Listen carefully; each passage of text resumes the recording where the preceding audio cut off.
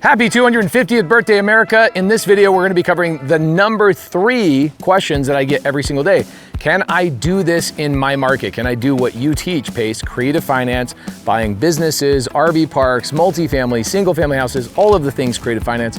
Can I do that in my city? Can I do that in my state? And do I ever have to use any of my own money, Pace? Truly, can this work where I'm at?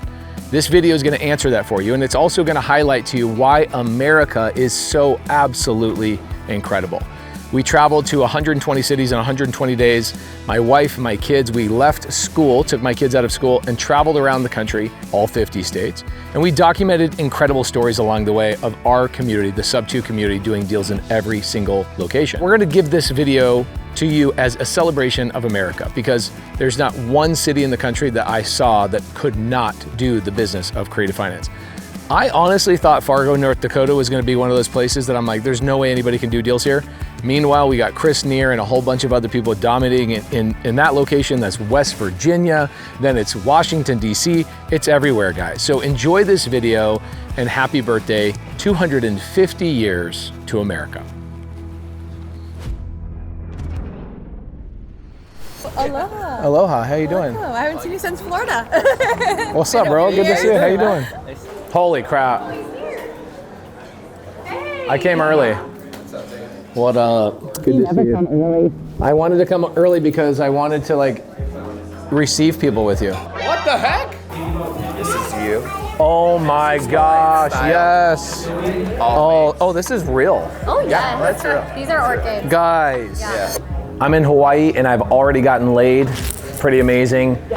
As you can see, we got 250 chairs behind us, guys. This is gonna be a packed house, our first meetup out of 100 meetups across the country. What is so cool about Hawaii is that we have incredible leaders here. Tristan, Kamahai, Courtney, Dustin, Tracy, amazing people in Hawaii that have been running our SubTo community here for the last 5.5 years. And I have never had the opportunity to come out to Hawaii since we launched the community. This is the very first time. Now what's cool is that although we have a lot of SubTo members here, a lot of Gators and top tier TCs, there's gonna be a lot of people that came out literally have never been a part of our community. They don't know what the vibe is. And we wanna help one of those people get a deal tonight. And so there's a lot of nerves. We're setting the tone for an entire tour to show you guys that we wanna help you. I got flowers all up on me, and we're gonna freaking have a blast tonight. So here's a couple of goals we have. Goal number 1, we're gonna find somebody that is not part of our community that has never done a deal, and we're gonna help them get a deal done tonight. They're gonna partner with me on some type of deal. Could be a lending deal, could be a SubTo deal, could be a seller finance, could be a flip, it could be a new build, it could be a whole bunch of things. I don't know, that's why you come to these meetups. That's goal number 1. Goal number 2 is I want everybody here to feel like they got a tremendous amount of value by connecting with the right people and filling up their 5 people when they go home. You're looking for 5 people. You'll see me talk about this on stage at the very beginning. I'm gonna thank a lot of incredible people that are here in this community tonight as well. And then step number 3 is I want people to take action and see what it looks like to actually get their hands dirty. We're gonna pair up on teams and have a contest to see how many people can send out LOIs and offers to real estate agents on lagging homes. Houses that are lagging, they haven't sold yet. Those are the 3 objectives we're gonna have tonight. Follow me, guys, as I get laid.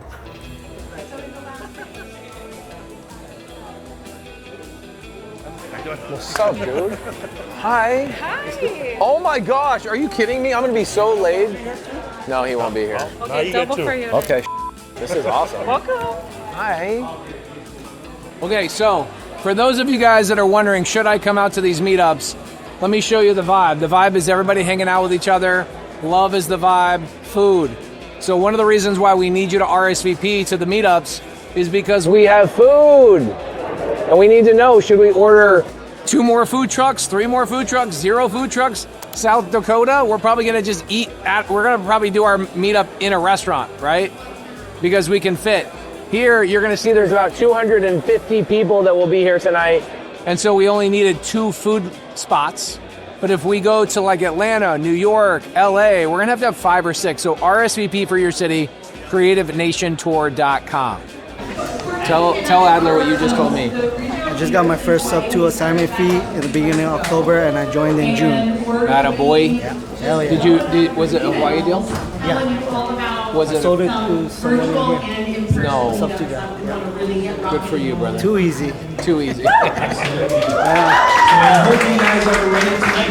Okay, so let's figure this out. If we can't make calls tonight, it's going to be late by the time we start making calls.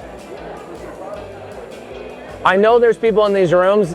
There's a lot of people doing deals. There's a lot of people doing transaction coordination, lending. There's a lot of stuff here. This is our really solid group. But there's also probably 20 or 30 people in here that have not done a deal before. More than that. Okay, more than that. Okay. So my thought is, what if we create, this is a wild idea, so we can come up with a better idea. I have a good idea. You have a good idea? I do, but I want to hear your idea. Okay, so my idea, like an easy, guaranteed way for me to get somebody a deal is I just bring them to me and I network around the room personally and I find somebody that needs access to money. And I bring that person with me. So I find one person and I go, all right, let's compete to see who can find. So basically it's like, let's take 20 or 30 newbies, pair them up with a Tracy or a Courtney and go, let's go around the room and find a deal that we can do or a partner or something like that. And we compete to see who can find a deal first. Yeah, I like that. So everybody get up.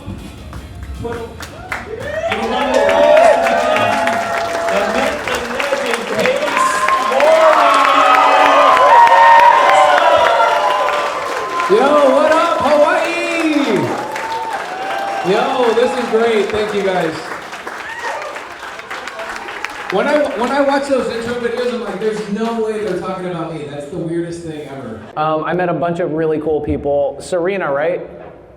Okay, so Serena back here in the wheelchair. Put your hand up, please.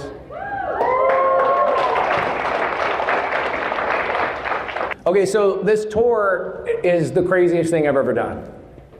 100 days, 100 cities. The goal is to help 100 people that have never done a deal before in person. And I'd love to do something fun tonight. We weren't planning on the lay thing happening taking so much time. And we were gonna break off into teams and call real estate agents. We have these leads. I'm gonna do something a little bit different tonight, okay? Who in here has never touched a deal? Lending, transaction coordination, who's never touched a deal? Raise your hand, raise your hand, raise your hand, raise your hand. Okay, cool. So about 20% of the room, 25% of the room has not touched a deal. Here's what I wanna do. We're gonna break up and we're gonna network for 40 minutes and I'm gonna pick one of those people that just raised their hand that says, I've never touched a deal. And I'm gonna take you around the room and we're gonna get a deal done, me and you, and we're gonna partner tonight on getting a deal done tonight, okay? Now, the other thing that we're gonna do, because here's what's cool, is Melosi and Jason, you guys did it, this is what this room is all about. And this is why you come up to these meetups, but I think people are probably networking a little bit incorrectly. And so tonight, whoever is gonna be paired up with me, I'll show you exactly how it's done, and we will get a deal. I bet you within 7 to 10 minutes we'll get a deal, okay? It's kind of crazy how fast that happens. Okay, Jason, I'm gonna let you pick the person. Stand up. His name's Jensen. Jensen, guys, give it up for Jensen. Okay. Jensen, you are gonna be my guy for the next 30, 40 minutes. We're gonna find a deal here tonight.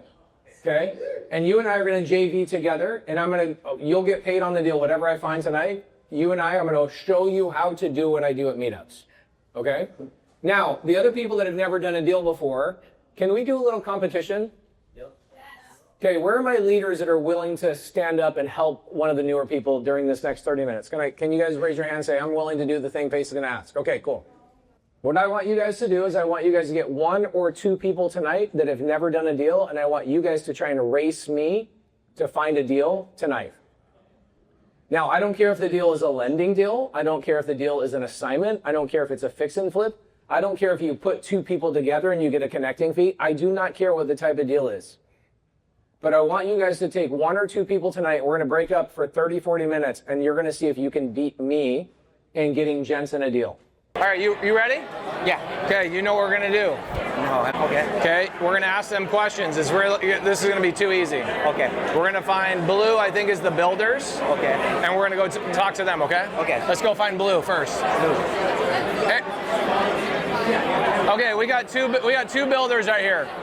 Builder, flipper, builder, flipper. Okay, Do you guys have any projects that need any capital? Yes. Okay, right now. Actually, no. I have too much money. You have too much money, okay. I need more deals to put the money to work. Okay, you need more deals. Where do you want deals? Where do I want them? Anywhere in Hawaii, Maui, or Big Island. Okay, if I find you a deal tonight, what are you looking for? Flip? Flip or hold, but it's Primarily flipping. primarily flipping. Okay, thanks, Bruce. I'm gonna try and find you something. Okay. What about you? Do you need money? Sure, who doesn't need money? But do you need money for a project right now? Yeah, we always have projects. We always have projects we have permits for on, Do you have anything right now that I can fund? yeah, at least 2. How much money do you need? Each project, land and build costs anywhere from, the smaller one is $230 and the bigger one is about $350. Okay, so if I fund your 230, is this a ground up or is It's a product of yeah. and this is on this island? It's on Big Island. On the Big Island. Okay, so if I give you 230, what does that pay for? The land and the build or the build? The land costs about $50,000. The build is from $160 to $180 depending on how Okay, do you already own the land? you already own the land. Okay, so you just need And we already 230. have permits. If I do give you 230, what would you give me in return? That's a harder question. Would you give me an interest rate or a percentage of the deal? If you're coming with all of it, usually I do a little bit of both. Okay. Just so people get some equity and some interest. Okay, tell me what you would do for me. Most people expect at least a 12% interest return. Okay. So I usually do that with most people. If it's for equity portion, it goes anywhere from 10 to 20, depending on experience level. Okay, are you telling me that you'll give me 12% plus 10% on the equity? Yes, sir. Okay, can I fund your next deal? Sure. Okay, let's do the deal. Yeah. I got the cash ready right now. Okay. Okay, done. There you go. That was quick. It's that easy. Okay. There's all deals. If you find someone with blue, more than likely, one What- of these guys with blue always has. Okay. Besides money, what do you need? More lots? Besides money, mainly money, because we have some bigger deals also available. We have 3 lots we already have. So primarily you need money. Primarily money. Okay, so here's what I'll do. I'll fund the 230. Make sure you like working with me. If you like working with me, I'll fund your next couple of deals. Sure. Yeah. And for every deal you do with me, I want 12%, 10% equity on the first deal. On the second deal, I'll go down to 8% equity. Yeah, that's easy. Sound good? I give people away. All right, cool. Sounds good. There you go. That was really hard, right? Okay, we're gonna do this again though. We're gonna get a second deal. Do you see how easy that is? Okay, you just want to. Now your worry is you're always gonna be like, well, I don't have money. Right. You don't need to have money. You need to know somebody has money. Okay. That's it. Hey, he just got his first deal. Wow, that was fast. He'll probably make like 10,000 bucks.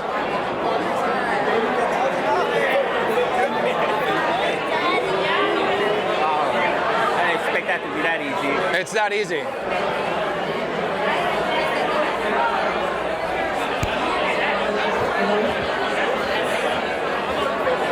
Okay, I just got my first deal.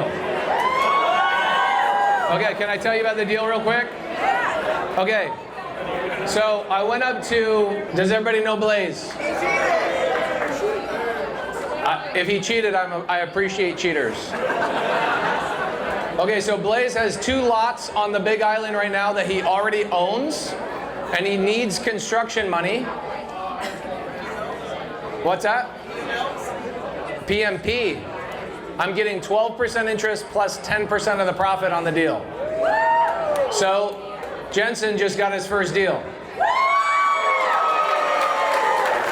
Okay, I'm not done. I'm gonna go get a second deal. Should I do it with Jensen?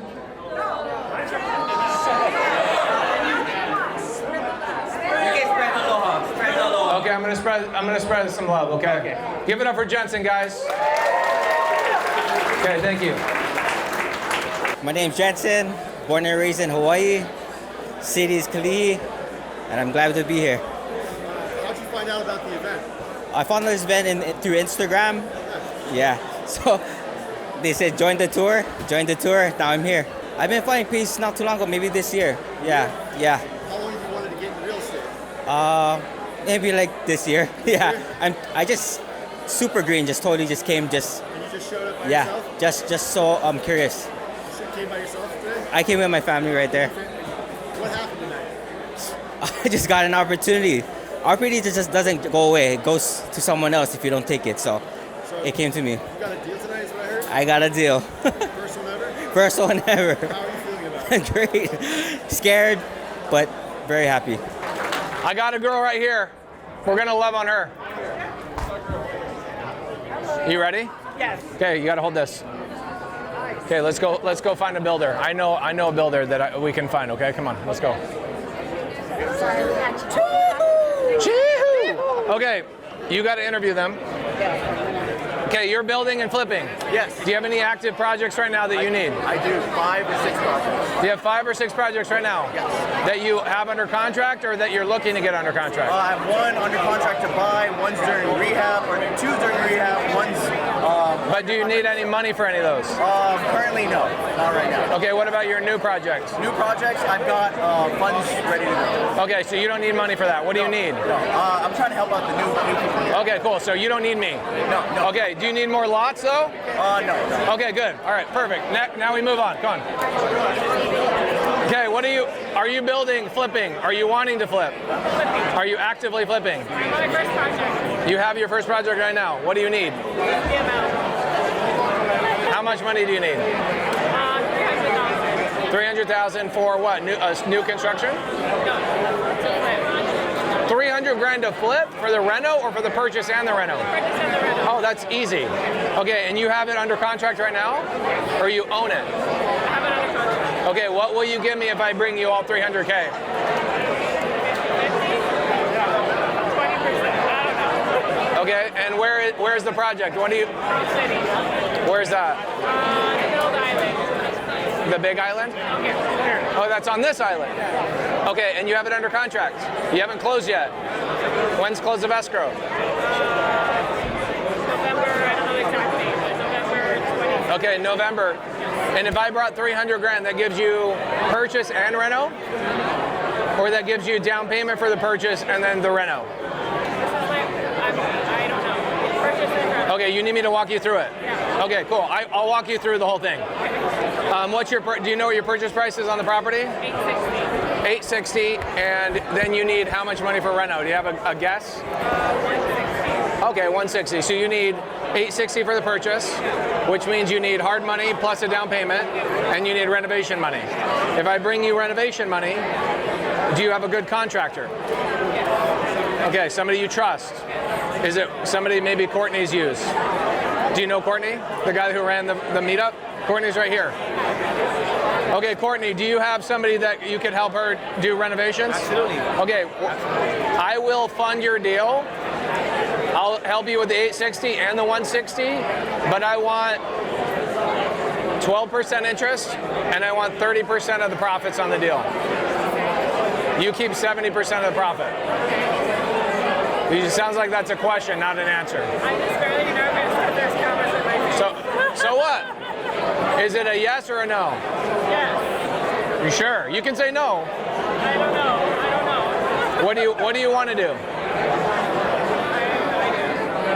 You need money. I need money, yes. I have money. Money, yes. You pay me interest. I'll help you walk through the whole thing. I'll make sure you have a good contractor. It sounds like you do have a good one. Yeah. And I'll give you everything that you need. You give me 30% of the profit. What do you not like about that? I've talked to other people, so I'm like... Oh, so now we got her committing to other people. This is great. I love this. Okay, so do you want to talk to those other people and come back to me? Yes. I have to extract this from you. I love it. Okay, cool. When can we follow up? Okay. Well, if you're busy tomorrow. Get her phone number. Okay. She's going to text you and I tomorrow. If she has this deal, this will be our first deal that we do together, okay? Okay. Give her your phone number and have her text you right now. Okay, watch. Here's how this is going to work, okay? This is going to be so fun. You have a deal. It's a cash deal. Cash deal. You've never flipped a house before. Okay, watch how cool this is. I'm gonna do it. I'm gonna help. Oh, you'll help him? Yeah, this is I flipped. That's Okay, okay, cool. All right, so you guys are gonna partner on the flip. Me and her are gonna fund your flip 100%. Okay? She's also, I'm gonna bring in Serena, the girl in the wheelchair. Can we find her? I wanna have her teach you how to do transaction coordination on that deal. Oh, that's cool. Your deal, they flip it, we fund it, and then you get the bonus of doing the transaction coordination on the whole thing. That's freaking cool. Okay, so he's got a deal in Hawaii. What do you guys call this island? Oahu. Okay, so he's got a deal, cash deal. They're going to partner on the flip. Okay, he's flipped houses before. He's gonna walk them through their first deal. We are going to fund the deal 100%. And then Serena, where's Serena? The girl in the wheel. Where you find the girl in the wheelchair? She's not working. She is? Okay, Serena is gonna teach her on top of this how to be the transaction coordinator on the deal. Dude, this is gonna be a freaking awesome deal. It's a great house. Bro! It's in Hawaii, it's in Kalama Valley, it's a beautiful home. Okay, can I pay you on this deal to help her do her first transaction coordination? Aloha TC services. What's that? Aloha TC services. Okay, you're gonna be the lender on the deal with me, and you're also gonna learn how to be a TC. Sound good? Was that easy or what? Okay, cool. All right, this just goes to show you that this game is actually very simple when you get out to the meetups. Literally 6 people are gonna partner on one deal. 1, 2, 3 people are gonna get their first deal on one deal. Zach has the wholesale deal. Malasi, who just joined SubTo a couple years ago, or a couple months ago, just got paid on his first SubTo deal, but he's been fixing and flipping for a while. He's gonna partner with these two new SubTo members on their first flip. Serena, she just started as a TC in the TC community, and she just got her first lending deal. So you got Gators, SubTo members, wholesaling, and top tier TC all in one transaction. Pretty freaking awesome. Hi, I'm Sheila Tuatasi. I'm from Oahu on the west side. It's a blessing to be here. What just happened here was phenomenal. It was very thrilling because we actually walked through 2 different deals with Pace Morby, and he was just pairing people on different aspects of the deals. And so he's having me to be the transaction coordinator, or learn to be a transaction coordinator, and also learning how deals are financed and all that stuff. But just seeing how he just puts these deals together, like instantly, he got people that strangers. I never met them before, and so that was so thrilling. Like, this was really happening, and that was my experience. You know, I never thought I would be going through those deals. Did you get a deal? There was one, yeah. You got one. I got one solid. The other one, it didn't go through yet. It's still, we'll have a follow-up tomorrow because, you know, they're shopping for other buyers. But other than that, it's still something. This is like, your first deal? Yeah, this is my first deal. How excited are you? I'm super stoked. Like, Did you think coming here today you were going to get a deal? huh? Did you think coming here you were going to get a deal today? I didn't think I'll get a deal today. I didn't think this would be happening. You have to go to these tours because you're going to miss out. A lot has been happening tonight. There's several others that's been placing deals, and Pace Morby's just been banging them out. Like, I don't know what other things to expect, but this is by far has met beyond my expectation. Yeah. Okay, hold on, Eric. Okay, is this fun? Everybody's like, somebody came up to me and goes, so are you gonna teach? Will you teach something? I'm like, no, this is like 1,000 times more important than anything else. So Eliana, 10 years old, just walks up to me and she says, hey, somebody needs a loan over here for a self-storage facility. And I'm like, really? She's like, let me take you over to her. So she grabs me, come up here, let's talk about this deal real quick. You got approved for an SBA loan already. You just need the down payment. and some carrying costs to lease it up because it's poorly managed. Right. I told you if I brought the money to you, I would want equity. Absolutely. Okay, and I'll bring the money to you. Either it's my money or I'll bring somebody else's money. You don't care where the money comes from. Who do you think deserves equity besides me?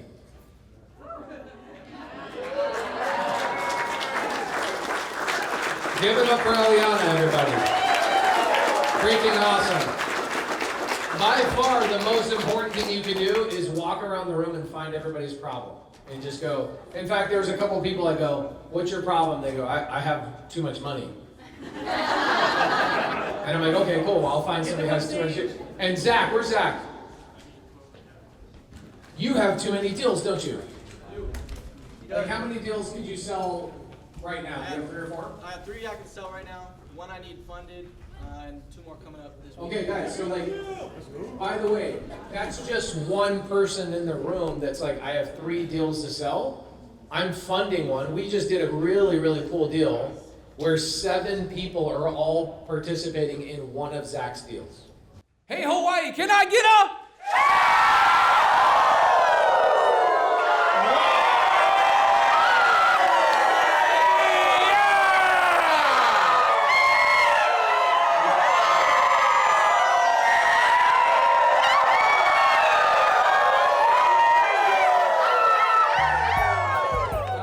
I'm not joking you, I've never heard a louder cry ever. That was so good. Guys, give it up for Hawaii.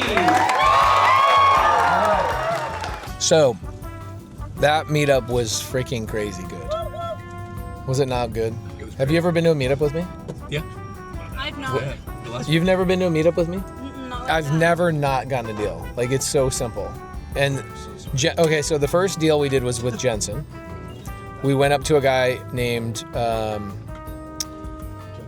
no, Jensen was my newbie. He was the brand new person. Here's what's funny about Jensen.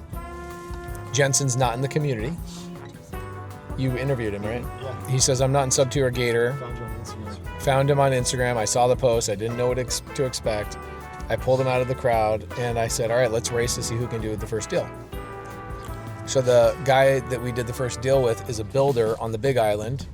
He has 3 projects that he owns the land already, and he's like, I need funding. And so I said, if I bring the funding, will you pay me interest plus equity? He says, yes. So what will I do? I'll go to one of my sources of capital, give them the interest, but I'll take the equity, and me and Jensen will both probably make $30,000 or $40,000 each. He could barely speak. Dude, He was shaking. yeah. Ecstatic. He was like, that was way too easy. I go, I know. That's it. You find out what people's problems are and you find the source. So guys, here's the cool thing is that for those of you guys that are wondering, should I come to these meetups? Jensen was our first guy on the tour that got his first deal. And I showed him just by connecting a couple of dots how to get his first deal. He'll make, I don't know how much he'll make, probably between 20 and 40K on his first deal. That's crazy. And he came up to me afterwards and goes, that took you literally like 3 minutes. And I go, okay, well, watch me. You think I'm done? That was warm up, bro. That was foreplay. So then I jumped on. What I then did is I jumped around the room and I grabbed this new girl, Hawaiian lady. She was brand new and she is in the community. She joined the top tier TC group, I believe. SubTo. Okay, she joined Sub. Okay, so she's in the community and I grabbed her and I said, hey, let's go do the same thing. So I found everybody in blue and I said, do you need money? And the first person I ran into is a SubTo member who's like, I have everybody trying to fund my deal right now and they're offering better terms than you're offering. I said, okay, I don't need to talk to you. Have a good night. And I moved on. And we walked over to Zach. And Zach was doing a deal with 3 brand new members, selling them a deal, and they all needed funding. So it's a SubTo deal. They're gonna flip it. So they're going to make money. So Zach's assigning it. He's making 30 grand on his assignment. The 3 new members, one of them has already been flipping. The other 2 are brand new, like brand new in SubTo. They're going to partner.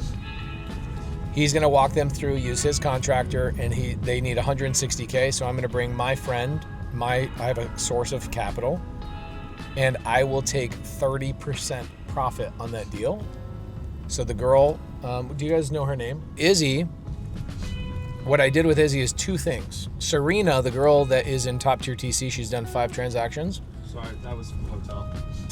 Oh, Izzy's.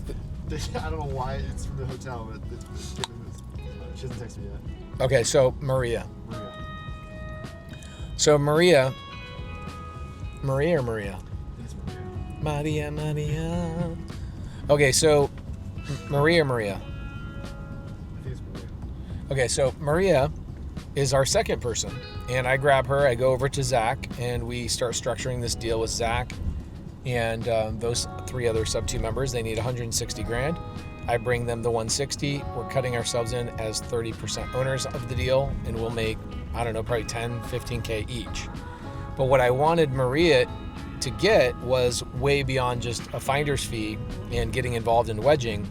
I wanted her to also do some transaction coordination. So I went over to Serena and I said, Serena, I want you to coordinate all of this, do all the paperwork, be the operator on the deal, and be the transaction coordinator, and I'll pay you for it, but I want you to teach Marie what you know.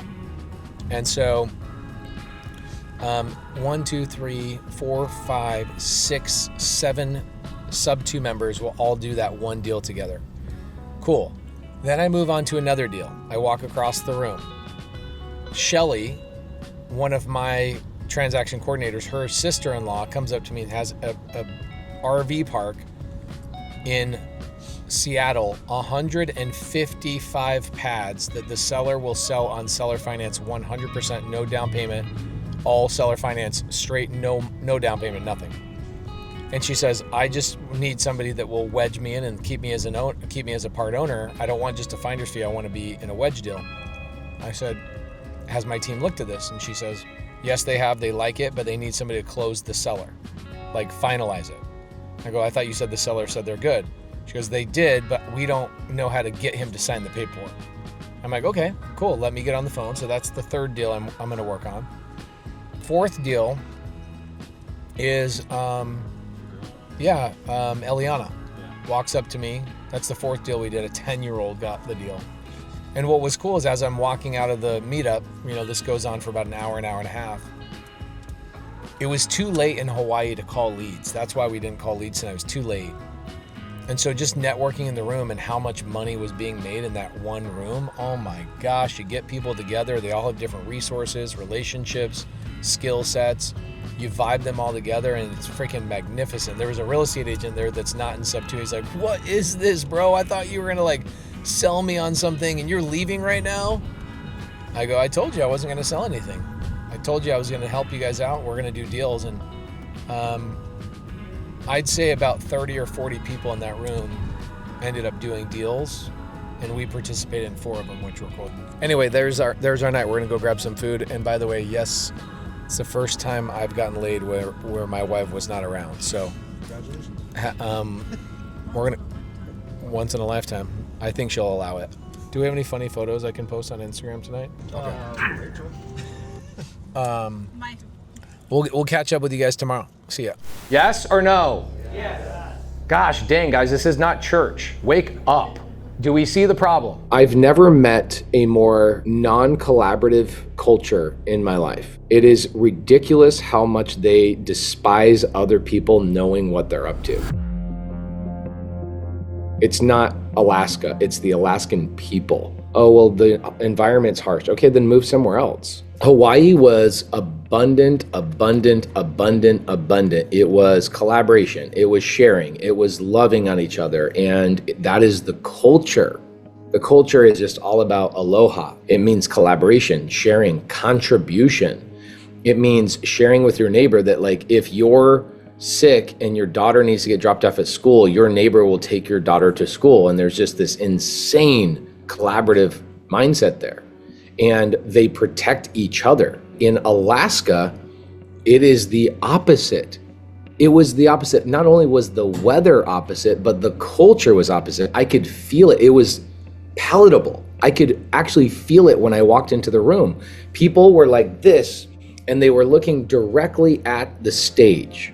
Here's kind of the mindset that I go in with Alaska. Everywhere I go, I'm writing down deals and I'm structuring things with people. I write down their name. Okay, this is what you need. I'm taking notes. And then I start texting people and we start doing deals live. Alaska was really interesting because they just wanted to be preached to like a teacher. And I go there and hey, what are you looking to tonight? What are you trying to accomplish tonight? Their answer is, I can't wait to hear what you have to teach. Oh, you think I'm here to teach? You think I'm here to have a microphone? Did you know that I have like 3,700 YouTube videos? Like all the information in the world is free. The most important thing is you're here in person to collaborate with real people. And this lady's like, oh, she was like disappointed. And then she left. Before we even started, she left because I said I wasn't going to teach. Welcome to Alaska.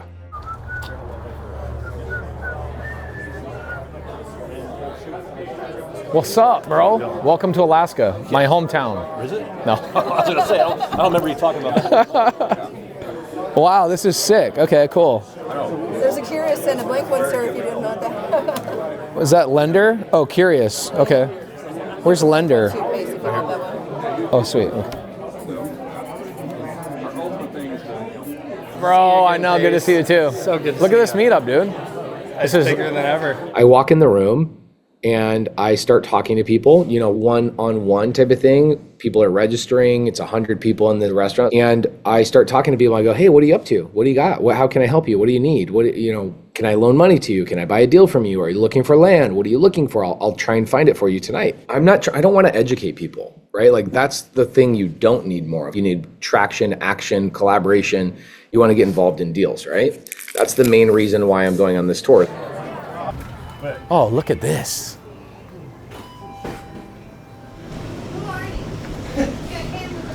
Oh, I'm just saying, we do have a YouTube channel all about how Alaska is like the coolest state on the planet. My name's Pace. Paige? That's a great name. Dude, what is up with nobody having the 42 grams? This is that deal protein right here. I'm not going to get as many deals done because I only had 26 grams. You'll do half this much. All right, let's roll. All right, so we're gonna bring Case up here. He's gonna tell us a little bit about what we're gonna do tonight, and I'm gonna go grab some of the stuff that we're gonna need to do it. So. Thank you, appreciate it. Thank you, and thank you again, Jennifer. Thank you. All the way from Fairbanks, that's freaking awesome. You guys already have snow coming down? That's amazing. Guys, this is the biggest meetup Alaska's ever had. Give it up for you guys for coming out. This is freaking awesome. Huge. Last time I was here, was this last summer, I think? I was here last summer. I think we had about half this many people, which is awesome. Alaska is a little bit more challenging, I think, to traverse and get everybody out. Okay, here's a couple of things. Can I just be like really raw with you guys in Alaska? I'm gonna be really raw with you. You guys are not collaborating enough. Most of the country is buying up Alaska virtually underneath your ass. People in Colorado own the largest RV park in Alaska. Why are they buying the largest RV park in Alaska in our community right underneath you guys? Why is that? No collaboration. No. You can do anything together. The whole belief of I don't know how to do something is so far-fetched. You guys live in Alaska. You do the hardest stuff on a daily basis. Doing hard things is not a challenge for you guys. You guys live a challenging life. Do we agree with this? Yes. Do we also agree that maybe there's a little bit more isolation here than there should be? Yes or no? Yes. Okay. You've got a lot of our community buying deals in the other 48 states underneath you guys. And the reason being is because those meetups are collaborating, those meetups show up and they do deals together. I hurt anybody's feelings today? How dare you come to Alaska and chastise us? Okay, but do we agree with this? Okay, and I'm not here to educate you, because if you need to be educated, watch my YouTube videos. 3,700 of them. I'm not here to educate you. I'm here to do deals with you guys. I want to make money. I'm not on this tour so I can educate. I do that all day long. I want to do deals. Did you guys come here to get educated and taught, or did you come here to actually do some deals? Literally never one time I've never done a deal by myself. Somebody either brought me a deal, or I sold a deal to somebody else, or I brought in a private money lender, or I had a transaction. I have literally never. Have you ever done a deal entirely by yourself, Cassandra? Absolutely not. Carly Romer, have you ever done a deal entirely by yourself? So for those new people here, I want you to understand there's never going to be a real estate transaction or a business that you ever buy that you will do it by yourself. So this belief system of, I'm going to do this by myself, which is I'm sorry to say this, my feeling, and I could be corrected wrong tonight, my feeling is Alaska is very much, I'm going to do this by myself. I'm glad that you came potentially to see me, but the main reason we came here is to find and uncover the superpowers that everybody in this room has. You don't come live in Alaska without having a superpower. You guys are all tough people, you guys do cool freaking things, and you probably are not asking each other enough questions of what you have. This is the problem with most people when they go to a meetup, is they sit here like it's church and they go, please preach to me. Please let me take notes. Y'all need less notes. Do we agree with this? Yes. We need a different framework and a way to behave when we come into a meetup. Guys, look how unique and awesome this is. You have people that drove hours to be here. Some people from freaking Fairbanks, Alaska. So you have people that drove here. You have people that all have a desire to do the same thing as you. Think about this. Was there a point in your life, whether it was a day ago, a year ago, 5 years ago, that you said, if I could just find 50 to 75 people that also want to do the same thing I'm doing that I could collaborate with and somehow magically get them into one restaurant all at the same time? Is that not kind of a miracle that we pulled that off tonight? It's a big deal. It might seem normal in the moment, but it's a big deal. Cassandra has been running these meetups for a very long time. Carly's been helping people out here for a long time. Bill and Kimberly Fisher let us use their restaurant. This is a freaking miracle that we're all here. Do we want to take our time taking notes, or do we want to collaborate and try and do some deals tonight? Okay, cool. Who has a project? Who has a piece of land? Ready for some RV storage. Okay, and you own this property? Nope, not yet. Okay, so where's Kenai? I don't know what that means. Yeah, it's about 3 hours south. Okay, 3 hours south. Is that like a place where people live? Fishing. Okay, 3 hours south, best fishing. Okay, cool. So all RV storage. Yes, sir. Okay, is there demand for RV storage in that area? There is. Yep. Yes, there is? Okay, so tell us about the property and why do you know about it and what's the next step? It's 3 acres, highway frontage, just in between the mouth of the Kenai, which is Dick's fishing spot, and river access. Okay. All the other RV storage places on the peninsula are full. I have a guy ready to give me deals. Property is pretty much under contract. I had financing to fill through. I'm an excavation contractor. I do my own dirt work. So. Okay, you do dirt work where? Kenai. Okay, wow, you drove 3 hours to be here? I actually came up for work. I got off a plane like a couple hours ago. Heck yeah, okay, cool. Thank you for being here. Okay, so you do excavation work down there. Yep. What's the population down there, by the way? If you're including all the surrounding towns, like the 50-mile radius, it's like 50,000. Okay, cool. So a decent amount of people. That's like year-round. In the summertime, it's a lot of snowbirds, so it's like 50,000? Like 15x. Okay, oh, wow, okay, cool. All right, so you have a 3-acre parcel that you want to turn into RV storage or boat storage? Yes, sir. Okay, cool. And what do you need? I need financing. Like I said, I do dirt work. So I'll do all the developing and everything. Why do I need to develop anything if it's just storage? What's going on? You need gravel on the ground. Okay, so all we need is gravel. You're going to do light excavation. You're not really doing a lot. You're not moving too much. Yes, sir. We're not doing plumbing. We're not doing electrical. We're just giving people a place to park their property. Yep. Okay, cool. And what's the purchase price on it? $225,000.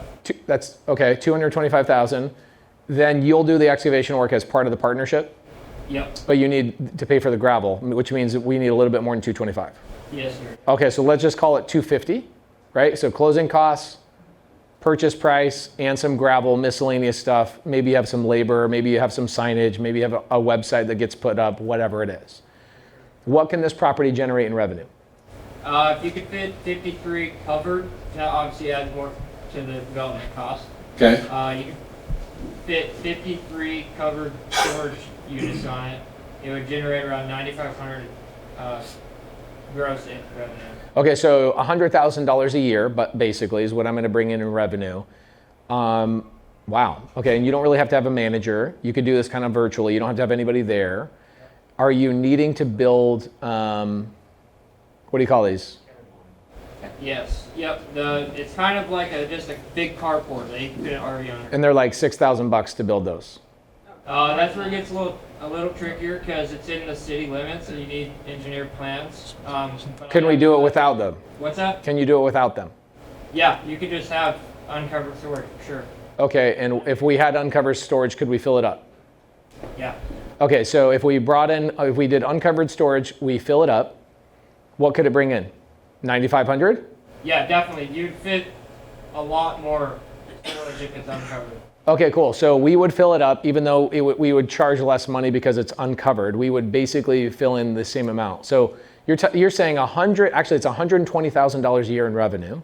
The cost to probably run that is going to be about $20,000, meaning bookkeeper, somebody doing a little bit of marketing, whatever, a little bit of maintenance, maybe somebody stopping by the property. You live there, so you're close by it. So this property would net $100,000 a year for a $250,000 investment. That's a 40% cash on cash return. Do you know how easy that is to do that deal? Let's do it. Why did the deal fall apart?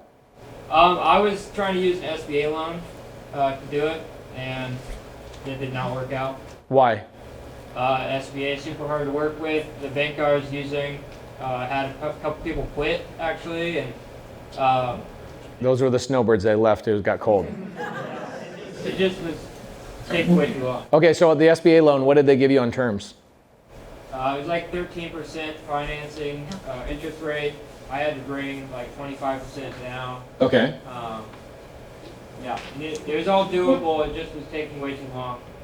Okay, so let's say that I bring the capital to you. What do I get on the deal? I'm not sure. We'd have to discuss terms and all that. Well, then now's the time to discuss terms. Like, I'm not going down to Kenai. I bring all the money. I don't want any management. I don't want to deal with it. I want to collect money. I bring all the money. What do I get? Doing all the dirt work. I'll supply the gravel, which is like 50 grand worth of gravel. Okay. I'd be down to do 50% part. Okay, 50-50. Yeah. 50-50. I bring the money. Okay, so here's how my brain's thinking. Do I want to bring that money to the table? I don't. Young lady, you have capital. You came to me and you said, I have cash, but I want to protect it. And I said, don't spend it. So this is how my mind works. I won't even go to you for this. I will immediately go, I can get involved. Here's what I would do. Here's what I want to do. I want to pay my lender. I'm going to bring a lender to the table. And so real quick. Yes. So the seller almost was willing to do owner financing. I just couldn't. Can we call him right now? He used a flip phone, and he we can try. Can we call him tomorrow on the jam session? Sure, yeah. Okay, cool. Let's call him tomorrow on the jam session. Let's see if we can get him on seller finance. Here's what I want. I'll bring either one of two things to the table or both. Okay, one, I'll bring my expertise to close the deal with seller finance and convince this seller to go with this on seller finance, which will then also maybe require a down payment and some closing costs, miscellaneous. I will bring the lender to that, and I want that lender to be paid 12% interest only. Then I want 40% of the deal. Okay, so you take 60%. The lender takes 12% off the top, meaning it brings in $100,000 a year, he gets paid 12 grand for the money. Does that make sense? Every year. Whatever, let's say he brings 50 grand to the table, down payment, miscellaneous, whatever. He would get paid $6,000 a year, every year until we refinance or whatever. Make sense? I then take 40% of the project. I have no money in the deal. I just brought the lender to the table. Would you do that with me? I would do that, yeah. Okay, cool. Let's do the deal. Let's do it. That sounds like a great deal. And I trust you. Your boots on the ground. You can do the excavation. Somebody else is trying to get the deal done right now. I love this. This is great. 3, 2, 1. Alaska! I got a highway frontage property, about 3 acres. We have a shortage of RV storage down in the peninsula. I seen an opportunity, so this lot needs to develop. We'll go in, put some fencing up, some lighting, advertise for just yard storage, and pull in pretty decent amount of income a month, get a passive income out of it. It's under contract currently. I'm just lacking financing. Pace might have some ideas to bring that to the table and to partner. So yeah, we'll see what we can put together for sure. Just his ideas that come with, the creative financing. Because, a lot of people can go and do their first deal, and then after that, the financing really the options go away. So it's a huge thing to have in your pocket if you know how to do it. So yeah, just be ready to talk to people. I'm kind of a wallflower. I'm not the best at talking to people. I have a few properties and have a couple businesses, but I'm just trying to just network and new to knowledge, you know what I'm saying? Right after Alaska, we're taking, surprise, surprise, another red-eye flight to Oklahoma City. Oklahoma City, I think, has like 285 people that have RSVP'd, so that's gonna be a great market, completely different than the first two cities. I'm freaking pumped. I flew to Oklahoma City on a red-eye. I actually flew 3 red-eyes to get to Oklahoma City, and because it was windy outside, 125 people didn't show up. We're heading to Oklahoma City, and what I want to do is show you guys what I would do if I started over in Oklahoma City from scratch. I get dropped in the middle of the city, I have a day to get a deal, then once I get that deal, what would I go and build in that specific city? We're on a tour, 100 cities, 100 days to help 100 newbies get their first deal, and we've already been successful. Hawaii, we helped 8 people get their first deal. In Alaska, we got 6 people got their first deal with me directly. The room was doing way more deals beyond what I was even able to track. That's what the mission is. We are now heading to Oklahoma City, and I want to see you guys in your city. So go to creativenationtour.com. I'm literally traveling the world, as you can see right now, in the backseat of the car, filming this right now so that we can document and show you guys, 1, the best thing to do in the city that you live in, 2, what would be the steps I would take to start over from scratch. So let's get right into it. What I would do, every market that I go to, I'm gonna find the local meetup, right? I'm gonna find the meetup that is being done by local leadership. So in our community, we actually have a community, real estate, buying businesses, finance, building, everything that you can imagine. Everybody gets together 1 time per month and utilizes somebody's office inside the community for a location, an anchor location.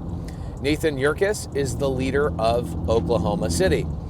He started out in single family in the SubTo community, then upgraded to buying businesses, and we are heading today to go to his meetup, his location at a business he bought on seller finance. $5.9 million is the purchase price, $8 million is the revenue. Nathan will make $1 million a year from this one company he bought with Creative Finance. So when I go to the location, I go to the meetup, what I'll be doing, and this is what I want you to watch, is how do I network at these meetups? What questions do I ask? How fast do I go? I find somebody, they have something, I will stick around. If they don't have something, I'll take their name and number out and I'll go, I'm moving on to the next person. I want to connect with as many people as I humanly can and then move on, move on, move on, move on. You'll see, maybe I have a hard time getting a deal in Oklahoma City. I don't know, we'll see what happens. But once I get into that local area and I find out what people are doing, what they're focusing on, I then can make a game plan. 1, because now I know what value to provide to other people. So I'll give you a good example. Let's say tonight at the meetup, I meet somebody that is building properties. Well, what does that person need? I already know what they need. They need contractors, they need lending, they need land. Okay, cool. So now I know that that's my customer. I'm gonna go find one of those 3 things for him and make money on that transaction. Now, is that scalable? Am I gonna build an empire out of that? No, but it's gonna get money in my pocket. Okay, so that's finding what people need is what my goal is at every single meetup. And you guys get to watch how I network at every one of these meetups as I go around the country. You'll see me get 2 or 3 deals. And then as I go through the meetup at the end of the video, I will tell you exactly what I would focus on if I was starting all the way over in that particular city. Because now I've got my ear to the ground, I've heard the conversations, I've met the people, I've asked the questions, what are people doing? Oh wow, there seems to be a lot of wholesalers or no wholesalers, or hey, there's a lot of fix and flippers, or heck, there's a lot of builders here. Wow, people are doing a lot of this, this, and this. Every market's a little bit different. But the way I network at the meetups is not. And so I'm gonna show you guys tonight at the meetup in Oklahoma City how I'm gonna get new people their first deal. I'm gonna show you guys exactly how I do it so that you're motivated to come out and hang out with me at the creativenationtour.com. We're coming to your city. We're gonna be heading to Chicago next after the Oklahoma City meetup tonight. At the end of the video, I'll tell you guys what I would do in order to start over from scratch in Oklahoma City. Enjoy the video. Bill's Pavement Maintenance.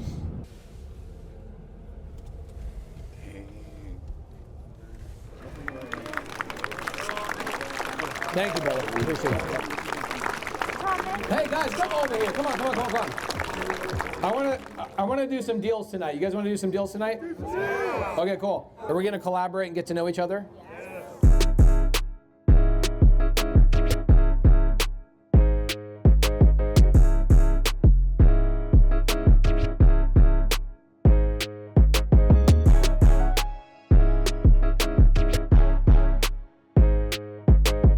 And you think you could do the reno on that for 80 grand? Bro, if that's your holdup, let me be your partner on the deal. Let's do it. Okay. How do we do this? I mean, I can go. Do you want my transaction coordinator to do it? What do you need? Yeah. So basically, I mean, I can send it digital wise. I can get on my laptop and send it digital wise. You got a laptop in there? Yep. You're like Felix the cat, bro. You got like. Let's pull it out. Let's do a 2-day contract. I won't have time to walk it, so you have to text me and tell me, hey, I'm good or I'm not good. Sound good? Yeah. Okay. Damn, bro, you did bring your laptop. Let's do this. Let's go. Right here. Come on. TC work, brother? I am, yeah. Hell yeah. I think I might be the only one here tonight. You are the only one. Can I give you a TC file? Yeah, sure. Okay. I love that. Okay, cool. Come here. Thanks. Hey, here's our this is going to be our TC. Okay. Once we sit. Okay. So here's the deal structure, okay? This is our wholesaler right here, this strong man that knows how to work a computer. Okay, he's assigning this deal to us. Okay. He's giving us a 2-day inspection period. He's gonna go over and take a look at the property. Once he says, I like it, he's the contractor, I'm the funder. We're partnering 50-50 on the deal. I'll bring the money and the reno cost.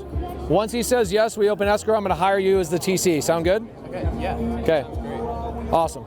Yeah, thanks so much. Just joined Top Tier TC in July this year. I know, and you've done deals with Ronald too, right? Yeah, done a few. Heck yeah. No, I went in Texas. Okay, Sacramento. California. Okay, Sacramento. Sacramento, California. Stockton, California, right outside. Okay, do you know? Okay, cool, hold on. So it's do you want me to give you the rundown? No. Okay. Because I won't buy it. Okay. But I'll give you the person that will buy it. Perfect. Okay, here you go. This is for Stockton, Sacramento, Fresno. Fantastic. One of the biggest buyers, and if he's not the buyer, he'll find the buyer for you. Okay. He's in SubTo, awesome guy. He's been in SubTo for 5 years. Okay. Noah Hoffman, take a picture of it. Okay, on the count of 3, we're gonna say what? OKC. Okay. But like 10 times louder than that, right? And point at the camera when you say it, okay? 1, 2, 3. OKC! Tay said stop acting like a shy little girl and go talk to people and get some stuff done, and it feels like that's what everybody did. I was talking to people about my deals, and Abraham, he's buying another one of my deals. He told me that George is buying in Lawton, and I was like, oh yeah, he is from Lawton. And then I showed him the deal, he said he loves it. We're gonna go get it done. There we go. I came in with live deals. I was looking for transactional funds. And because of our color coding, conveniently, at our SubTo meetup event, and Chris's willingness to just grab a hold of people's hands and introduce himself, I think you may have been one of the first people I met out here today, and he just introduced himself. I told him I was looking for gators or baby gators, and he said, I'm a gator. I'm a gator. I'm a baby gator that knows a big gator, a seasoned gator, and that's what I learned through the training, and it was just sticking with the methods, just taking action, and what I've always learned is your network is your net worth, and what I seen tonight here in OKC was phenomenal. Had some bird doggers and meeting up with Moto and just saying hi, introducing myself. Kate back there as well too, he's another one. He's going to help me with my electrical contracting business, and just networking, and just making everybody win. It's a win-win-win, and then everybody wins. Oklahoma, you were awesome. Here's a couple things I would say about Oklahoma. There's a lot of opportunity here, a lot of fix and flip opportunities, really, really inexpensive to get into the game. So if you were going to, let's say you just got a chunk of money and you wanted to gamble on fixing and flipping, this would be a great market to try it in because there's really not a lot to lose. I saw a lot of deals last night at the meetup that were like guaranteed no way to lose type of deals. Versus Phoenix, you can make a lot more money on your projects, but you also could lose a lot more money. So this is a really great market for never losing. That's number one. Number two, a lot of wholesale opportunities, a lot. The age of the market, the age of the housing here has gotten to a point where it's like ready to turn over, and there's just so much opportunity here. It is a growing city because a lot of people are leaving the big cities like Dallas, which is about 3 hours south, and they're moving up to more rural cities like this. They want more hometown vibes. So also a lot of new build opportunities, a lot of infill lots. In fact, we just got a car wash infill lot under contract. We just left it. Tons of opportunity here. So I love Oklahoma City. That's first and foremost. Number two, I got a lot of deals last night. Already texting with Heather and the people that I was doing deals with. A total of 6 deals last night with 13 people. And we're gonna upload these into Go High Level probably today or tomorrow once I get to Chicago and I can actually have internet that works. The meetup was incredible. Nathan was incredible. His business was incredible. We stopped up by this morning, got some drone footage. We'll be telling you guys that story and how he got that business on Seller Finance. We had a member last night of SubTo that bought 5 SubTo deals last night in the meetup. And I didn't run into him until the end of the meetup. I was like, bro, what's up? Good to see you. His name's Brian. And I go, dude, how was your night? I didn't even know you were here. This is awesome. He's like, I bought 5 SubTo deals while we were here from other people in this exact meetup. And he's the #1 buyer in the SubTo community in Oklahoma City. He probably has bought like 40 deals just this year. And I had a handful of people come up to me and go, dude, thank you so much for training us and teaching us how to do this. Brian was the first person that bought my first deal. That happened to me a couple of times last night. I wish I had 5 camera guys that could follow everything, but also you wouldn't watch it all, so. Milwaukee today has 150 RSVPs. This is the biggest meetup Milwaukee has ever had. And we're having the meetup tonight at the Harley-Davidson Museum. That's pretty epic. Shout out Monique, shout out to all the freaking people that are holding down the fort here in Milwaukee, all of the leaders in our community. We have 150 people. So goal number 1, help somebody get their first deal tonight. So you're gonna wanna watch and see if I can help somebody get their first deal tonight. Goal number 2 is we wanna see how many other people can get their first call, their first offer, their first piece of momentum, pair up on teams, should be a lot of fun. Number 3, at the end of this video, after I talk to 100+ people tonight, I'm gonna know what Milwaukee's all about. I'm gonna be visiting Monique and Mr. Brewer in our SubTo community and seeing their properties today. And I'm gonna see what people are doing here and answer the question of if I had to start all the way over in Milwaukee with nothing but a pair of shoes, pair of pants, a t-shirt, and not even a phone, what would I do to get started all over again? I'll be breaking that down after we finish the meetup tonight. So stay tuned. We'll give you guys some great real estate knowledge, and we'll show you guys what a great meetup will look like.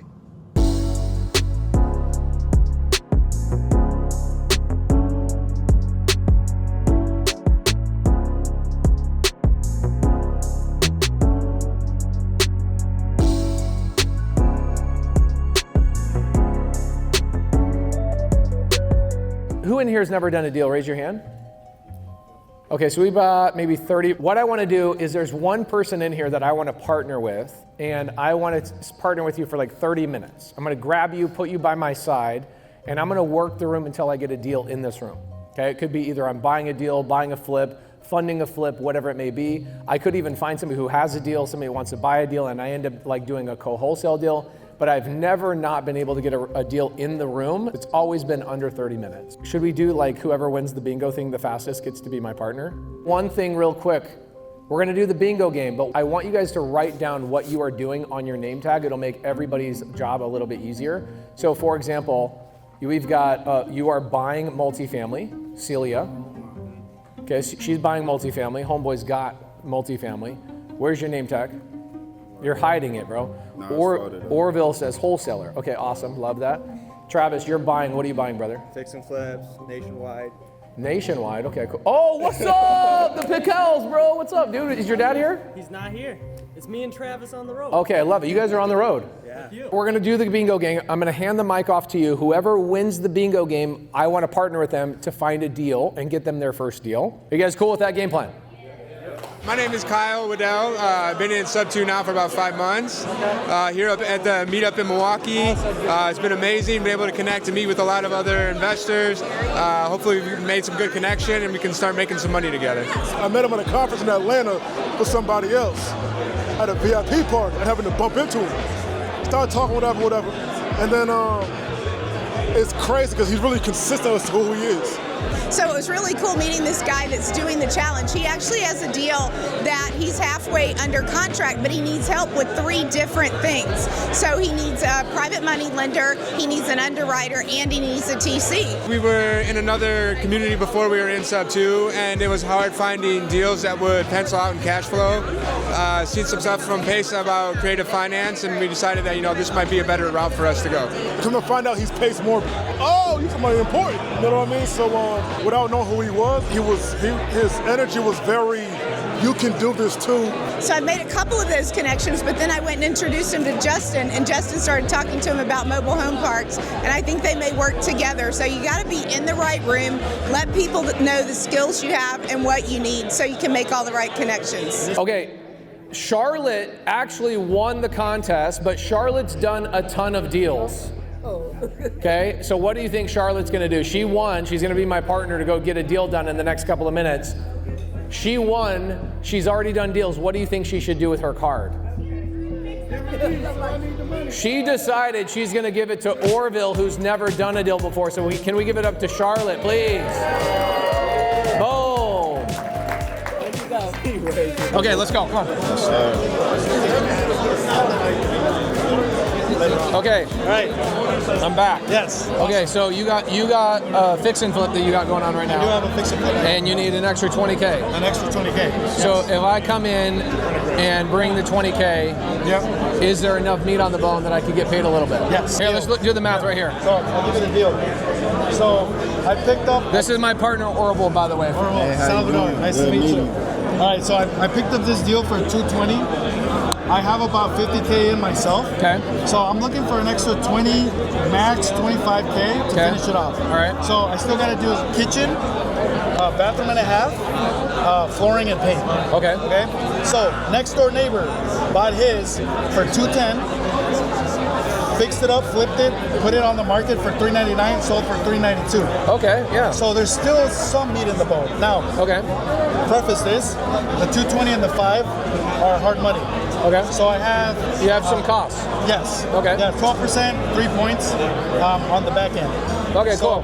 This extra, so you're probably in, by my calculation, you're at 270. Yep. Does that 50K include closing costs? No. Okay, so you got closing costs on top of that? Costs on top of that. So let's just say you got another $7,000 of closing costs on top of that. You need another 25K. Yep. Let's just call it 30, okay? 30. Okay. So you need 30K. You're going to be all in 307. 307. Yep. Somewhere around there. Let's just call it 310. Yeah. Okay. Cool. So you're going to be all in 310. Mm-hmm. You sell this thing. Hell, let's say you sell it for $379. Yeah. Not saying you would. You might sell it for $399. Yep. You still got a $69,000 spread. You take out your commissions, closing costs, let's just say another 20K. You still have $49,000 on the bone. Yep. And that's conservative at $379. That's conservative, yeah. Okay. I ran my numbers out 370, 375 sale price. Okay. But when my neighbor sold his for 392, I'm like, yeah, it's amazing. That's good. Yeah. Okay, and that just happened while you were renovating? Yes. Okay, it's a fresh comp. Fresh comp. Okay, so I bring, let's say, 30K to the table. Yep. What part of that 49K would you be willing to give me? And don't be like no. Don't be like, hey, I'll give you half. No, like no. What makes sense for you? I mean, would you be okay with 15%? 15% on my money or 15% of that? No, 15% on the money. If technically I'm in third lien position. Yep. I would want to be at 18%. Okay. 18% is doable. I mean, you're in third lien position. The difference is like 18% on my 30K. I mean, bro, if you really look at that, yeah, you're looking at bro, that's like maybe $4 grand. I mean, you're basically gonna pay me almost. Let's see. Let's do the math. 10% of the profit. Well, let's see. So let's say we got 30K. We divide this, or we multiply this by 0.18 at 18%. It's only $5,400 in a whole year. Yeah. Well, not in a whole year because. No, that would be my whole year. Oh, yeah. Right? Yeah, so, like, if you're going to give me a flat fee, are you saying give me a flat fee of the 30K? Yeah. That would make sense. Okay. And you're going to go, let's say, you probably need the money for 2 months most. Let's say 4 months. Okay, so you're going to need the money for 4 months because you're going to go a month to reno, list it. It might sell fast, it might fall out, it might not. You're also going into the cold months, right? So it's slower. Yep. So I'll give you this money for 6 months just to give you some breathing room so you don't stress out, and I'll go 18% of the 30K. Okay. You cool with that? Yeah, I'm cool with that. 100%. Cool. Congrats. Awesome. Okay, here's what I want to do. Let's do your phone number. Yep. I'm gonna text you with my money girl, okay? Okay. How did we just make money? Shit, by providing value to him, and he gonna pay you for your service. Okay, so here's how this is gonna work. Okay, so we're gonna bring 30 grand to the table for him. Right. Where's that 30 grand come from? From you. No. This is the thing you gotta understand. I ain't using my own money for anything. It's a network. I might find the 30 grand here tonight. I don't know. But let's go 30 grand times 0.18. That's $5,400. For 6 months.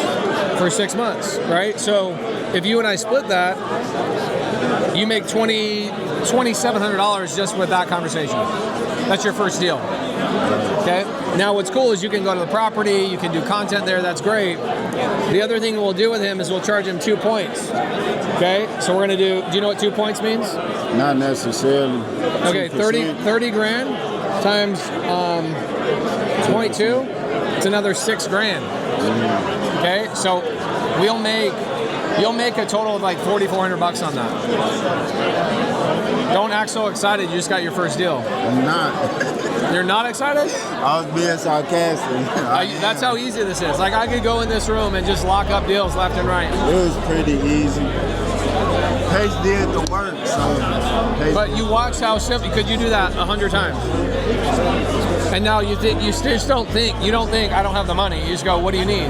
Okay, great. If I brought you the money, I didn't say if I gave you my money. I said if I brought you the money, right? So let's go find somebody who's buying deals, okay?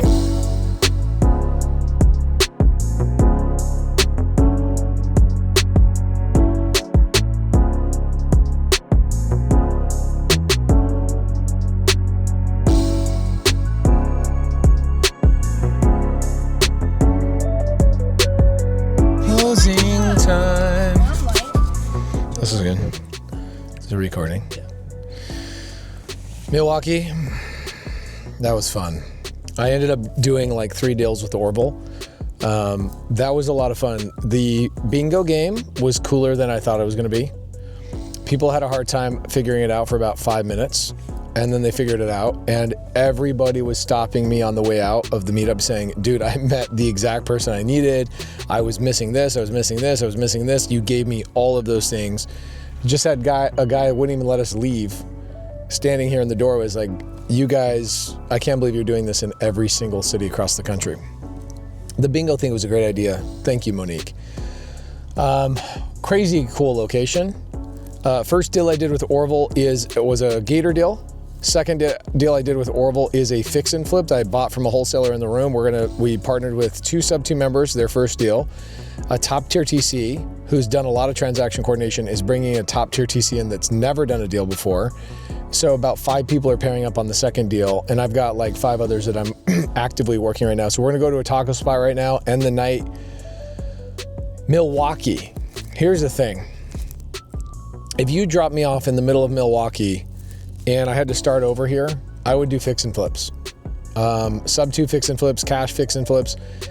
It seems like that's the thing. There's a lot of abandoned properties, a lot of boarded up properties, like more than you could even count. And I would probably mix it in with a little James Brewer situation where I would go to nonprofits and say, hey, if I can get one of these properties up and going, would you guys rent out the property? And I would fix and flip for chunks of money. I would buy and hold for forever money. And I would focus on those two things. Get deals from wholesalers from a meetup, fix and flip those. And then I would go door knock or cold call the abandoned houses and turn those into long-term rentals with nonprofits. There's so much money in this market. There's so much money in this market that one of our community members owns 16 taco trucks. He's like, I funded them all for my real estate deals, and we're going over to that taco truck right now, funded from real estate deals. That just tells you how popping off Milwaukee it is. My voice is torched, by the way. But I stood on a chair, I counted people in the room. We had about 160 something. I kind of lost count at the end. 168 is what Scott's saying.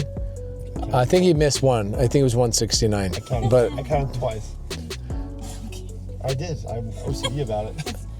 Okay, so we have 168 is what Scott says. I think there was somebody in the bathroom though. He missed the one person. It was 169. Oh, damn it. I missed the joke. I'm so sorry. Wow, really missed the joke, bro. Incredible meetup. I had people that came from Chicago that also came to this meetup, and they said, you're so right. The large meetup was a blast, and it was like a circus in all the best possible ways. But this was way better for them because they were like, I needed the calm, and I needed a little bit more of a toned down room that I could connect with people on a deeper level. In fact, he ran into somebody in Chicago that he was like, oh yeah, we'll connect when I get back. He didn't get his phone number. They ended up both coming up to the Milwaukee meetup, and they connected for like an hour. So Milwaukee, we love you. This was incredible. Shout out to Monique. Shout out to James Brewer. Shout out to Owners Club members. Shout out to everybody that helps hold down the fort in these local cities. Shout out to Romero's Tacos, where we're going right now, sponsoring the event. We'll see you guys later, next episode. You guys wouldn't believe the deal that got done in Fargo, North Dakota. Jamil worked with Dawson on this deal. We got Chris Neer, a SubTo leader, to work with Dawson. Jamil made this whole thing happen. You would not believe the deal structure. Welcome to Fargo, North Dakota. I swore up and down I'd never come here, and my gosh, I was blown away. Fargo was incredible. I can't wait to tell you all the things that happened today. I went into Fargo, North Dakota in an RV park that is like basically barren in the middle of nowhere, and I thought, wow, this is the ugliest city I've ever been to. And I was proven so wrong. It's a bigger town than I was expecting, to be honest. What would I do in Fargo, North Dakota if I had to start all the way over? Who would I do it with? What would I do? And how would I do it? I will tell you that at the end of this video. All right, so what we did is we came to Fargo with a massive gift for everybody. In fact, I'll give you guys the same gift right now. I called my friends at Prime Corporate Services and I was like, yo, people have their corporate structures like all messed up. They're setting up their LLCs in Fargo. They're setting up their LLCs in Minneapolis. Like, that is the wrong place to set up your LLC. You should also never have your name on your LLC. So the gift I came up with is I called Prime and I said, hey, will you give everybody in my audience a 1-hour consultation about setting up an LLC, looking at their current structure. So like, even if you have an LLC set up right now that you feel like is good, they will literally look at your whole structure and be like, hey, based on what PACE teaches and all of our CPAs and everybody else, how to avoid taxes, have anonymity, have protection, you're doing it wrong. And then they'll give you a quote on how to fix it. You're all doing it wrong. Go to startwithprime.com and get set up with them.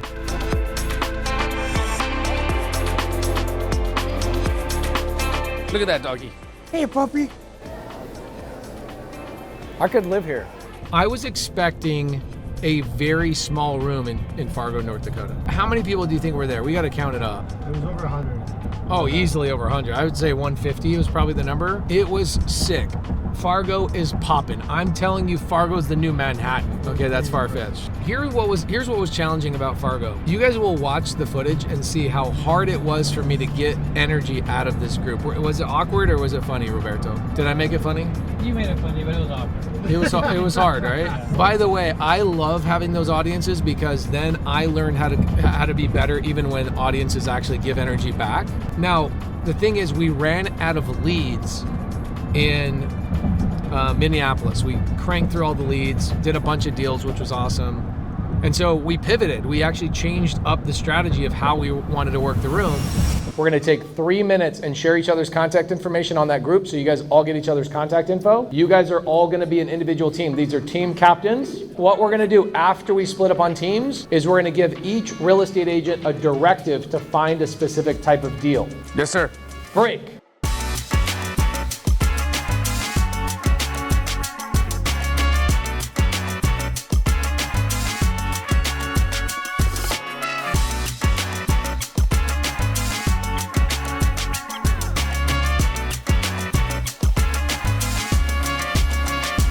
So we found 5 real estate agents and 5 buyers and paired those 5 buyers and 5 agents together and then paired the rest of the room up together on those teams to watch agents try and find these buyers deals. And oh my gosh, dude, people were stopping me in the parking lot going, dude, that was so fun. I've never had so much fun.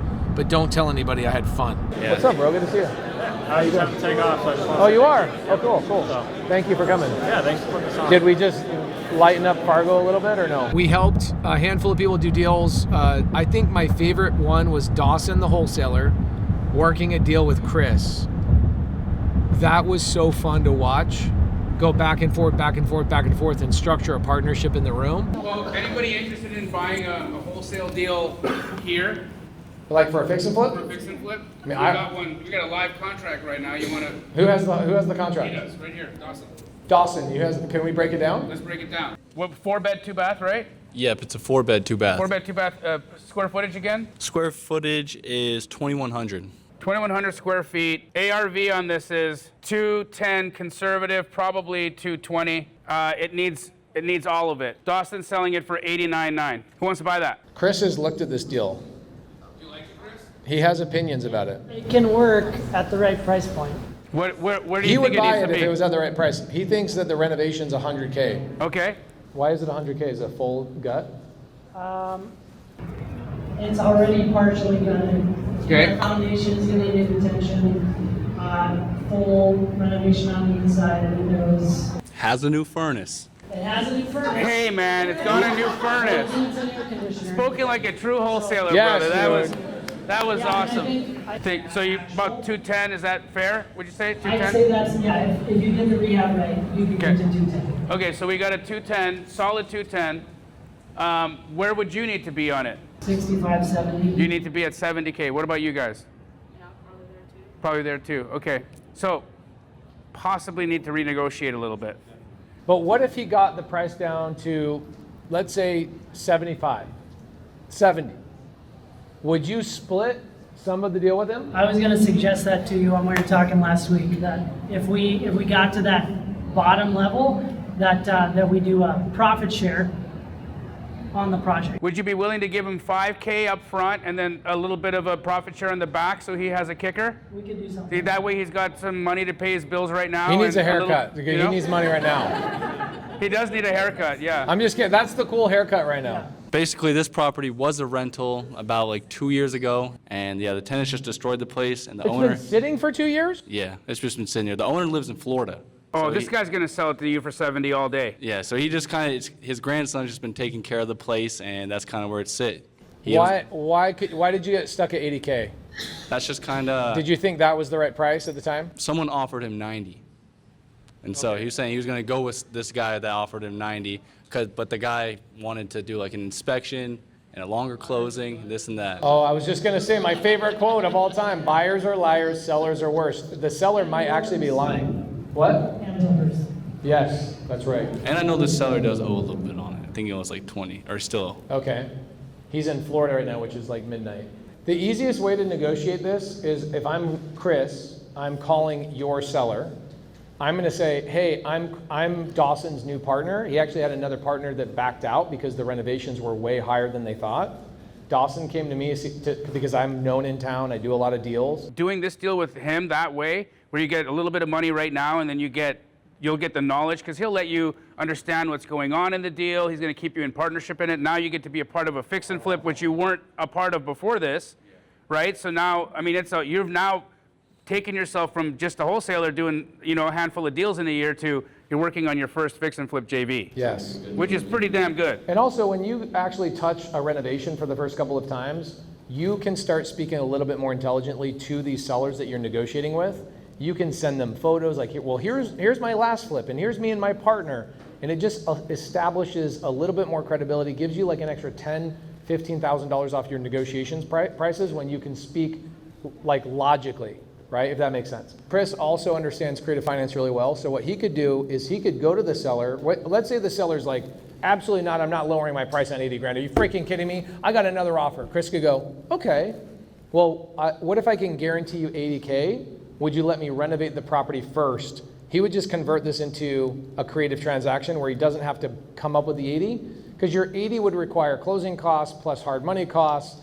So that would cost an extra $5,000 to $7,000, maybe 10. So really at $80,000 using creative finance, he's in essence buying it at $70K on cash. Do you feel confident that you could negotiate this 10 grand lower, or do you feel confident you could convert this to a novation? Oh, either way. Either way. It just depends on what the seller needs, right? It all comes back to what they really need, like what's actually important to them. For some of them, it's like, I just got to be done with this. I got to get out of this. I was hanging on for a little while, but it's not coming together, right? And other people, it's, I'm stuck on a number, and I need that number no matter what, and that will motivate them to carry or do a novation but allow more time, right? If this guy was like, hey, my mom's going into a nursing home and I have to pay for this whole thing for a year next month, that's a different conversation. Totally. So this is the newest collaboration in your life, bro. 100%. Give it up for Dawson for taking action. I love that. Okay, so after the meetup, Jamil and I just got a text message from Chris Neer. Shout out Chris Neer. Here's what he said. He goes, hey, remember Dawson's wholesale deal from Fargo? Of course. Of course, Jamil made it happen. Young, shaggy-haired wholesaler. Like we need a reminder, Chris. He's just being overly polite. He had it locked up at 80 cash, which was way too high. No way that was going anywhere, let alone anything for him. I just reached a new agreement with the seller, which means Chris Neer made the call. $68,000 purchase price, actually $2,000 less than what he thought he could, with a $28,000 seller finance for 6 months, meaning the seller will actually get a little bit more money by doing a creative offer, but he'll get paid on the back end once the deal is all the way done. He says, gives us plenty of time to turn this baby around and sold. We'll bring in a hard money lender, no problem, and carryback will cover most of the upfront cash needed.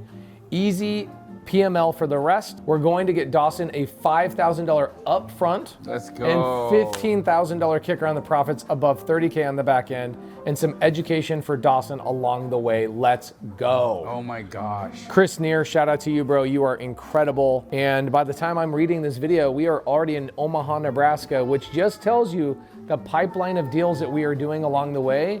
We're creating this massive pipelines that deals will get done for months and months and months after Jamil and I are gone. Freaking awesome. It's so great. Dawson's gonna make $5,000 from showing up to a meetup. He's gonna get 15% equity in the deal over 30K, which will probably end up being an additional $5,000 to $10,000 for him. So Dawson took some time out of his night, and he came in, he made a guaranteed $5,000, probably another $10,000 as well, and he gets an education, and he made a new buyer friend. All of these things happened because he went to creativenationtour.com and he registered to show up.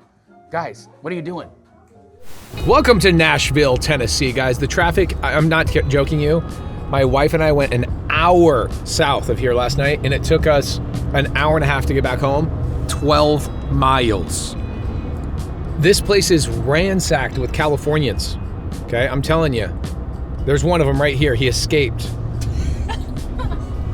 We are in Nashville, Tennessee, massive meetup tonight, and I want to get a deal done so badly. Jerry Norton's coming in, he's driving 4 hours, Jamil's flying in. This is how we help people. I'm so excited for today's meetup. Stay tuned, we'll see you later.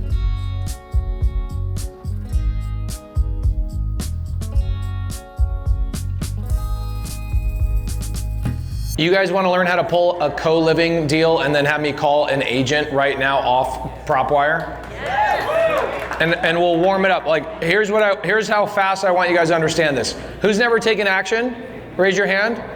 Okay. Cool. I want you to watch how simple this is. So now going forward, Dre, I want people on the YouTube video to watch this. The whole thing of I have never taken action, we're going to show you how simple it is to take action. Is it a lot easier to take action when you're in a room full of people taking action though? Yes. Should people go to the Creative Nation tour? Yes. What website should they go to? Do you guys know? Okay, on the count of 3, you're all going to say creativenationtour.com. 1, 2, 3.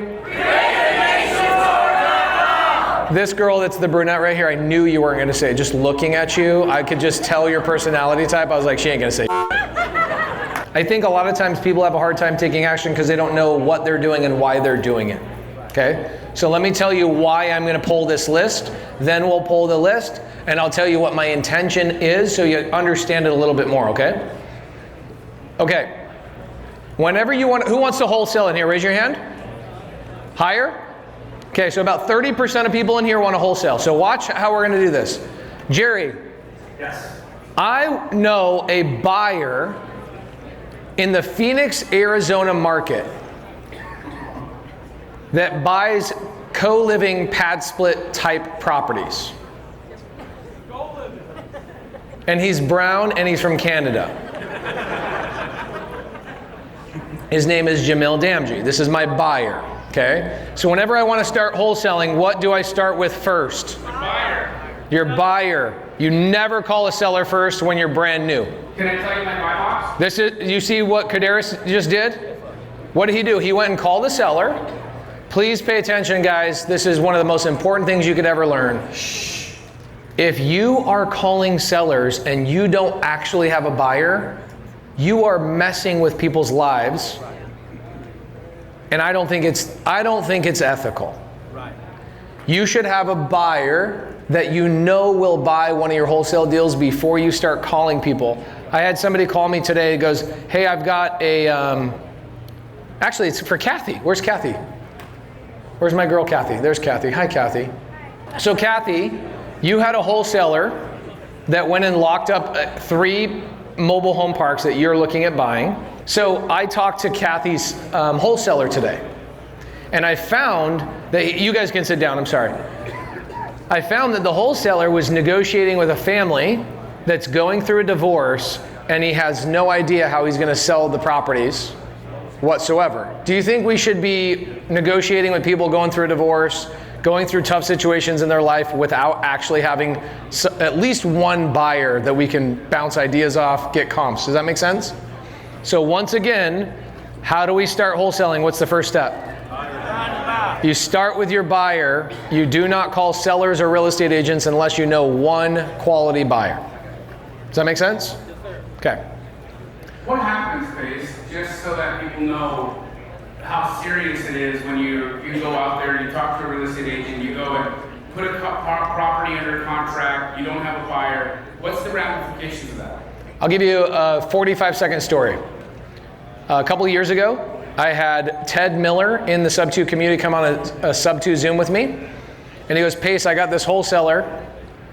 He brought me this opportunity, and I think this lady's in a bad situation, and she's already under contract with somebody else.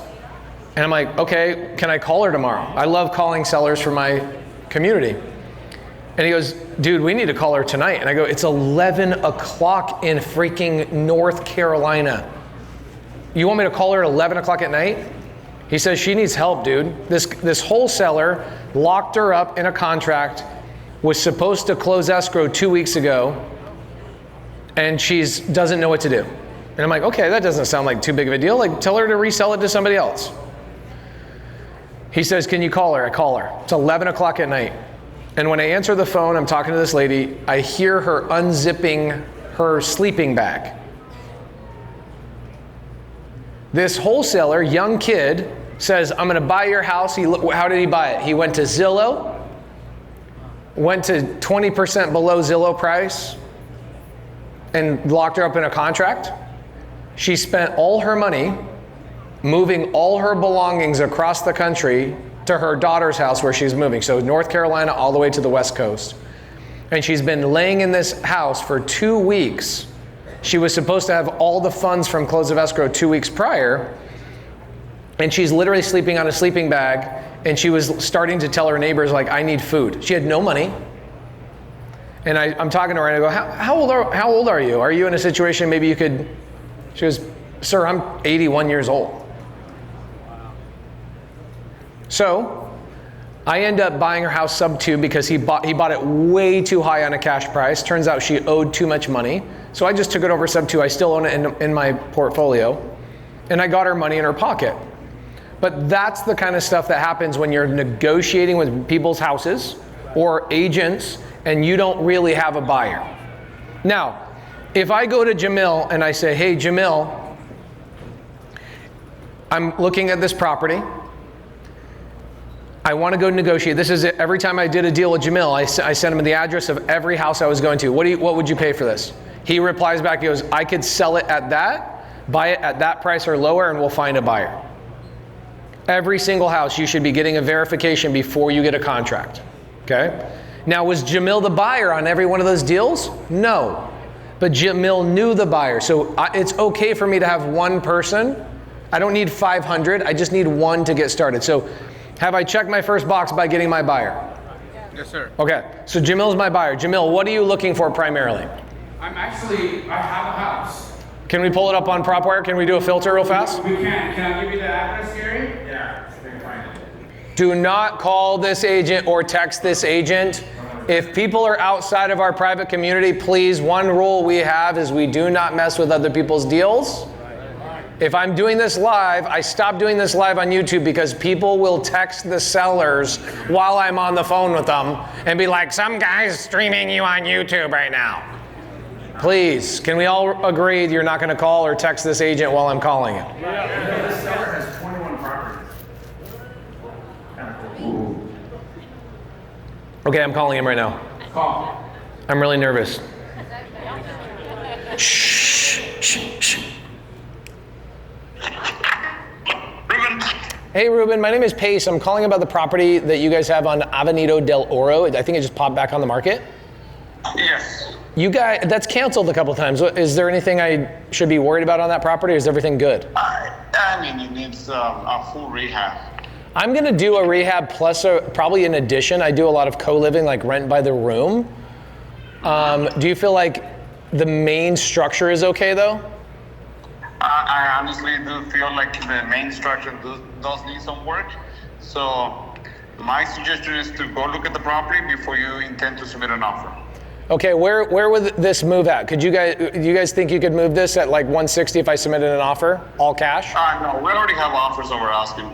Oh, you do? And they've seen the house, so we're gonna be reviewing all offers by Monday. Hopefully, making a decision maybe sooner. What's made it fall out of escrow? They submit offers and they don't see the property. Oh, and then they go see the property and say, wow, this is really bad, and they cancel the deal. Okay, that makes sense. Yeah. This owner has a bunch of other properties. Is he trying to sell other properties or just this one? No, this is this one. Just this one. Okay, if I go to the property, I submit an offer. You already have offers over 190? Correct. Are they from people that have actually seen the property? Yes. Okay, interesting. Here's what I'm gonna do. I'm gonna submit an offer at 160. I know you're not gonna accept it, but I'll send you a proof of funds that's in my account, not a hard money lender, nobody else. I'll also make my offer non-assignable and no inspection beyond me going and seeing the property. So no more ability to get out, and I'll even do $25K hard earnest money once we go into contract. And you might not like it, but it might be something that your seller might go, dude, if we have to go under escrow again and get canceled on again, you could take my 25 grand if I canceled on you. Okay, send that in. Can you text me your email address? The only thing I could pull up on, I'm not an agent, I'm just an investor. Can you text me your email and I'll send you over an offer? Yeah, I'll text you right now. What else do you have, Ruben? Anything else I could look at? No, that's it. Do you ever work expired listings? You want to work with me on expired listings? You know what? I'll be honest. I'm pretty swamped as it is, so I won't be able to work with you on expires. You got one listing. Are you doing other stuff? Well, I have over 100 listings. We have over 100 listings. Oh, I asked you if you were selling anything else. Were there anything else that investors should be looking at? Not a property that needs a distressed property like this one. Okay, sounds good. We'll submit an offer. I'll give proof of funds, and I'll follow up with you. Okay, thank you. Okay, thanks. Bye. Okay, cool. Typical. Oh, this thing's been on the market. It's all out of escrow. It's 22 days on the market. Oh, we've already got offers over ask. Why didn't he accept one of those then? Yeah, exactly. Not true. So what's also not true about it is that he says we've been under escrow twice, and they haven't seen the property. If they didn't do that the first time, why would you go under contract a second time with another person that hasn't seen the property? Is this an agent telling the truth? Not a chance. Okay. And that's one of the drawbacks of doing. Also, can we pull up his MLS? Yeah, let's see how much truth this man's actually telling. By the way, you as an agent, you should never try and lie to an investor because we can see all the data. He probably has not done 100 listings in his life. Guys, how many agents are in here? Have you ever seen an agent that had 100 active listings? No. Jamil wants it at 170, but I can't, or 175. I can't make money at 175. I make money at 174,999. But am I going to do this to make $1? No, so I'm going to send an offer at what? Something that would make sense for me. So when people say, how do I come with my wholesale offers? Buyer, what would you buy this at? Mm-hmm. Got it, thank you. You look in the mirror, pace. How much money do you want to make on this, dog? Yeah. Done. 160. No, we're not going to accept that. Okay, cool. So how did I pivot? Instead of pivoting on price. By the way, I watch Flipping Mastery YouTube. You know what I'm saying? Like, I love that guy. So what did I do to amplify my odds of getting that deal done at 160? You strengthened your terms. But what? And Brandon's new, so what does that mean? Well, you went non-refundable and earnest money. He also hit an 8 point. Do you think that the two that were under contract? Guaranteed they were wholesalers. Guaranteed that the two that, you know why I know they were wholesalers? Because this deal's been shopped for me for the last 22 days. Do you see? Also, I never shop deals. You want to know why?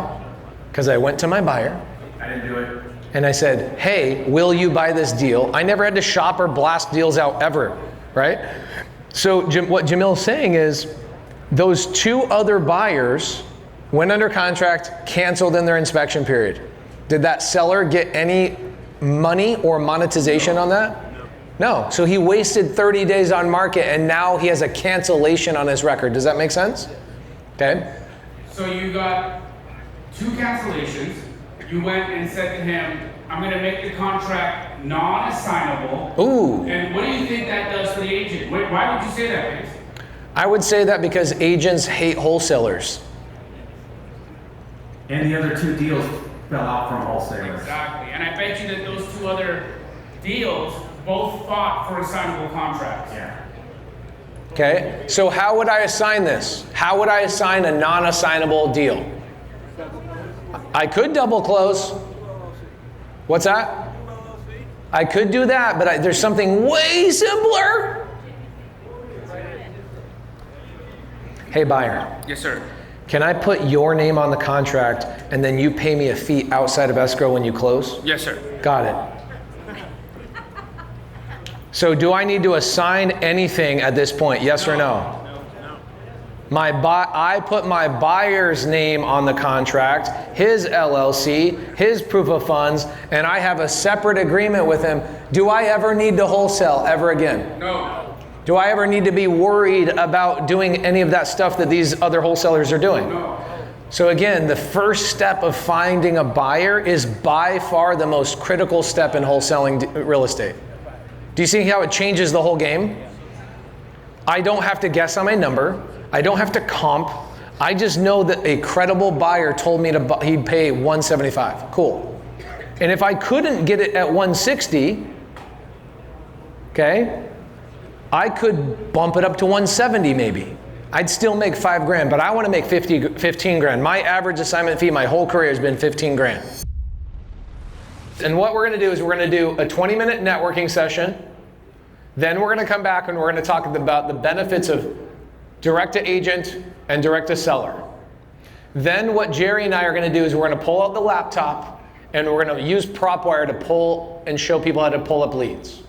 After we do that, we're then going to divvy out leads, get on teams, and make some calls. Nice. You guys cool with that?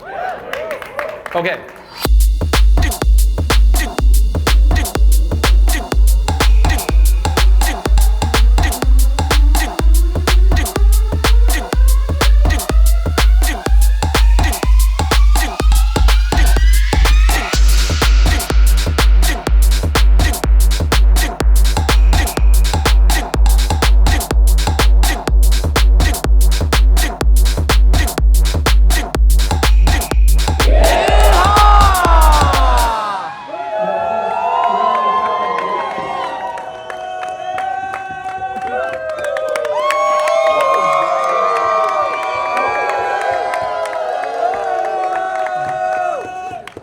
Hey, YouTube, this was one of my favorite meetups ever. Hell yeah. Wasn't it? This was really fun. It's a vibe here. I thought when I walked in that we were at Barrett Jackson, it was so lively. There's a difference in every city that we go to, and there's an energy that the people bring.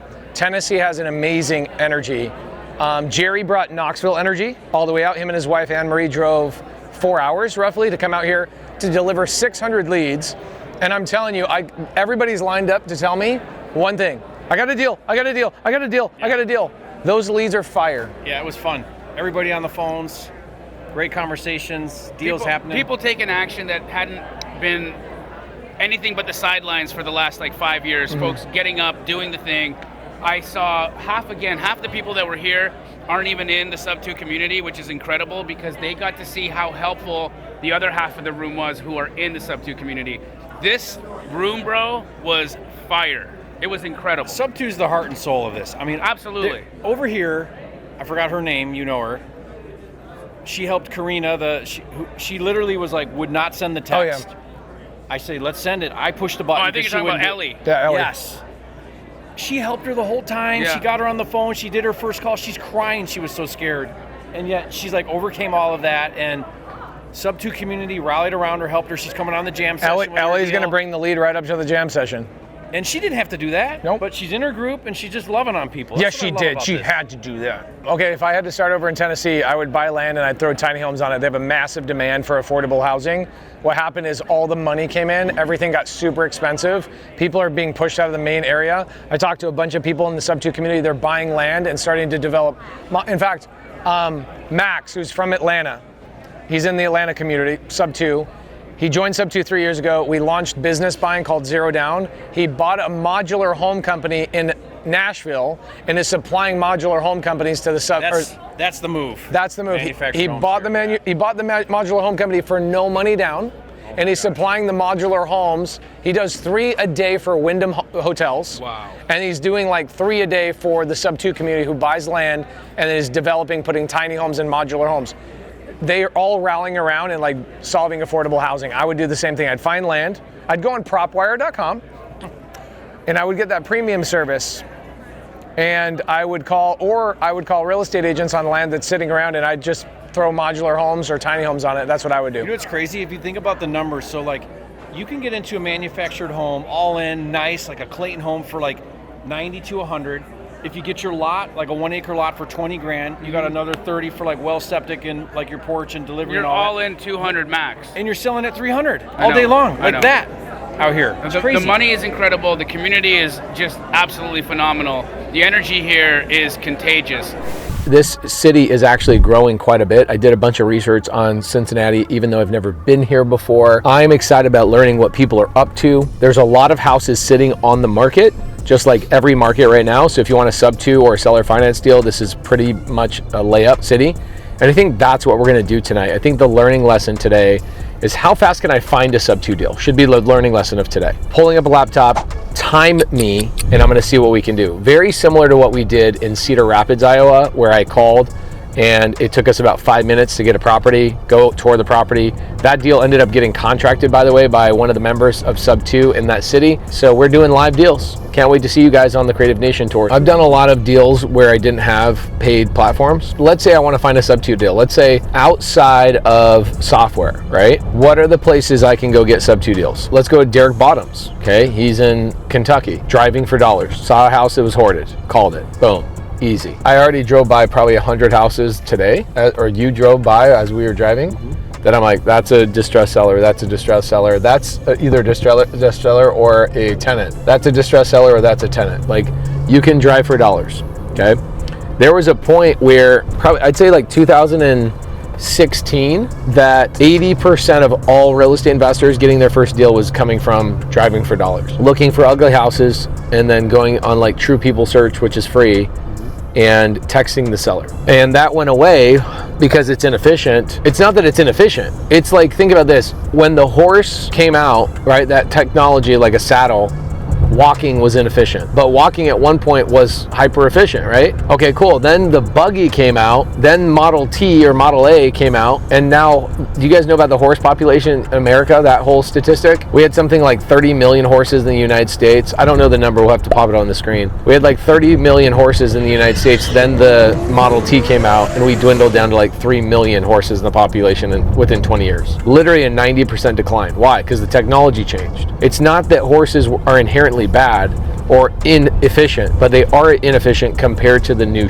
So when I say, oh yeah, not a lot of people drive for dollars anymore, doesn't mean that it doesn't work. It just means it's an older school methodology that was free, and a lot of people did it because software companies had not caught up to developing things like the way they have now. So you could do that. Another thing is calling real estate agents on like Zillow, which is free.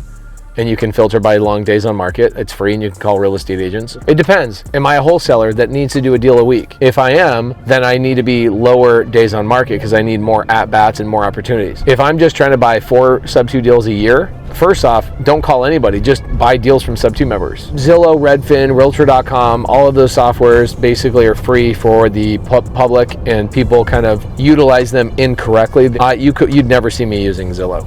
I think it's a consumer product. The data is really, really bad, meaning it's old, right? So a lot of the houses we will sell, or they'll sell, and then it becomes still on Zillow. It's there for 60 days or whatever, and it's like, it's available. It's like, dude, a family's already moved into the house, took it off the market 60 days ago, right? That's Zillow. And they do that because they want more people looking at more houses and whatever else. So if you're an investor, you can use Zillow. Now, the best way, personally, if you don't have any money, is just go down to your county recorder's office. I did a video where I went down to the county offices and I said, where can I get the water shutoff list? Did you know you could get that? You can go on any city website, has a code violation list. I should show this tonight.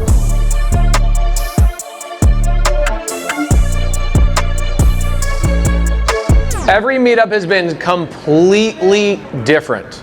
Completely different. How the tables are laid out, how, like, do you see how this is like kind of jammed in here? You got a weird situation. You got games playing, you got regular public here. We've never had an experience like this. We've had meetups in churches, meetups in parks, meetups at restaurants, meetups in bars, an airplane hangar where the mayor of Bentonville, Arkansas came out. They're like, what is going on? That was a really freaking cool meetup. I want to meet as many people as I possibly can. I will hang out here for 3-4 hours, whatever I can do. What I find is that I will leave, and then people DM me and they go, I didn't get a photo with you. And I'm like, oh, I didn't think people actually give a crap about taking a photo with me. I just thought we could meet and hang out and talk about deals. So if you guys want to take a photo with me, come up to me and say, I want to take a photo with you, but I want to meet as many people here as humanly possible. So do we want to play a networking game to get us started off? Yeah. We want to make sure we all go home with resources and help and all of that kind of stuff? Yeah. Okay, cool. Who has a deal under contract you need to sell? Any wholesaler? You got one, Antoine? Yeah, Fostoria, Ohio. Fostoria. Fostoria, Ohio. Anybody buying in Fostoria, Ohio? Gotta be somebody. Are you buying in Fostoria? His dad's buying in Fostoria. Here's what I want you to do. I want you to go over there and chat with him, and then I'll break it down here in just a minute. Okay, what time is it? 6:04. Okay, we're gonna go till 6. We'll go till 6:45. We'll break up and then we'll do deal finding.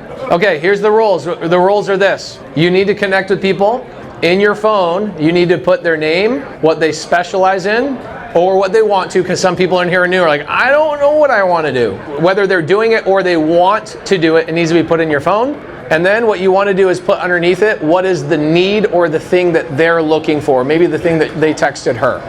Those are the 3 things you need to put in the phone. Okay, let's network, let's go.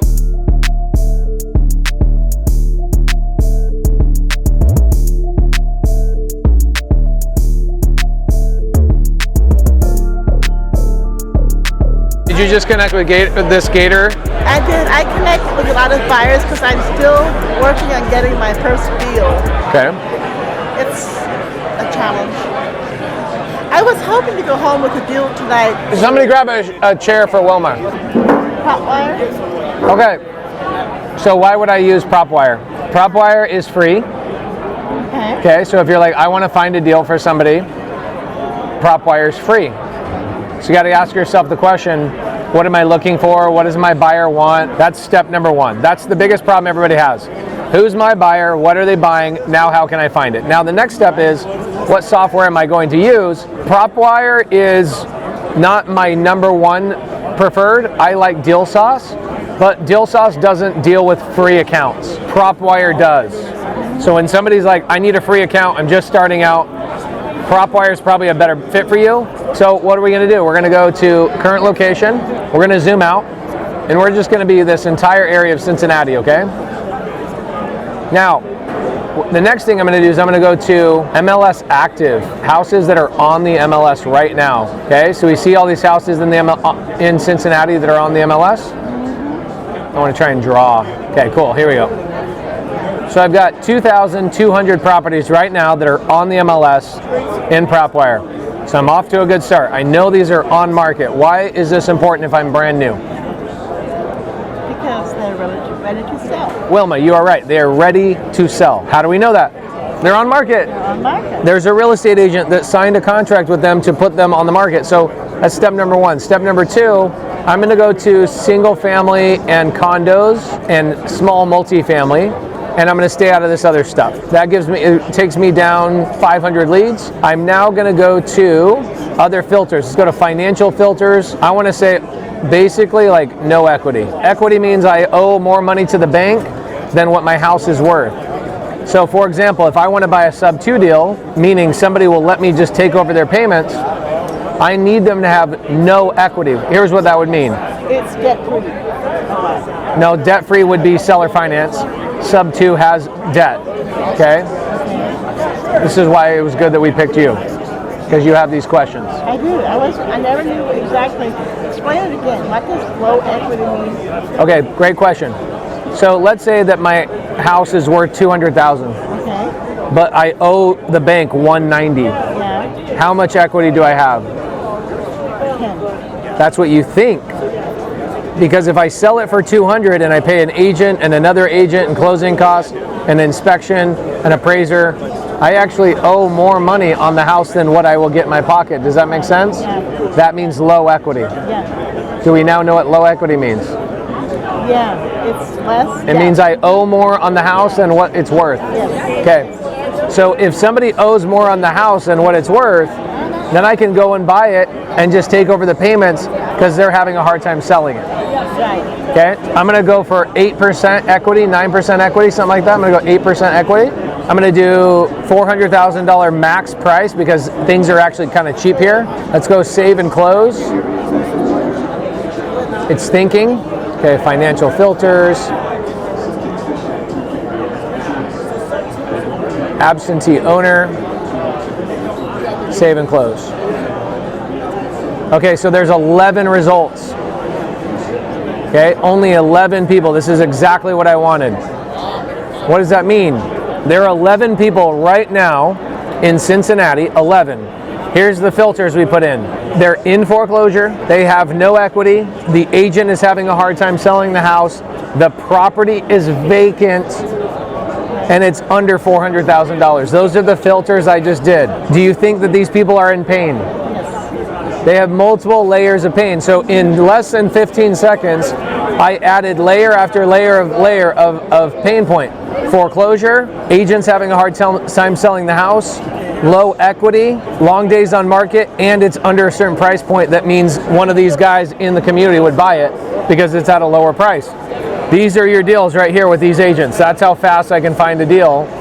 Now, of course, I still have to call the agent Sunday, but I'm not going to call the agent. Look at this. The property value is $129. It's a 3-bed, 1-bath. I already know those guys would buy this deal if I could get it under SubTo. Let's see. Are they going to be willing to do SubTo? Of course, they can't. They've been on the market for 120 days. Okay. So again, I'm going to tell you the filter. They're in foreclosure. The house is vacant, which means the seller doesn't even care about the house. They already moved out. You see these two filters tell a story, right? The agent has been trying to sell it for 120 days. No success. You tell me, is the agent going to be motivated to sell the house SubTo? Yes. So do I need to find a deal, or the deal's already there? They're right there. It literally, there's 11 deals right here in town where people are in foreclosure, house is vacant, agent is having a hard time selling the house. The house is under $400,000, so I already know these buyers will buy the deal. Okay, there's 11 of them right here. Okay. What city are you in? I'm between Columbus and Cleveland. Okay, so let's go to Cleveland. Yeah, Cleveland. Okay, watch. Search the area as the map moves. I got 35 right here in Cleveland. Same filter. I now have my filter set, right? All these little things are set. I got my filter set. I could go to any part of the country and go, somebody says, I can't find a deal in Wisconsin. I can just go right here into Appleton, Wisconsin. I got 3 SubTo deals right there. Now I go to, let's go Phoenix, Arizona, which is my market. I go right here. I bet you there's 100. 90. Do I have a shortage of deals anywhere in the country? No. These are also, again, in foreclosure, absentee properties, meaning they already moved out. They don't care about it. They're in foreclosure. It's listed with an agent, so I know they want to sell. The agent is 120 days or more on the market, and it's under a certain price point, $400,000. Do you ever have to wonder where we find deals ever again? Can we be done with the thing of I don't know how to find a deal? I didn't say I don't know how. Everybody, we are done saying we don't know how to find SubTo deals. I just showed you right here. And I could keep doing it over and over and over and over. But the most important thing is find somebody in the SubTo community that is buying in your area and say, if I bring these opportunities to you, will you buy them and help me get through them? That is the thing you're stuck on. It's not, can I find them? Because they're everywhere. SubTo deals are everywhere. Okay? Yeah, I need to connect with the local buyer. That is correct. So when you come to the meetup in Columbus, or whatever it is, Cleveland, I will connect you with a Cleveland buyer. And what I'll do in Cleveland is we'll pull the list and I'll call the agents. Sound good? Yeah. There you go, guys. Welcome to Easy Land. Price is nothing. Just go to creativenationtour.com. All right, Cincinnati, you should know by now how to find a SubTo deal. We showed you guys in about 4 minutes of this video how simple it is. PropWire is a good free solution. We'll put a link down below. But Deal Sauce is what I use, and it just has a little bit more data. I like the user experience just a little bit more. Shout out to Jerry Norton for constantly loving on us with PropWire and all of the features he has there. But you now know how to find a SubTo deal. The most important thing is you need the SubTo buyer, right? Just because you call an agent on market that's having a hard time selling the house doesn't mean you're going to get it under contract. But once you have a buyer that can back you up, you will have all the confidence in the world to work that deal. So come out to the Creative Nation Tour in person, meet our SubTo community. We had 150 people here in Cincinnati, Ohio. Incredible day. I love this city so freaking much. A lot of development going on here. There's a lot of affordable housing that's being infused into the marketplace. People are doing a lot more co-living here. Co-living is kind of a thing in every state right now, right? So you're going to see that a lot more. Notice you've not seen me talk about Airbnb one time in any of these 20 markets, right? Isn't that interesting? Not one person did we meet we've probably met 5,000 people so far. Not one person's like, yeah, I want to do Airbnb, because they're not stupid. Sorry. Cincinnati, tons of co-living. A lot of historic preservation is going on in the city, and I imagine as we go through and sweep the East Coast, we're going to run into a lot more historic older properties, 200-300 years old. But get to the Creative Nation Tour, come out, meet SubTo leaders in your local market. That will check the box for one of the most important parts of finding SubTo deals is making sure you have a SubTo buyer along the way. We'll see you guys in West Virginia. Born and raised on the playground is where I spent most of my days. My team told me, do not go to West Virginia, nobody's gonna show up. And they fought. They're like, we're not gonna do it at all. We're not gonna go. I said I'm going to all 50 states. I do not freaking care. We are going to West Virginia. Okay? So let's see how many West Virginia people we have. Actual West Virginia. Okay. 1, 2, 3, 4, 5, 6, 7, 8, 9, 10, 11, 12, 13. No, you live here. Who lives in West Virginia? Raise your hand. 1, 2, 3, 4, 5, 6, 7, 8, 9, 10, 11. All of the other people in here, who showed up to support me? Yeah! Okay. These are people in the community that are like, we'll drive, let's go hang out. They're friends with... We got people that drove in from all over the country to come and support West Virginia. That shows you the commitment. Okay, this is fun. We have a lot of people in the community here in this one. You know what's interesting is that most of the locations, like 60% of the people showing up to meetups are not in our community. Wow. Oh yeah, it's been like tremendous amount of people because they're like, I've been following you on YouTube. I thought you were fake. They're stupid. That's right. And so they show up just to be like, are you real? And they shake my hand. I'm like, okay, I guess you're real. And we've been having a lot of fun. So West Virginia, Mountain Mama.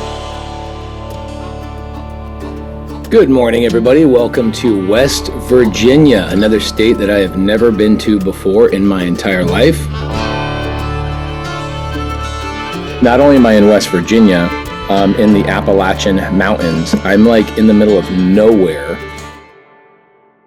Come, everybody that's brand new, come up here. I want to explain something to you. One of the most important things you'll understand about real estate is not fancy terms or spreadsheets. It's why people are doing what they're doing in each transaction and how you can participate. Immediately, I look at a 6 cap and I'm like, 172 units, 6 cap. They're not looking for a buyer like us. They are us. This is us right here. We should have done this, right? Buy it when it's a 12 cap, then renovate it. The cap, do you know what cap rate means? This is not a lead for you. Okay. I would move on from it. And these are good learning lessons, by the way. Absolutely. These are things you're like, cool. I think one of the most valuable skills you'll ever learn in real estate is how quickly you can say no to something and move on, right? Cool, so let's talk about cap rate. What's your name? Nate. Nate. Are you from here? Yes. Cool. And Nate, do you think if I asked you to invest some money with me, right? You gave me some money. You got any money to invest with me? Got $1,000? Yes. Okay. Would you give me $1,000 for a 2% yearly return? No. That's $20. No? Would you do it for 4%? Would you do it for 6%? Interesting, right? 8%? 10? 12? No, okay, you greedy. 14%? $140? Yeah. No. Okay, so there's better things you can do with that money, right? Right. Cool. So the point is, if you have cash and you invest it in something, and you get $20 at the end of the year, on top of the 1,000, you have a 2 cap, or cap. That's your cap rate, capitalization rate. It's basically your cash on cash return. Okay. So if somebody comes to you and says, I have a 172 unit, $17 million purchase, and it's a 6 cap, does that look like a good place for regular people's money to go? Is a 6 cap? Okay, so why would somebody buy a 6 cap? Who does this make sense for? Who this makes sense for are big hedge funds who think 6% return is a good number. Why? The multiple. safe deal? Because one, it's not their money. Okay, hedge fund is not their money. You know whose money it is? It's usually a is anybody here on a pension? Who's on a pension here? Or you got parents that are on pensions? Okay, Scott, what's your pension for? Okay, firefighter. Where does the firefighter pension money come from? Is it just sitting in a bank account and they just pay it to him over time? Do you know where that pension money is? Pension funds, so the fire department of California takes their pension funds and they give it to hedge funds at 4% interest. So if somebody gives you money at 4% and you can deploy 17 million and take a 2% arbitrage, does this now look interesting to you? Do you see how hedge funds work? So can you get money at 4%? No, neither can 99% of the people on the planet. But only people can make money this way are if you're going to pension funds, they give you money at 3 or 4%. That will justify a 6% return. Nobody in this room should be looking at a 6% return, right? Okay, so number one, it's not their money. Number two, there's another way they get paid. They get paid a deployment fee of usually 1 to 2% of the purchase. So they're highly motivated, these hedge funds are highly motivated to deploy $17 million. Why? Because they'll get paid $340,000 as an acquisition fee for deploying their money and then making 2% interest. Do you see how they make money? So anything in this realm, I'd say this and downward is not for you. I usually would not look at a multifamily at 172 units because anything over 150 units usually indicates it's a hedge fund or something larger. The largest unit I own is 406 units, and it was a lucky deal. That's why I never talk about it. It's in Houston. I never talk about this deal because it was truly lucky, non-scalable. But if you want to go after multifamily, stop looking at anything over 150 units if you want seller finance. Okay? The reason being is because 150 units and below are usually mom and pops, okay? Dorothy and Don that have owned the property. I would say the sweet spot is 50 to 100 units is the sweet spot. Okay. And then an 11% cap rate, is that, I know you had mentioned something. If I do seller finance, I have an infinite cap rate. Okay, right. Because I'm gonna get into there with no money out of my pocket. Okay. Kind of like Josh on the trailer park. What's his cap rate? It's infinite. Oh, infinite. Because he bought it with no bank, no down payment. Right. He brought a partner in to do the repairs. His return is infinite. So when we're trying to grow our portfolio, should I be chasing down any of these or should I be looking for infinite? Infinite.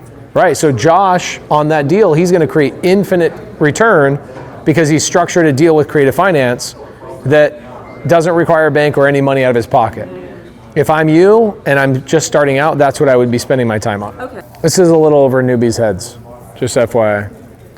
I didn't learn this for a couple years, and you don't need to either.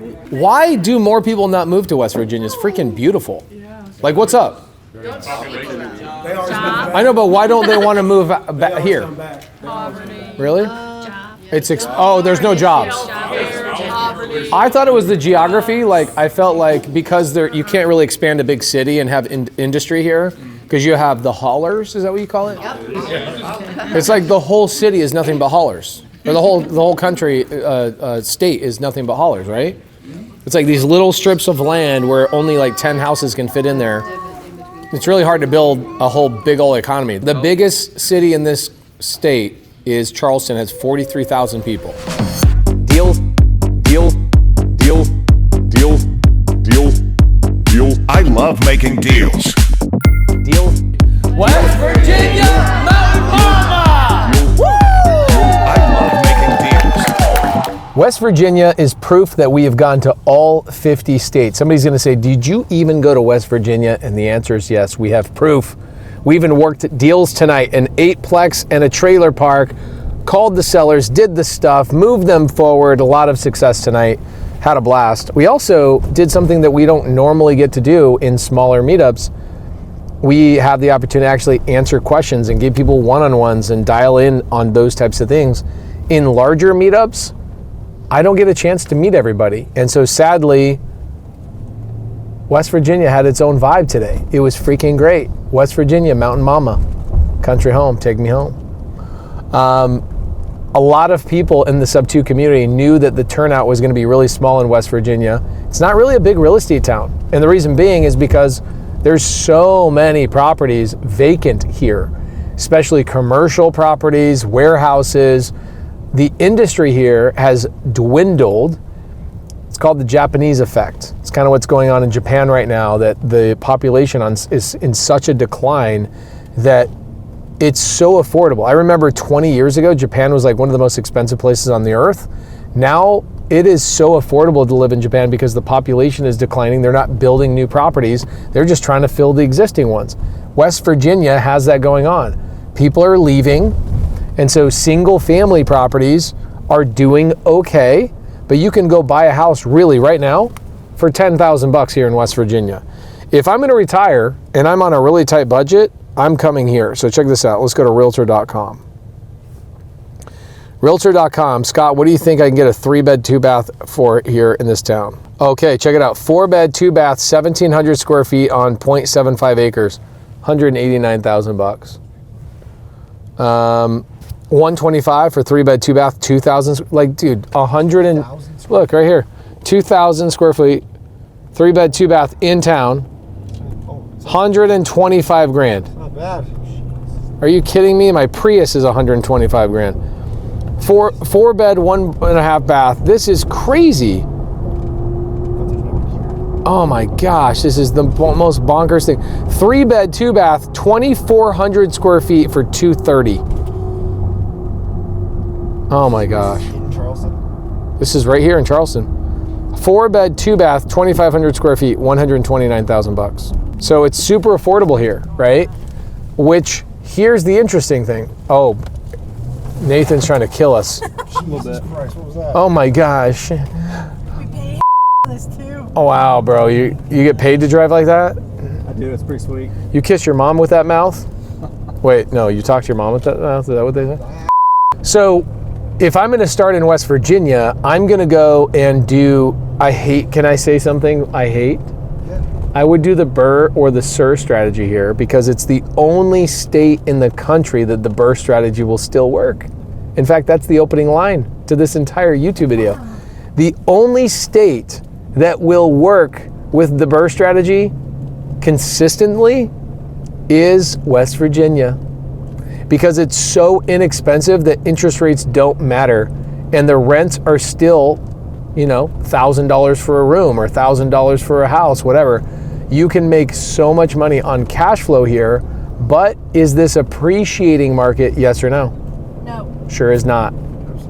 I bet you the prices in West Virginia have declined in the last 10 years, not gone up like the rest of the country. And I would imagine if you bought a $200,000 house here today, it would not even be worth $220,000 in 15 years. Truly, it's that bad. So, it's beautiful here. The people are awesome. I only got to meet 12 of them because most of the people that showed up today were members of the SubTo community. So shout out to Kelly Carver, Rod Carver, Shin Yi, Eric Richards, Stacy Tom, so many amazing people. So many people showed up today that drove 5 hours to be at the West Virginia meetup. Love you guys. There's a radish on that restaurant. I think that's all we got. I think West Virginia, born and raised on the mountains, is where I spent most of my days. Chilling out Max and relaxing out cool, digging up coal all after school. Shout out to the team that came out here, and we all sacrificed, except for me. I did 9 hours of Zooms today, so I had a great time. My wife went to the Mothman Museum. What else could I teach the people? Virginia Beach, Virginia. We're in front of a house right now with Shinyi Telsher, one of my Owners Club members. Awesome gal. She bought this property SubTo, 3.125% interest rate. She went from a co-living property over to a midterm rental, and now she's switching to a master lease. These are great lessons you need to learn. What are those 3 different strategies, and why should you choose one or the other? Today in this vlog, we're gonna be going over to a meetup last night in Raleigh, North Carolina, one of the coolest meetups ever. We had probably 15 deals get done. Oh my gosh, I pray tonight we get more deals. Go to creativenationtour.com, join us on the tour. We have about 60 more stops to go. Oh my gosh. Are we tired yet, Adler? Adler says he's not tired, and if you've been enjoying this vlog, please give us some love down below. Share this with your friends. Say, these guys are crazy. You should watch what they're doing. Virginia Beach, Virginia. I've never been here before. My wife and my kids went off and went to some pilgrim thing. I own a SubTo deal here. Where? I don't know. Hold on a second. Let me pull it up. I do own a SubTo deal here. Okay, so I own property here in Virginia Beach. I just don't know where it is, so we might stop by that property as well. Here's what I want to teach you guys today. Shinyi decides, hey, I don't want to cold call, door knock, etc. I'm really good at structuring deals, buying deals, and managing deals. I'm just going to buy a deal from a SubTo wholesaler in our community. So this wholesaler, Ryan, finds Shinyi in SubTo, says, I've got a great house, could be a good co-living property. Do you want to buy it? Shinyi says yes. Now, here's what the journey is that she went on. She bought the property originally thinking it's a co-living property because it has 5 bedrooms and it's all ADA compliant, which is essentially wheelchair accessible or handicap accessible, elderly accessible, okay? And she goes, wow, this has a ramp, this is cool, I could do a whole bunch of things with it. She starts out with co-living and decides, I hate co-living. I'll tell you why most people are gonna hate doing anything is because you have to do extra work to manage 5 different tenants. It's like managing 5 different houses, but you're only getting the income from one house. Who wants to do that? This is why I always suggest using pad split when you're managing your property, because what will happen is if you don't use pad split, they collect the rents, they find the tenants, they manage certain things, they make your life easy. You will ultimately say F this and switch to midterm rental, which is what Shinyi ultimately did. So co-living, for people that don't know, is the same thing as pad split. Co-living is cookie, pad split is Oreo. Same thing. It's just co-living branded at the highest possible level. Pad Split is a company that you go through, they manage all of your stuff, they're incredible. Splityourpad.com to go and learn more and see properties I even own on there I'm renting by the room.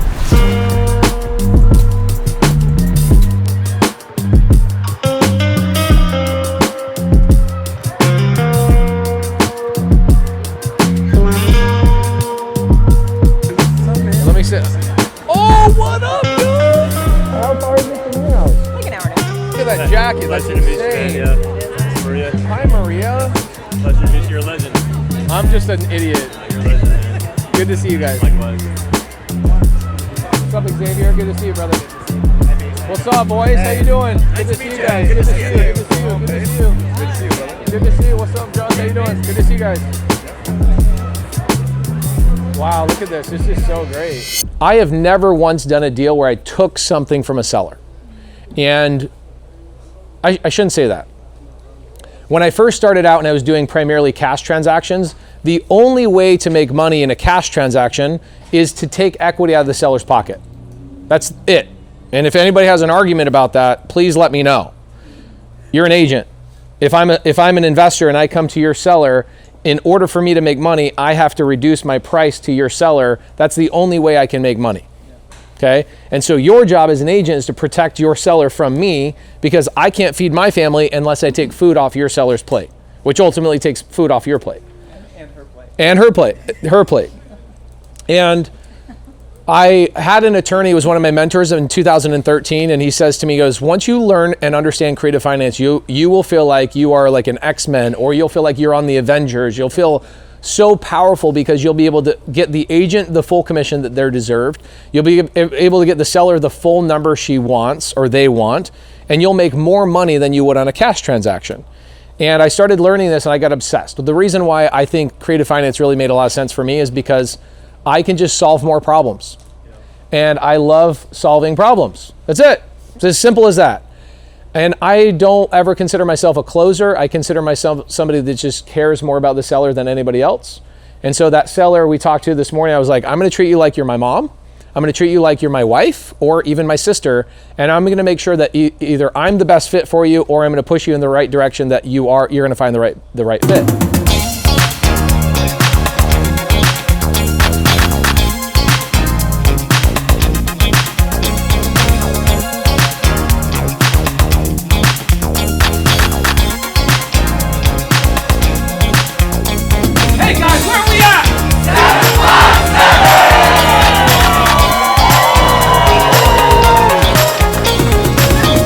Virginia Beach, oh my gosh, what a crazy good meetup. People got connected like crazy. I had a lady come up to me, she goes, Pace, I've been following you for 3 years. I've never taken action, and I've been afraid to come out to a networking event, but you got me out here with this 100 days, 100 cities. If you're willing to do that work, I just had to come out. And she filled up her sheet with 16 new connections. Pretty freaking cool. From her all the way to multiple people I saw trading deals, selling deals, funding deals. Virginia Beach did not disappoint. Shout out to Tiffany. Shout out to Stacy. Shout out to Xin Yi. Shout out to Heather. And shout out to Conrad, who gave us that space that he grew up in that used to be a grocery store he turned into a gym. Pretty freaking cool. It's amazing how leaders all rally together and get these meetups done. I hope you guys learned a couple of things from our little rant in the car earlier. And I hope you guys learned some lessons that we said at the meetup. I don't know what we're going to end up using. I don't know what the team is going to condense. What's our average vlog? Like 12 minutes, 8 minutes? Anywhere between 10 to 15. Okay, 10 to 15 minutes. I mean, we filmed today for a couple of hours, so I don't know what they're going to use, but I hope you guys got value out of it. If you did, make a comment down below. Let us know what you got so our editors can improve and improve and improve and improve your life in the process.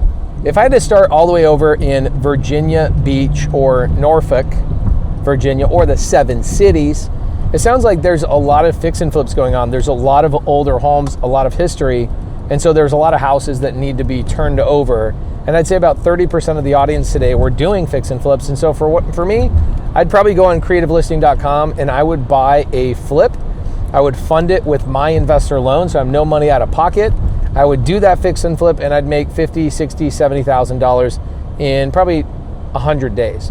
Now, that doesn't get me today money, right? I need some today money. So what I would probably do is I would join Stacy Thomas's wholesale crew and I would probably be wholesaling with her while my fix and flip was running simultaneously. I'd be double dipping and working both strategies simultaneously. So I'd get some smaller chunks of money, but in 90 or 120 days, I'd get a big chunk of money. Come out and see us. Tomorrow we're gonna be in Richmond, Virginia, Washington, D.C., Baltimore, Maryland, Philadelphia, Pennsylvania. No, I'm sorry. Pittsburgh, then Cincinnati, then Buffalo, then New York City. I can't freaking believe I'm going to Buffalo, New York, where that's where Niagara Falls is. Come out, see us, Creative Nation Tour. Shout out to our sponsors, Pad Split, splityourpad.com, Prime Corporate Services. Get your LLC with them. Start with prime.com. And we'll see you guys in the next city. Philadelphia, Pennsylvania. We're hanging out with Duran Levy. I'm getting chauffeured around by one of my good friends. My friend who has a Michelin rating. Are you freaking kidding me? This guy has one of the most beautiful hotels I've ever stayed at. I've stayed at Four Seasons. I've stayed at Ritz. I've stayed at the Plaza in New York City and a whole bunch of other incredible hotels all over the world. This is one of my favorite hotels. The finishes, the way he built it, it's incredible. Duran, what's up with Fishtown? Why is Fishtown so cool? Like, what's up with it? Yeah, so Fishtown is the culinary hotspot of Philadelphia, just kind of like the Soho is for New York. They have the best restaurants, they have the best nightlife, where all the young people just go out and hang out and party. So it's very rich culinary-wise. So has it been like that for a long time, or is that a recent development? So it started picking up about 8 years ago. We used to buy lots here for $5,000 15 years ago. Wow. So now you can get a lot less than probably $400,000. The home's over $1 million. That's incredible. So that's where we're staying tonight, but the meetup is in downtown Philadelphia. I heard we have 600 plus RSVPs. Wow. But it is the week of Christmas, so you never know. You could have 20 people show up, or you could have 2,000 people show up. You never know. So we're gonna have a fun time in Philadelphia, one of the most important cities in our entire country. Also, some of our most important leaders in our entire community are all here in Philadelphia. So let's go hang out with them. I just got broken into in Philadelphia, and here we are a couple of days before Christmas. By the time you're watching this, it will be after Christmas. We're going around the country trying to help people get their first deal, and I can tell you that no matter how good you do or how hard you try in your life, bad things will happen to you.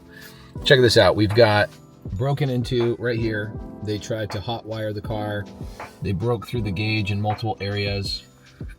They even stole a $4,000 camera, $2,000 drone, a handful of other, expensive pieces of equipment. They didn't know what Starlink was, so I'm glad they didn't steal our Starlink. This is actually very important for us, so I'm grateful for that. I'm not filing a police report, and I'm not going to file an insurance claim. I get a lot of people that DM me, talk about how they're broke, they're barely making it, any advice, any of those types of things. And so because it's Christmas and because it's the end of the year, I want to do one last very, very strong training around how to get your hands on real estate without credit, without banks, without any money of your own. The training is going to happen on Monday night. And what I'm going to talk about is why I won't file an insurance claim, and why I won't bother with the police is because my time is more valuable than that. Okay, well, why is my time more valuable? It's because I know if I spend, let's say, the next couple of months working with an insurance company, I pay a deductible, I'm going back and forth, paperwork, this, that, and the other. I know that the amount of time, energy, and effort of, even if it was somebody else on my team, it's not worth our time to try and go get $6,000, $7,000, or $8,000 worth of insurance that'll take us months to get. Insurance time, effort, it's not worth it, because with that same 8 hours, I can go and buy a piece of real estate. I can wholesale it for 15 grand, 25 grand. Heck, I even have a student that just made $700,000 on wholesaling a 40 unit complex. Click the link down in the description down below, and I'll see you guys on the 4-hour training. And hopefully you guys don't get broken into, but it's going to happen. Something's going to happen to you in your life, something bad. And you should have the ability to just shrug it off and go, that's just money. I can make more money. That's not a problem. At least my family's safe. At least I got a roof over my head. And at least I have the skills to pay the bills.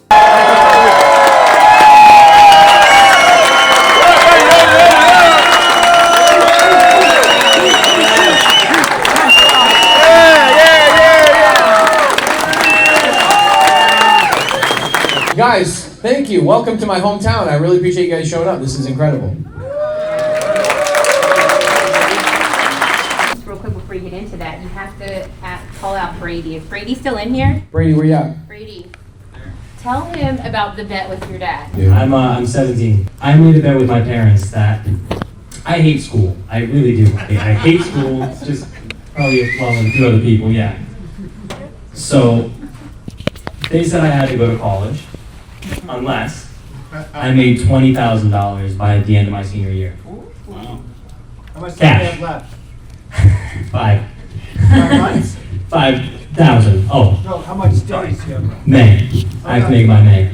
We should finish it tonight. Yeah. Okay, so you only need to make 5 grand more? No, I need to make 15. Oh, that's nothing. Yeah. Well, nothing to who? I mean, what's interesting is like when you get into this game of like wholesale or fix and flip or buy and hold or whatever else, you start dividing your life into deal flow. And here's what I mean by that. Like, let's say I want to go do an addition on my house, and I go, man, I need 100 grand for this. In my mind, I calculate, oh, that's just 5 deals. I don't think about it as 100 grand anymore. I haven't thought about that in that way in a long time. I just need 5 deals that'll pay for the addition, right? I start calculating in deal flow. So you need $15,000. How'd you make the first 5? Was it a bird dog deal? Nope, it was part-time jobs. Oh, bro. Bro, are you kidding me? I've never done a deal. You've never, okay. The pace. I found out about you 3 weeks ago. Oh, sick. Okay, cool. And you sounded like a scam.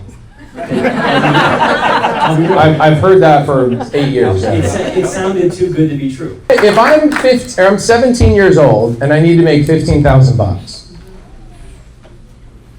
there's about 30 things I could do. Okay, this is really, really simple. You ready for me to write some of these things down? Please. It's simple, but here's what you're gonna have to do. The first thing you're gonna have to do is you're gonna have to get near somebody who's already doing these things, okay? Which is this room. And how many people are in our private community? Gator, SubTo, Top Tier TC, raise your hand. Look how many trained, amazing people we have here. Some of them are newer, so they're still being trained and just kind of recent to the community. But if I'm 17 years old, I wonder how many foreclosures you guys have here. Johnny, do you know Johnny? Oh yeah, 80 per county. So, in Philly, it's probably a couple hundred every month. Every month, And okay. then every county that touches, it's about 80. You know what I would do? What? Okay, so this guy is one of the best door knockers in the country. I would go and set appointments for him, and I'll show you what I mean by that, okay? Okay, what I want to show you, Brady, is I want to show you how many people are in every town. Do I look a little Mexican right now? Like, what's up? What I want to show you is how many people are in your town that are going to lose their house in the next 30 days that also have a vacant house, which means they've already gone like, screw my house, I don't want to pay the bills anymore, and they've left the house, okay? This is all in Hilltop? Okay. You can find it in 20 seconds in every city. Okay, Fulton County, Georgia. Now watch what's going to happen. Brady, check this out. So this is going to be like a very kind of generic filter right here.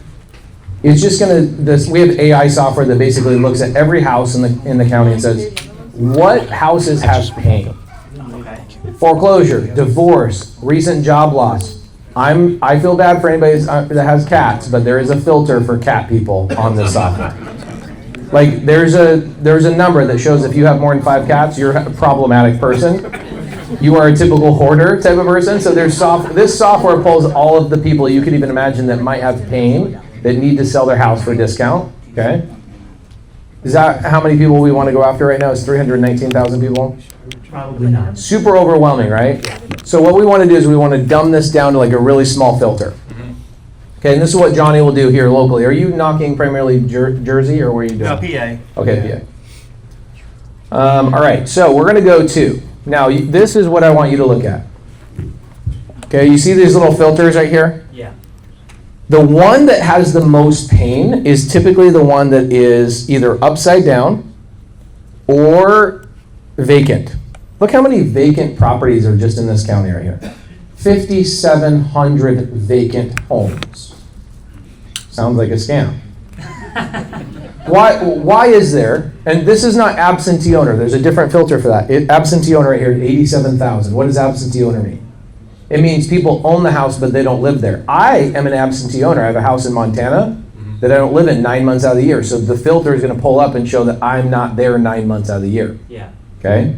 That doesn't mean I have pain. Sometimes absentee owner actually means that you have the opposite of pain. You're rich and you have 2 houses, right? Okay. A vacant house means nobody lives there. They're not renting it. They don't live in it. They're not letting anybody in their church live there for free. It is literally a vacant house. How is it when people are like, you ever heard people say we have a housing shortage? Yes. How do we have a housing shortage when in one county in the United States we have 5,700 vacant houses?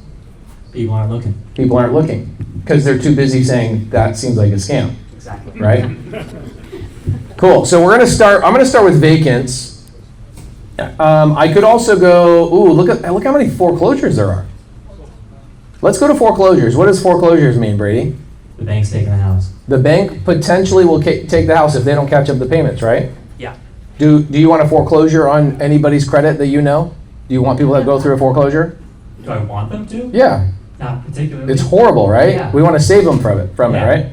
Okay, cool. So if I click on foreclosures, it's going to get rid of any of these filters that is not also a foreclosure. So this now, I have 2,915 foreclosures, which then I can go down to other filters and double stack. So let's imagine you have a friend that's going through a divorce and a job loss, and they are going through cancer. That's a lot of pain points that person, it screams that person needs a lot of help, correct? Yes. So the more filters we choose, the more pain these people are having, and those are the people we want to go help first, okay?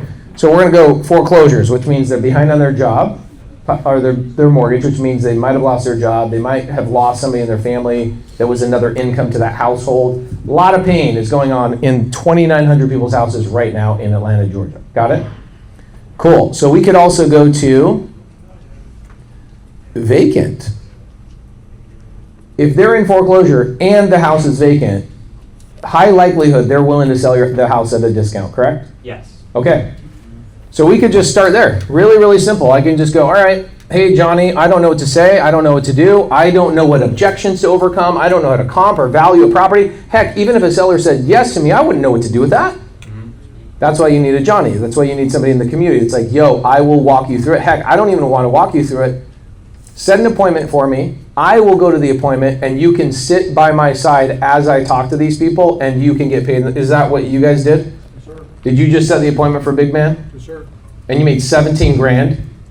I had 2 deals, yes. Bro, go Eagles, you know what I'm saying? This is just proof to you right now. He just made, did you help somebody out of a bad situation? Yes. Did they cry? Yes. Every single foreclosure seller that I help ends up crying, hugging me. I do YouTube videos about these people. They become my friends. One of them, her name is Carol Leach. I helped her out of foreclosure 5 years ago. She just joined SubTo. Just joined the community. She was in the office a couple months ago. And she's like, I wanted to join the community so I could help other people do the same thing you did for me. And I literally, so what I said to her, Brady, as a joke, I said, this sounds like a scam. Because I'm telling you, when I was swinging a hammer as a contractor, I literally thought, there's no way I could ever do anything in real estate. It sounds way too good to be true. I thought you have to be swinging a hammer to make money.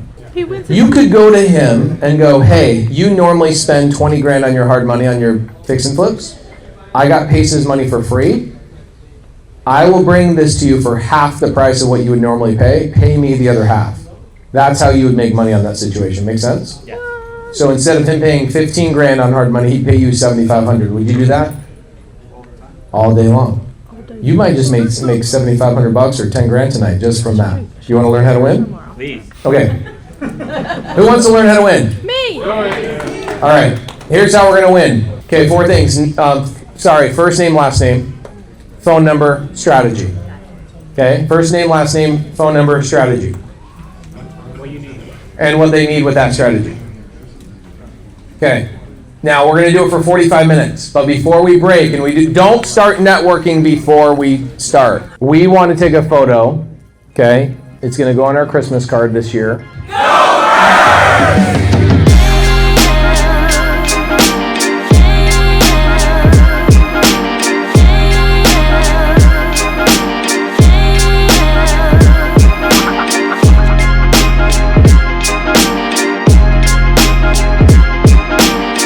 Breakdown of a no equity deal and how I make $2 grand a month on it. Hey, I did a bird dog for Jordan Reyes. Amazing. Philadelphia, you were incredible.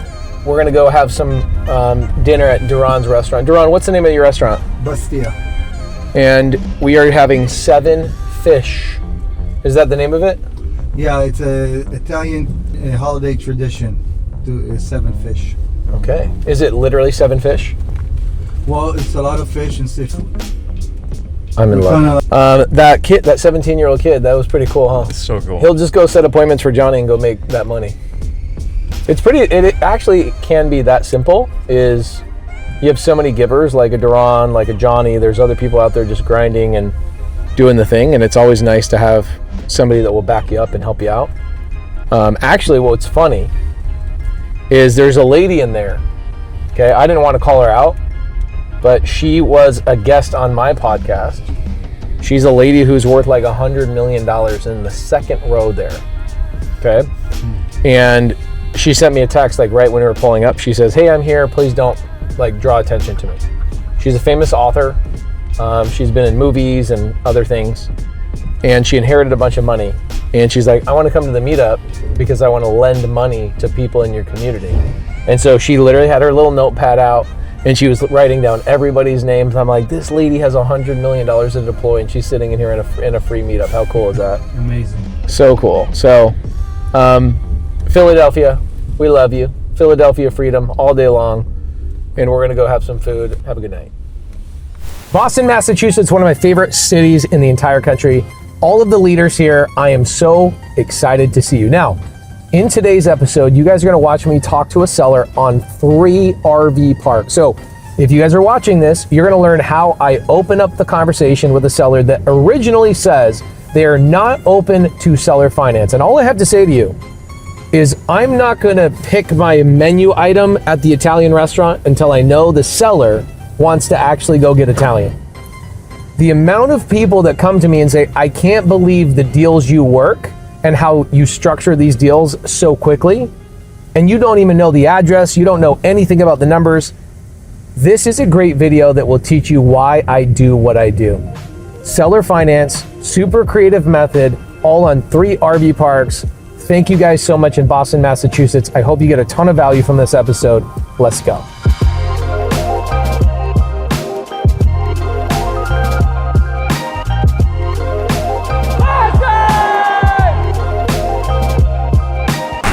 Hi, Wendy. This is Pace. How you doing?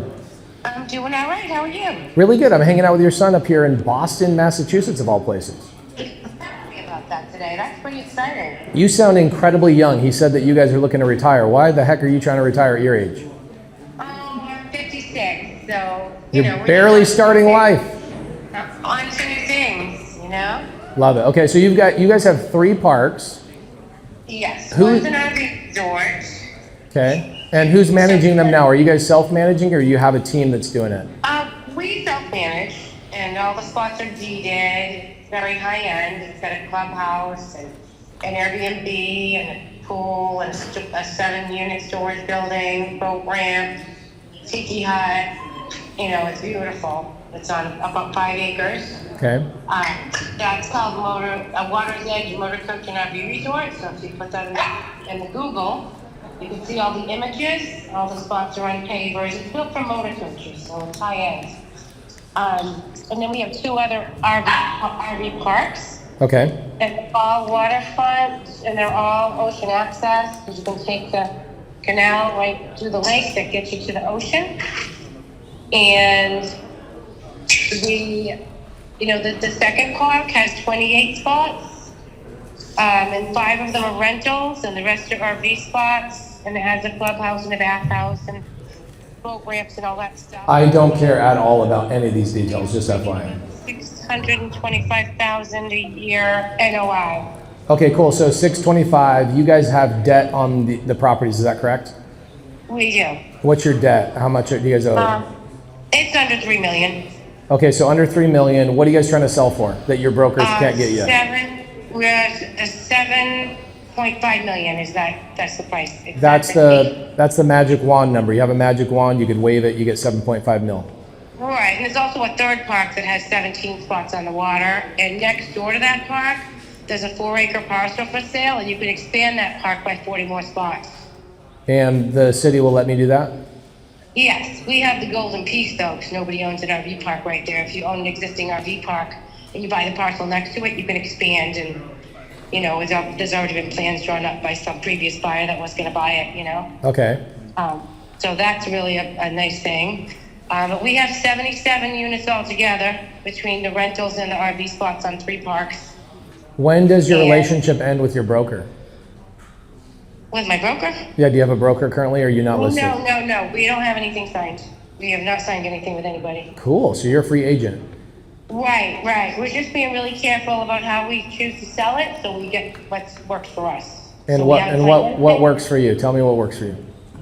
What works for us is $7,500,000. I had a feeling that you were going to say that. Yes. Okay, so I'm a really weird buyer. I might not be a good buyer for you today. I might be a good buyer for you in 90 days. I don't know, but give me 30 seconds and I'll tell you what kind of buyer I am. And you can just kind of keep me in your back pocket. I'm the type of buyer that I'm allergic to banks. I don't like how slow they are. I don't like the interest rates they give. I hate banks, so I don't want to go through banks. Right. I'd rather go directly with you. And the reason for that is because, one, if I go through brokers, we're not going to go through brokers, but if we did, they're going to take up a big chunk.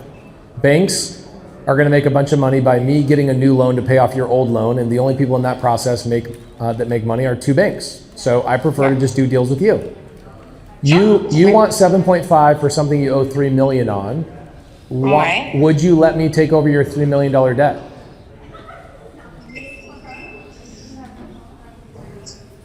Well,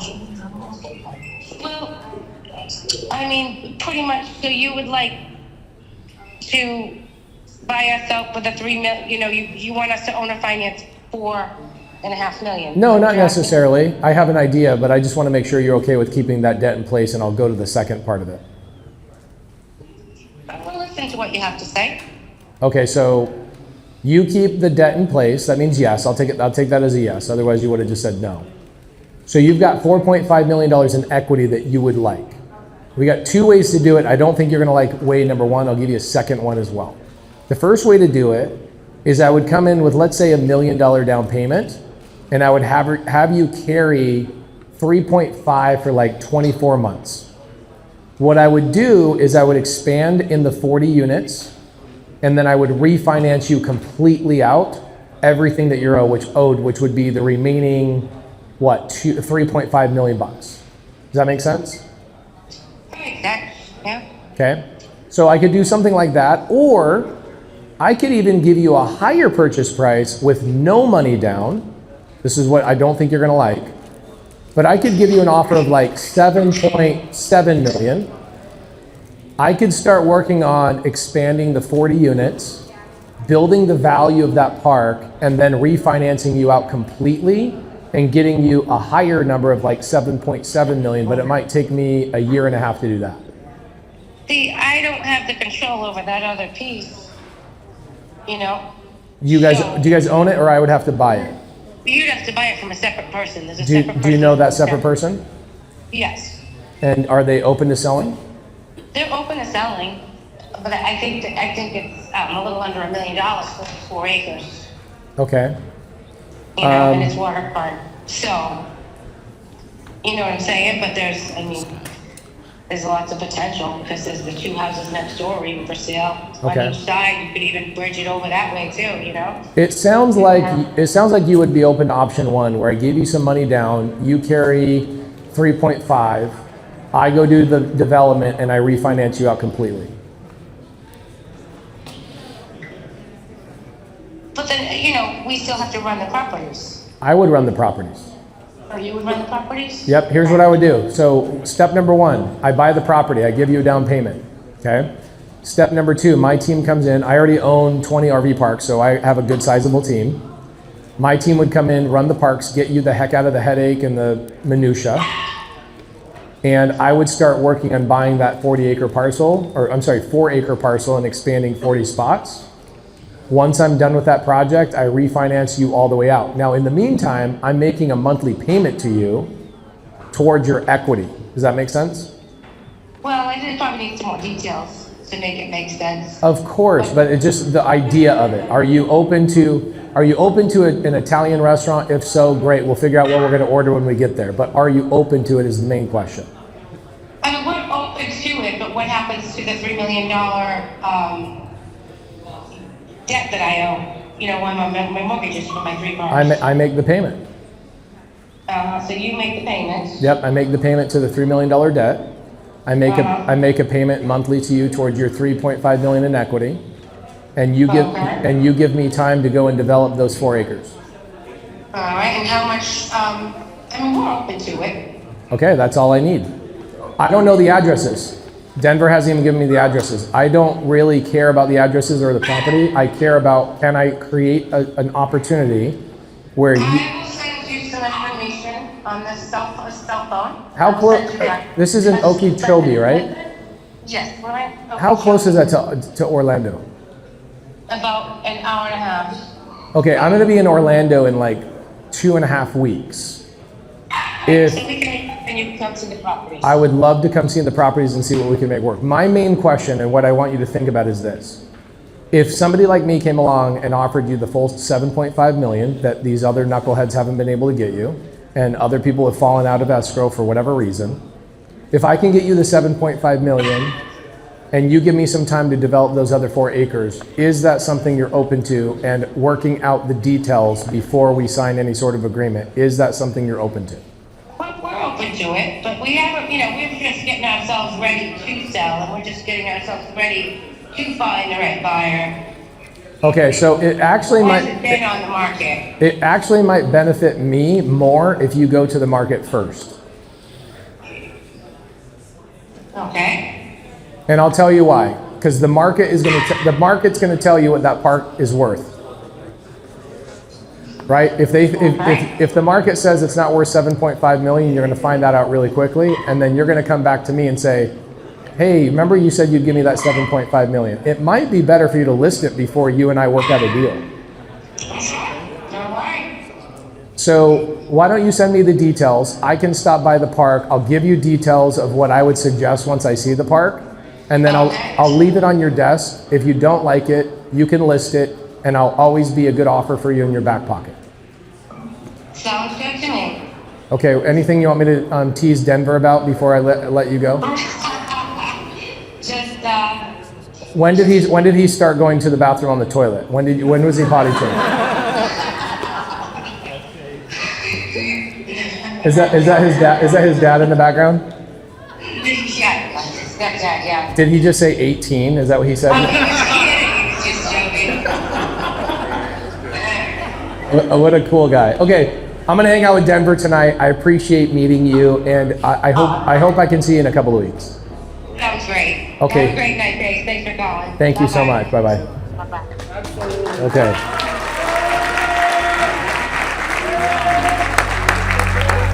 To all the Boston leaders, Tony, Eisenhower, Ari, freaking Justin Tumanowski, Benjamin Wong, and so many other incredible leaders. Thank you guys for everything you do for this community. We love you guys.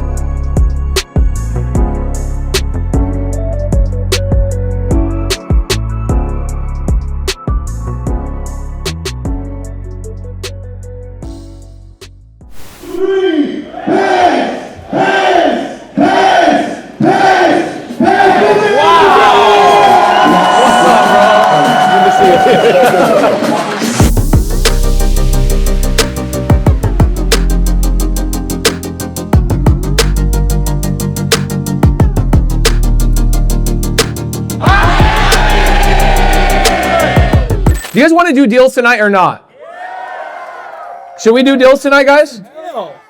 Okay, I'm going to do a little teaching moment with you guys with my friend Stella. We're going to open it up there, and then we're going to bring Jamil up, and then Jamil's going to intro Jerry again, and we're going to pair up on teams and actually do some freaking deals. You guys cool with that? All right, can I step away from the stage and the audio will still work? Okay, cool. You guys think at some point you're going to have to raise some money for some deals? Yeah. Yep. All right, so when I first started raising money for deals was about 12 years ago, before technology is what it is today. And back in the day, you would have to raise money and you would have to go through a securities attorney, and you could only go through accredited investors in order to raise money for the most part. Anybody in here not know what an accredited investor is? You don't know? Okay. You're too handsome to not know this, bro. Come on. Okay, so Christian. Yes, sir. An accredited investor is somebody who has a net worth of $1 million or more, not including their personal house, or they're making a couple $100,000 a year by themselves 2 years in a row, which is basically not 98% of the population. And so the government says those people that are not in that group of people are not allowed to invest in real estate deals. And that makes it really hard when you want to raise money, because if you look at this room, you have a lot of people that want to jump into deals, but because they're not accredited, 5 years ago, legally, they could not jump into somebody else's deal. My first deal I ever raised money for was a SubTo deal in 2012, and I needed $30,000. So then I started going to masterminds. The first mastermind I went to was 20 grand to learn how to raise money. Like, where do you find these private money lenders? They're like unicorns. How do you find these people? How do you attract them? And then I went to another one. It was $60,000. And then something magical happened about 2 freaking years ago.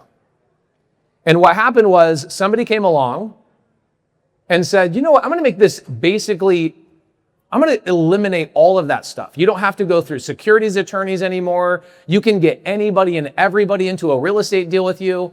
And I'm going to come up with this concept of clubs, investment clubs. And this girl that came on the scene is Stella freaking Hahn. Who knows Stella Hahn? Yeah. All right, Stella Hahn. She comes and creates this platform called Fractional. And it allows you to take people on, what's my minimum on my side? Do you know? 5,000?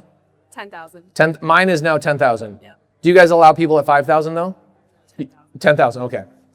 So she changed the game in the sense that I don't have to only find accredited investors. I can find anybody that wants to jump into a deal. They can jump into a deal and start getting monthly interest or ownership into a deal without having to be the one that finds it. And they don't have to have a minimum of $100,000 or more. When I was raising capital 5 years ago, 7 years ago, 10 years ago, you primarily could only raise money from people that had 100 grand, 200 grand, $300,000 minimum.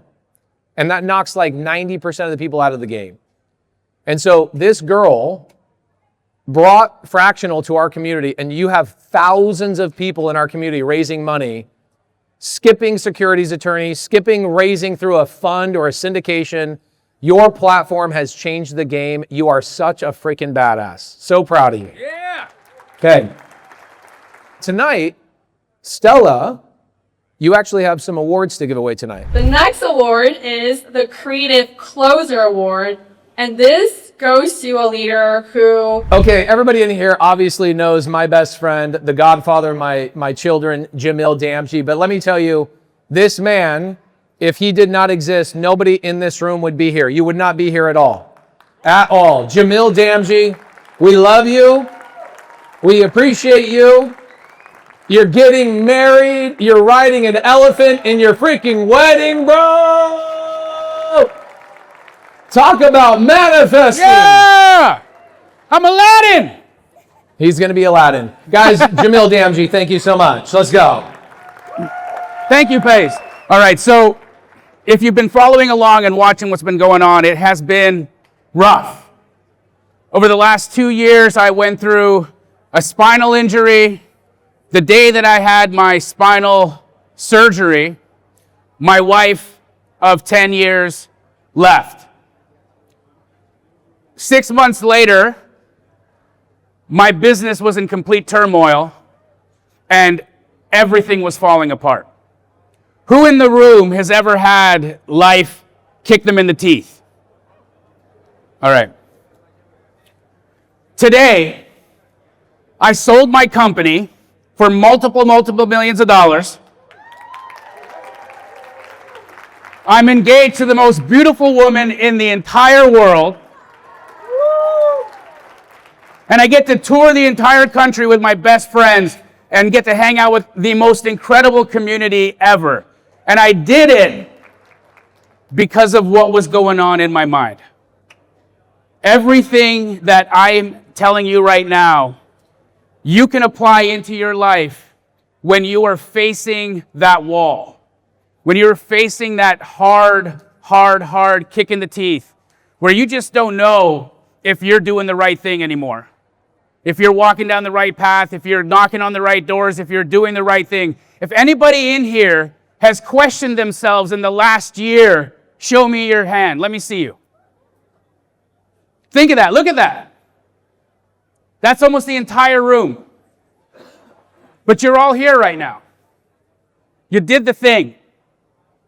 So what were the techniques? What were the tactics that I had to use, that I had to bring out of myself in order to make it through? Are you guys interested in hearing what those are? Yes. All right. I'm going to give you guys some tactical things that you can take with you tonight.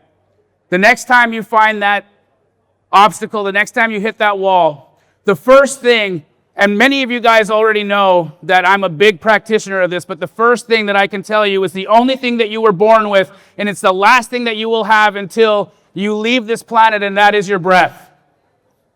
Your breath, just the way that you regulate your breath, will change everything. We are not breathing as human beings anymore. We're not doing it correctly. Who in here wants to learn a 30-second technique on how you can change exactly how you feel right now? Right now. Are you guys ready to do this with me right now? All right. I'm going to teach you guys the magic drug. No joke. In 30 seconds, I'm going to change exactly how you feel. Sit right now, sit up in your chair. Just sit up in your chair.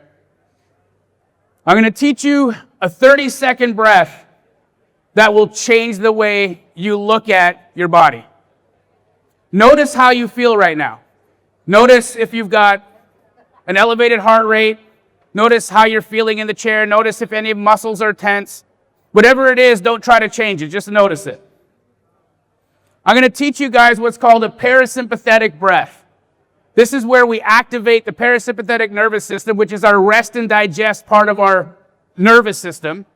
And we down-regulate the fight or flight part. That's what most of us in the West here in America are traveling on 90% of our day. It's like we're being attacked all the time. And if you do this one technique, all of it changes. It's going to be a 4-count breath in. I'm going to count it with you. We're going to hold it for 7. And then we're going to let it out slowly to the count of 8. And we're going to do that 4 times. You guys ready? All right. Okay. It's going to be in through your nose, all right? In, 2, 3, 4. Hold it. 2, 3, 4, 5, 6, 7. And out. 2, 3, 4, 5, 6, 7, 8. Okay, real slow on that exhale. We're going to do one more time. In, 2, 3, 4. And hold it. 2, 3, 4, 5, 6, 7, and out. 2, 3, 4, 5, 6, 7, 8. One more time. In, 2, 3, 4. Hold it. 2, 3, 4, 5, 6, 7. Out. 2, 3, 4, 5, 6, 7, 8. Last one. In, 2, 3, 4. Hold it. 2, 3, 4, 5, 6, 7. Out. 2, 3, 4, 5, 6, 7, 8. Who noticed that? Anyone feel different? The reason why that works is because when you're in that fight or flight state, when you're in that place where your brain is tricking you into thinking that you're under attack, everything that you do, all the decisions that you make, all the words that you say, everything that you actually do is marred with that energy. It's entangled with that fight or flight energy. Your decision-making processes are not the best. Who's ever been in a really, really hard situation and you look back at the way that you behaved in that situation and you thought, what the F did I do there? Right? And the reason for that is because your faculties, a part of your brain that actually should be lighting up when you should be bringing out the best of you, is offline when that part of your body, your sympathetic nervous system is attacked. All right? The second thing that I did when I was starting to feel like the life was just kicking me in the teeth was I just got present. I just paid attention to what was in my room. I paid attention to my body. I paid attention to what was on my desk. I listened to the sounds. I rubbed my fingers. I made sure that I could feel myself in my seat. I started to realize how much of my day I was on autopilot. Who's ever just gotten into their car, driven to work for 20 minutes and had no idea how the hell they got there? Can you imagine? And none of us have ever been to jail for vehicular manslaughter, right? Not a single one of us. Yet all of you who put your hands up have been driving completely blind. Off. Not even in the room.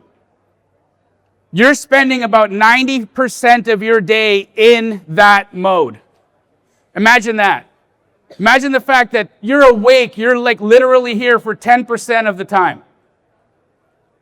When you can get yourself in your body and you can actually feel yourself in the moment, the person that happens, the person that comes online there is not the autopilot version of you anymore.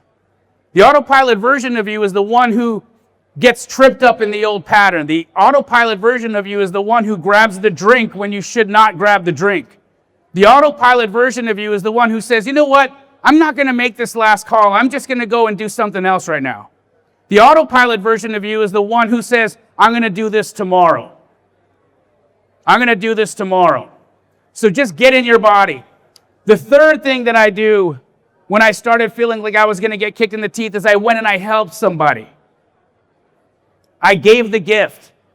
I went and I actively tried to do something good for somebody. Serving people is number one, the most important thing that you could possibly do to make yourself feel alive, to make yourself feel like you're actually giving something to somebody else.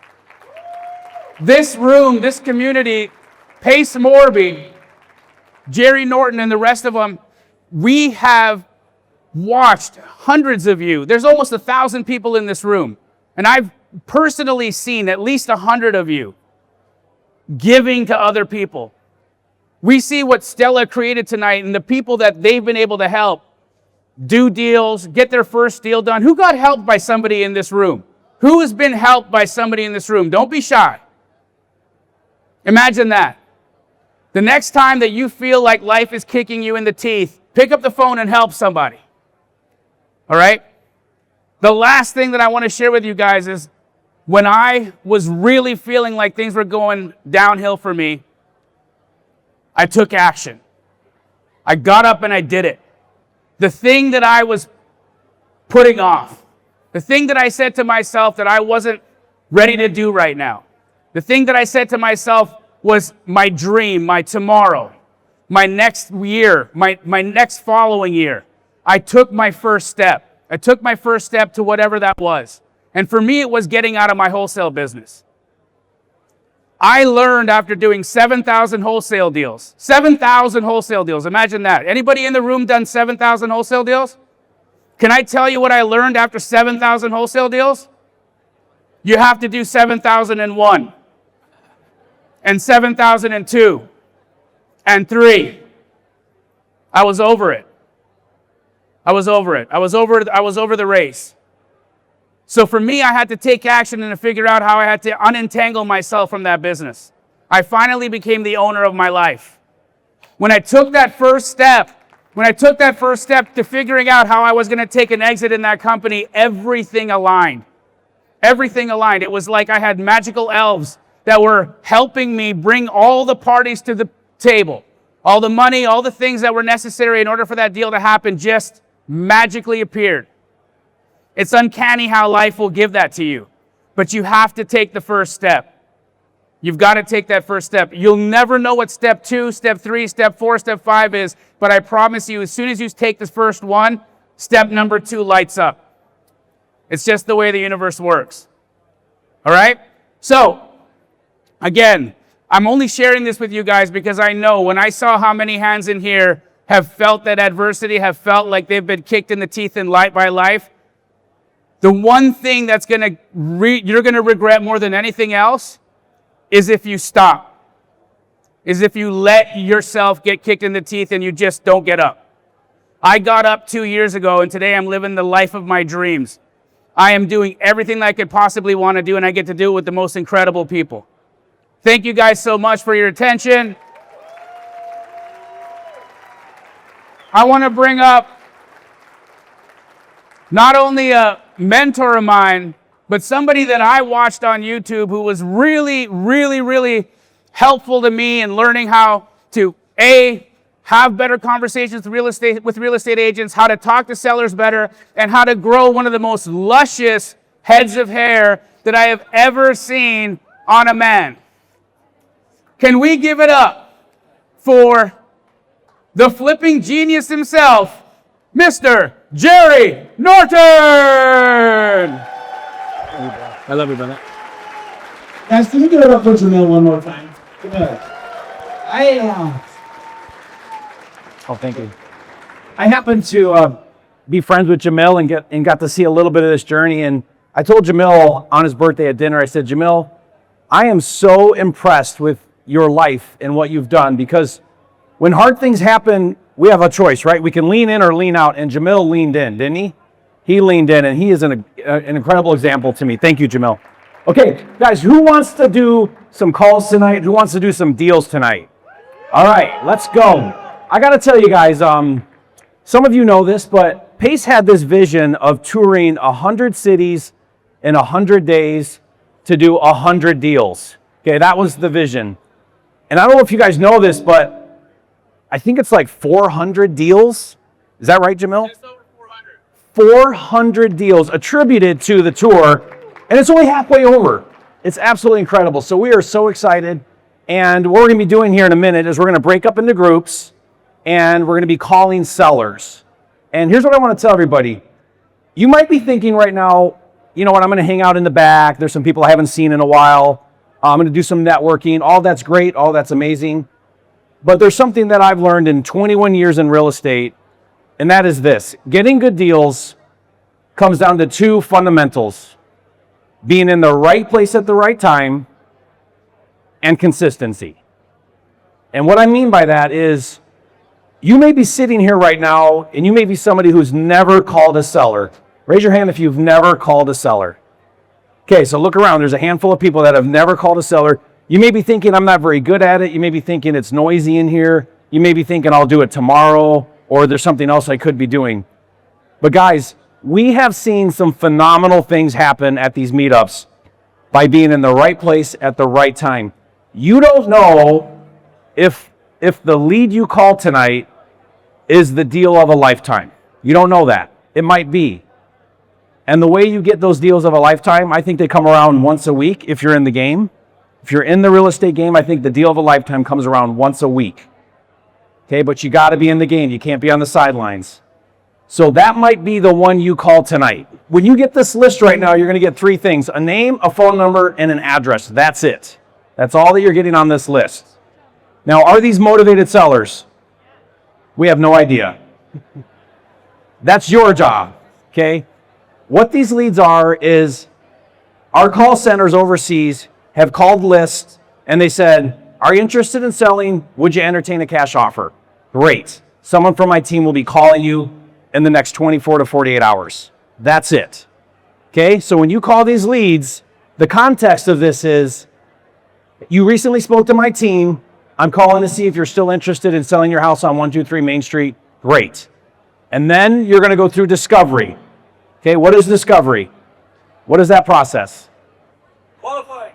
Qualifying, and what are we looking for? We're looking for motivation. Are they motivated? We're looking for that motivation. We're going to try to uncover that. We're going to find out, is there some kind of distress going on? Is there urgency? Is the property in poor condition? And are they open to a discounted price?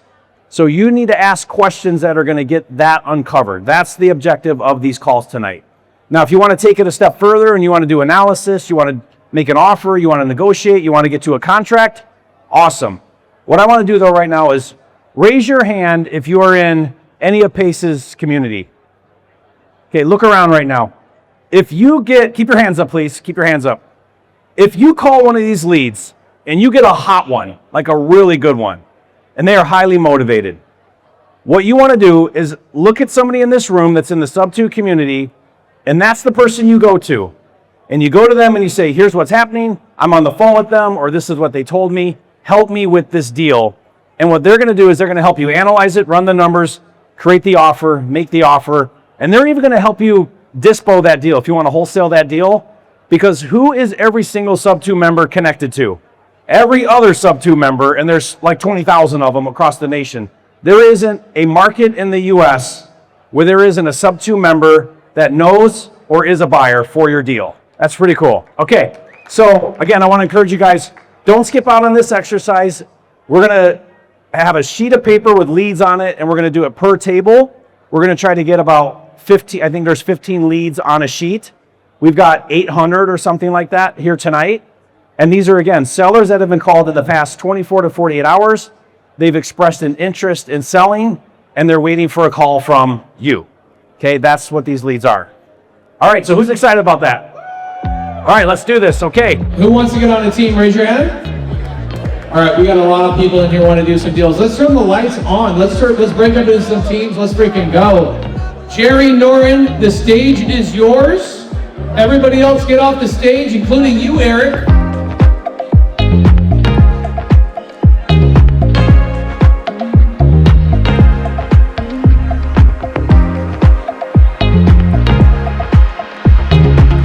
Okay, so on the phone right now, I just walked her through. She's got a seller.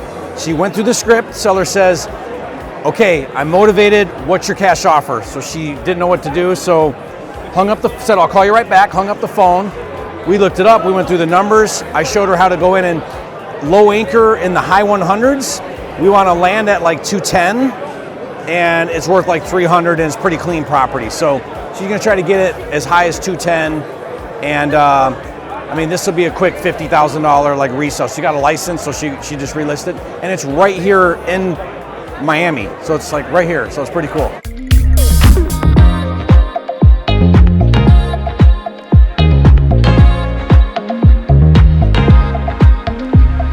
Okay, so we've been going, everybody, you can see people are still in groups. And how long have we been going? Maybe 45 minutes, half an hour? And I've been going around the tables, and every single table has at least one seller that is a high quality conversation. We put a deal together back there. We put another, they're putting together, I think here, a SubTo deal. And so anyway, it's been just fantastic. I love the energy here. Everybody's working hard. We have people coming up saying, can I get another lead sheet? Can I keep doing this? So guys, if you haven't yet checked these leads out, go to getwarmleadsnow.com and you can sign up for this service and come to these meetups. They're a lot of fun, a lot of deals going down, and this is what it's all about. See ya. Hey, music off. Hey, everybody in the back. Hey! Okay, everybody, on the count of 3, we're gonna say, hey, knuckleheads, okay? 1, 2, 3. Hey, Jacksonville, you got my best friend Jamil and myself. We're going to be hanging out with everybody in Jacksonville. Apparently, they call themselves Duval County, something I learned today.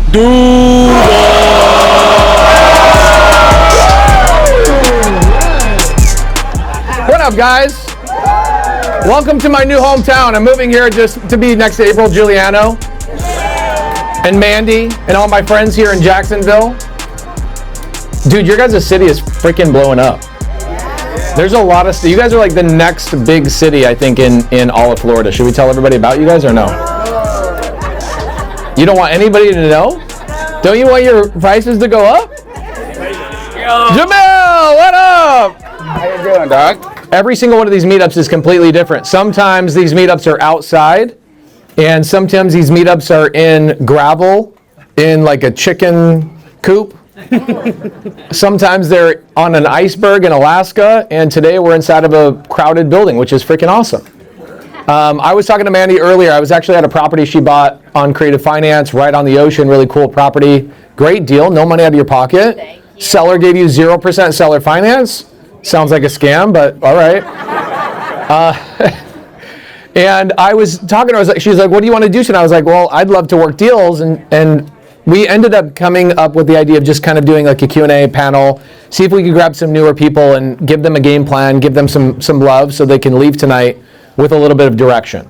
Does that sound okay tonight, guys? There's actually a couple people in here that already have deals that they don't know what to do with. Oh, I love that. Okay. Some good opportunities. Heck yeah. Okay, cool. Who's one of those people? Alex, what's up, wholesaler? Come on in here. Come in the middle, brother. What up, dog? How are you? Okay, so Alex, you're newer. Yes, sir. Is this your first contract? Yes. Pull that. Okay, so I'm gonna guess on a couple of things, and if I'm wrong, you can smack me, karate chop me, whatever. Okay? I got you. You do not have a buyer lined up, and you went and negotiated with a seller, and you got a contract, and now you're in the what we would call the phase of saying, I have a contract, and I need to sell this thing in order to make money. Is that where you're currently at? And let me clarify. So I just have really good rapport with the realtor. Okay, so no contract yet? No contract. Okay, so we don't have a deal. So guys, here's a couple of things. New people, we're going to change and teach you guys some terminology real quick. Who's my note takers? Where are the note takers? Okay, here's what I would tell you guys. When you guys are communicating with people that are a little bit higher level, like you got one of my very dear friends, April, back here. I love her so much. You have a lot of incredible leaders here. Dustin, good to see you, doing a lot of co-living here. A lot of killers in this room, okay? And when you're communicating with people that are a little bit more advanced than you, you want to be in rooms like this because they're going to help you. They're going to get on phone calls with you. They're going to help you find buyers, all of those types of things. And if you say, hey, I have a deal, here's what us advanced people hear. We hear that you don't just have a contract. We hear that you have a contract that is worthy of buying. Okay, so for example, this is a weird analogy, and I promise we're going to help him. I'm not just going to ramble on, but this is a very important thing for kind of newer people. If I go to Walmart and I'm walking in, there's a Walmart greeter, he's like, bro, I know you're like into those Cheez-Its, those little crackers. They got a fire sale on Cheez-Its on aisle 7. I'm like, okay, yeah, my kids love those. I run back to the aisle, I look at aisle 7, and Cheez-Its for one box are $40. Is that a deal? No. Okay, so just because it's for sale, does it mean it's a deal? No.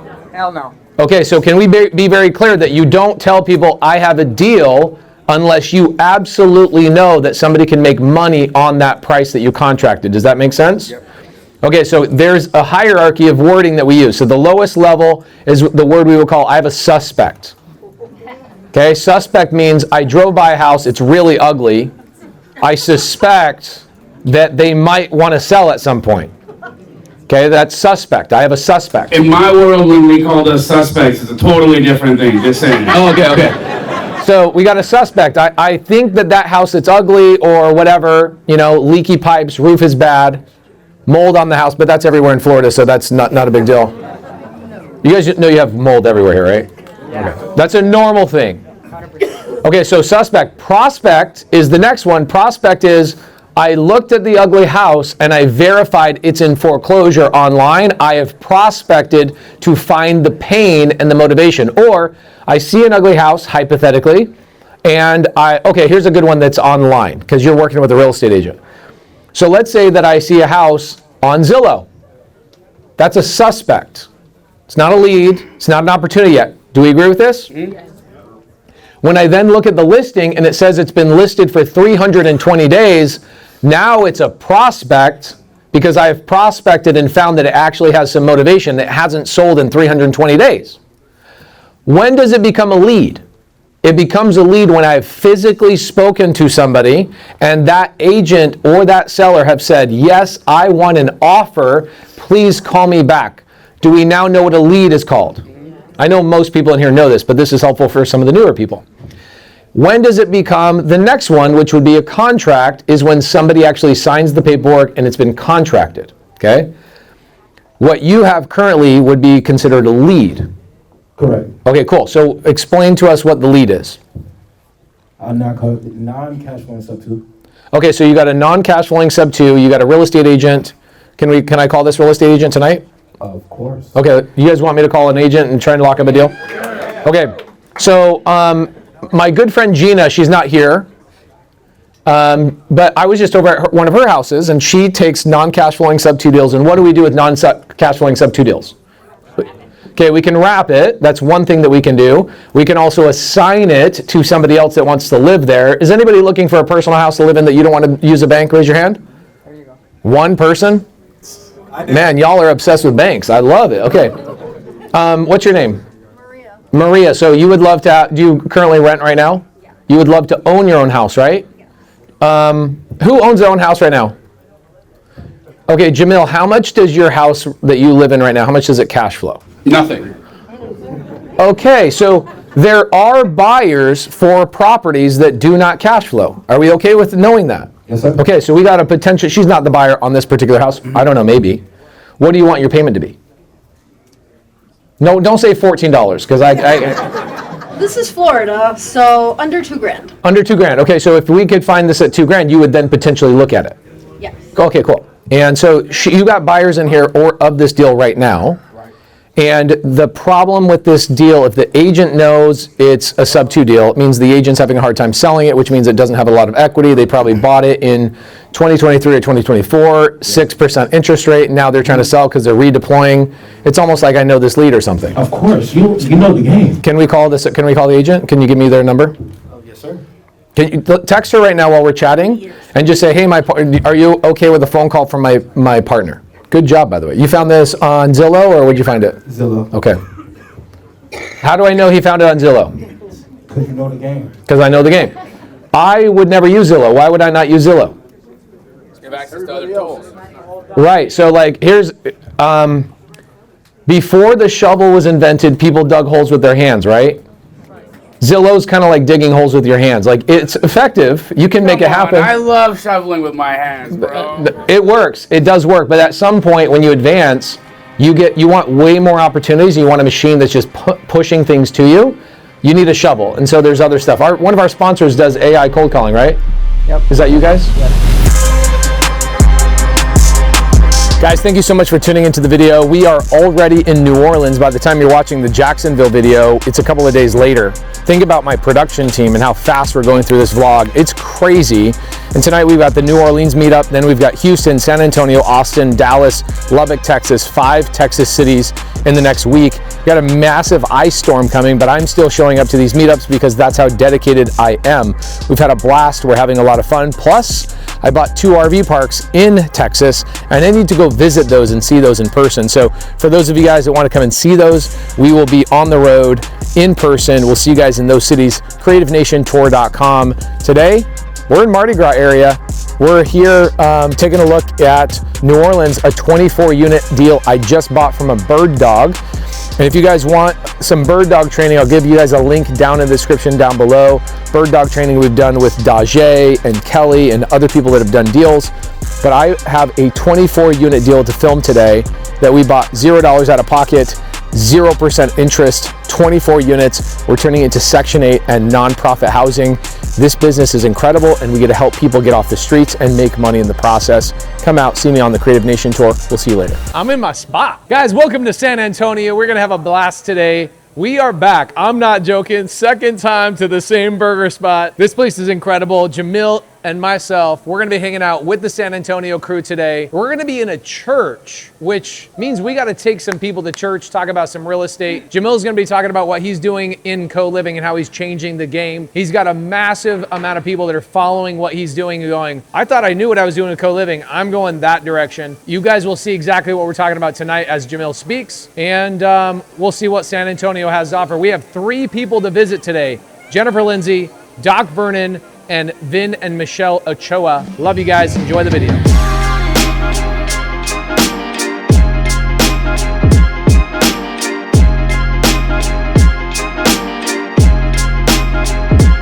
Does this look like a 12-bedroom house right now?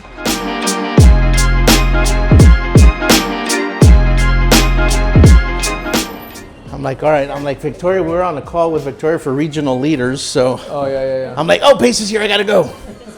Oh, yeah, they're still in those here. all regional leaders? Hey, Victoria. Hey, Can I bug you real quick? Victoria. What up, everybody?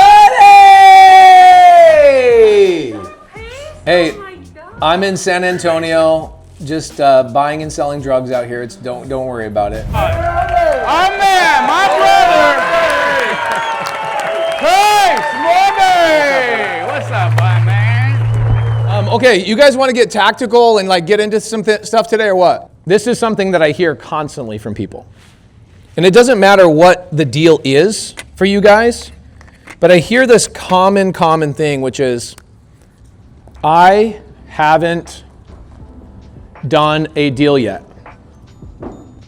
Has anybody ever said that to yourself, somebody else? Raise your hand. Now, when I hear somebody say, I haven't done a deal yet, that tells me a completely different story than what is the truth, okay? And so if I'm somebody that wants to help you, how can I help you if I assume that when you say, I haven't done a deal yet, what do we assume?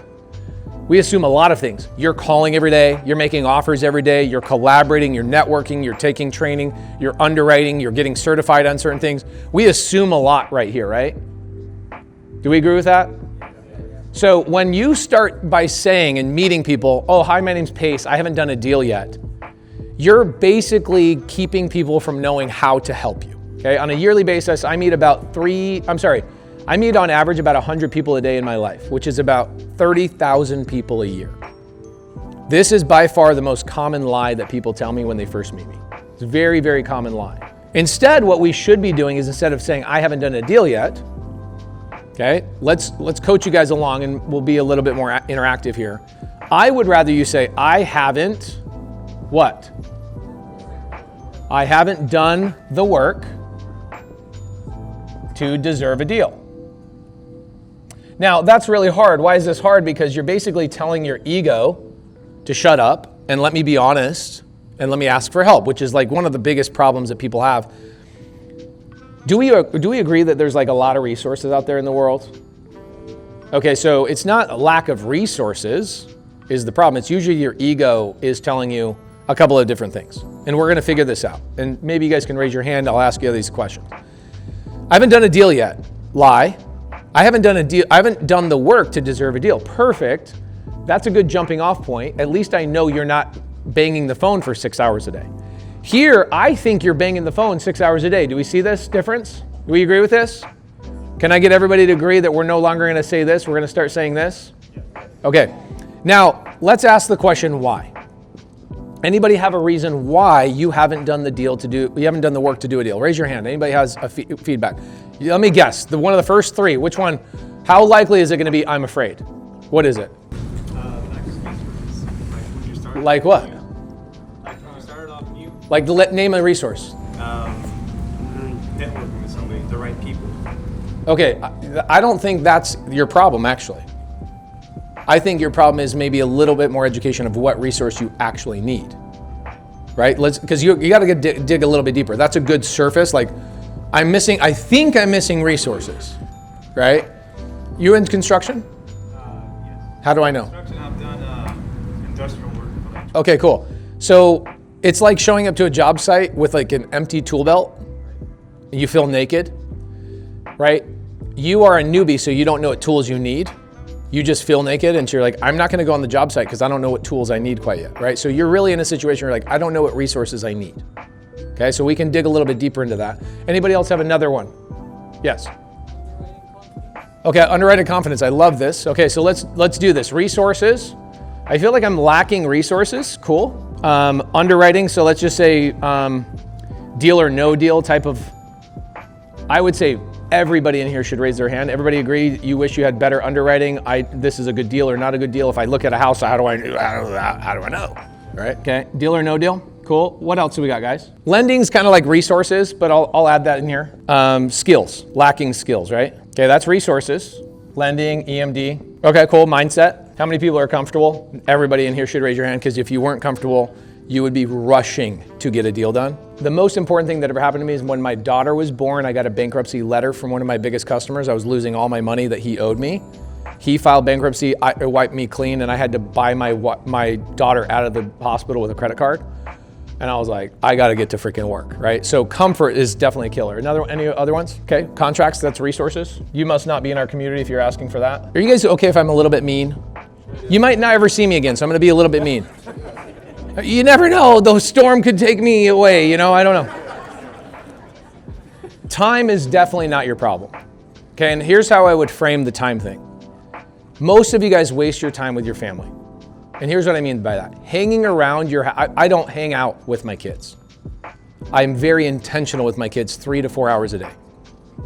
More than any 9-to-5 person, I spend more time with my kids, but I'm intentional. We're either reading a book, we're walking around the park, but we're not hanging out without a plan. If you look at my calendar right now, I know what I'm doing with my kids tomorrow. Right? I know what it is. I'd say most people very much react to life rather than creating their life and telling their calendar here's what I'm doing this week, universe. You let the world attack your day. How many people have felt in the last 6 months a day that went by and at the end of the day you're like, I don't even know what I did today. Okay, welcome to the 9-to-5 people. Consistency, I'd say consistency is mindset, but let's put that in there. Oh bro, I love that. Who said that? Raise your hand. Okay, so you got a good job, life is good for the most part. Cool, I love that. So lack of motivation, right? Shiny object, okay, I like shiny object. Too many options, I think that one's a big one. How many people think there's too many options in real estate? Raise your hand. It's like one day you see me talking about RV parks, next thing I'm talking about buying businesses. You guys think I'm talking about two different things. I'm talking about the same thing. Acquiring assets through creative finance. I'm just doing one thing. Whatever makes sense, it makes sense. But afraid of Steve's, okay, I like that. So fear of getting screwed over, fear of loss. Goals and calendar, okay, goals and calendar, I'm gonna put on time. Okay, lack of action. Okay, so we'll do lack of action and analysis paralysis kind of in the same place, okay?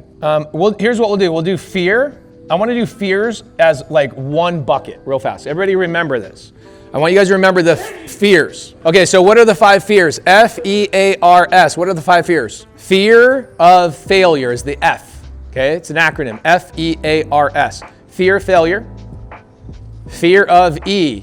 What is E? Fear of embarrassment, right? So people that you work with, like for example, if you were in blue collar and then you jumped into real estate and you started posting about it, your boys, your old homies are like, oh, bro, what do you think? All that kind of crap. How many people are afraid of that? I blocked my whole family, by the way. I'm like, block, block, block, block, block. Okay, so fear of embarrassment. I'm embarrassed to look stupid. I'm embarrassed that if I fail, I'm embarrassed to try, all of those types of things.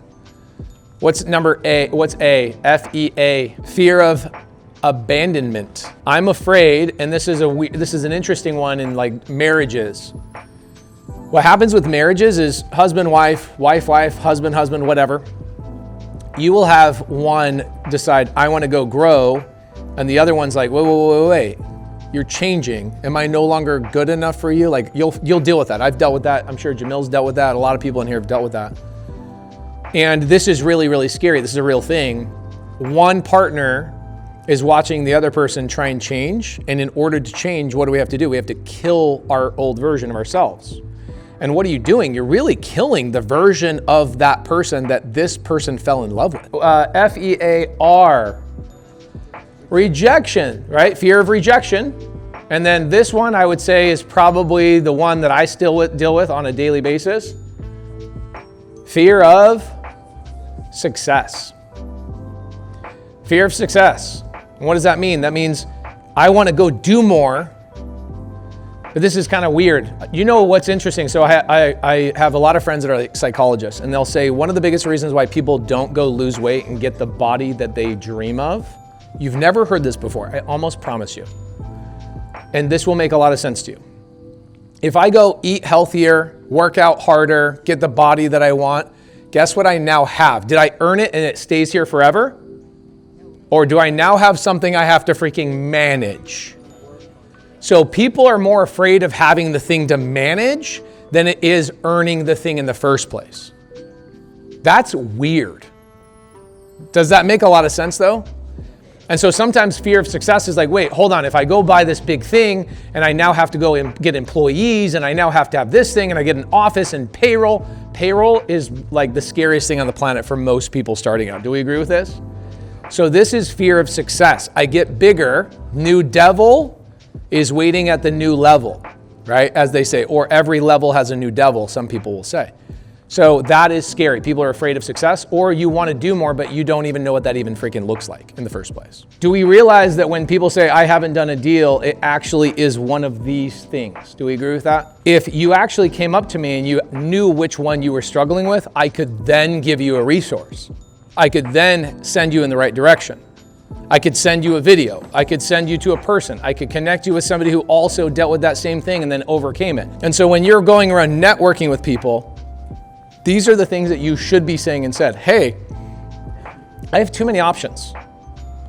I'm thinking I should be on this, this, or this. Which one do you think is a better fit for me? Do you see how that's a way better opener than I haven't done a deal yet? So on a daily basis, we live and breathe and touch things that are absolutely too good to be true. We live in a world of too good to be true. The biggest problem that you have, and you will continue to have, is that you have no exposure to people that are actually doing the thing you want to do. I hope this has been helpful for you guys to kind of expose some of these things and how to maybe have some of these conversations. Like when you're talking to people, even when you come up to me tonight and we're chatting, can you tell I'm pretty good at identifying people's problems? I'm like good one-on-one. When you guys come up to me tonight, I want you to tell me which one of these is your issue so I can actually give you advice. Okay, that's what I'll be hanging out in the hallways and doing the rest of the night. Are we cool with that? Okay, don't ever, I will karate chop you. I'll find your neck and I will karate chop you if you ever say this to me. Don't ever say this to me ever again.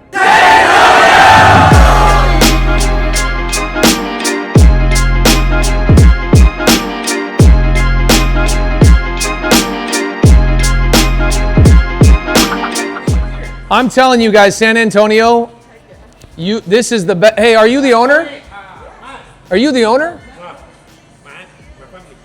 You are. This is the greatest burger I've had in the last 10 years by far. I had the Z-Buns. It changed my life. Yo, San Antonio, I'm going to tell you right now, this is the best burger joint in the entire city. In fact, the best burger I've had in 5 years. The fact that I came here twice in one day, I've never done that in my life. But I'm going to tell you an important lesson. No matter how good your product is, no matter how hard you work, you're going to have piece of haters that are going to say some wild. You guys tell me what you think about this review.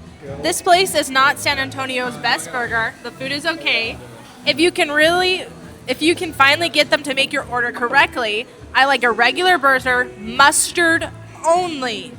Took 2 tries and a discussion, in parentheses, of what the recipe says versus what I ordered. Like I told the lady, I get what the recipe says, but I'm not the one pushing the buttons. So I'm at the mercy of you listening to me. They also got my wife's order wrong. They didn't have tater tots after the cashier said they did. Photo number 1, uncooked burger. Photo number 2, second uncooked burger. This is the moment of truth. Did we?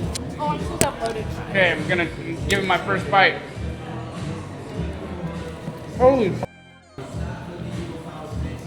What do you think about the crunchy inside? Can you feel the crunch on the bun? The meat is high quality meat, incredible cheese. Bro, those buns. Yeah. Buns. Whataburger, take note. Y'all suck. I'm buying about $8 million in RV parks today, both on Creative Finance. Where did both of those RV parks come from?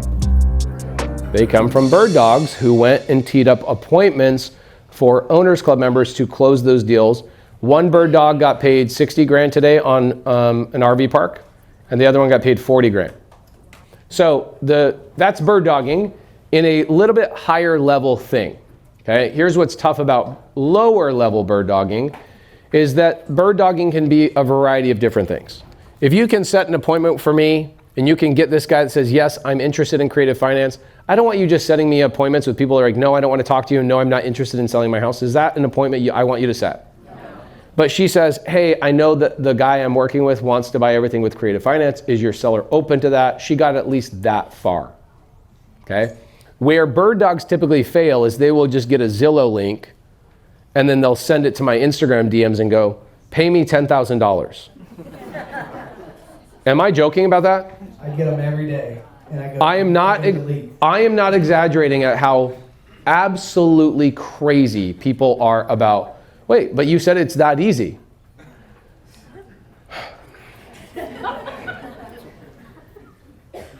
Did you call the agent? No, I haven't called the agent. Is it even a city that I'm looking at?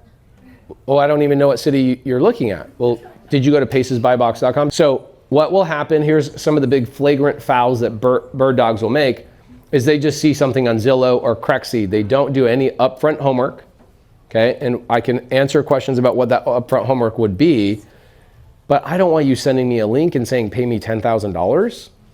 You provided no value. Well, Pace, you said that you'll close the deal. Yeah, but I don't want to get on an appointment with somebody who doesn't even know that I'm going to bring up creative. You can't even bring up creative finance? You can't even get, yeah, I'm interested in having a call. Okay? Okay, cool. So first thing that they do wrong is they listen to me, but it's such new information to them. Like it's not something that they've ever been used to. And so information comes in, 70% of it stays, 30% of it leaves your brain, and the 30% of it that you forgot was the part where it's like, you need to bring some sort of value besides just a Zillow link. They forget that part. Okay. Do we want to do business with people who are busy or not busy? Okay. What's that quote? If you want to get something done, call a busy person. So I got to assume this person's busy. Am I going to get their attention if I'm sending them something that is a Zillow link that requires them to be like, what's the link? I would want you to at least call and tell people you're brand new and you're looking for deals for a buyer, and if they are open to creative, I only buy creative finance deals. I'm not wasting my time on cash deals. There are a lot of people in our community that will do cash deals, but that's not me. So I would want you to at least call the agent or the seller. Usually it's going to be an agent. Okay, so you're going to have an agent on the Zillow list, and you're going to call them, and you're going to be very transparent and say, hey, I'm brand new. I'm looking for a deal for one of my buyers, and my buyer will only take creative finance deals. Looks like you guys have been on the market for X amount of months. Are you guys open to a conversation around creative finance? If you then send that to me and say, Pace, I talked to the agent 3 days ago.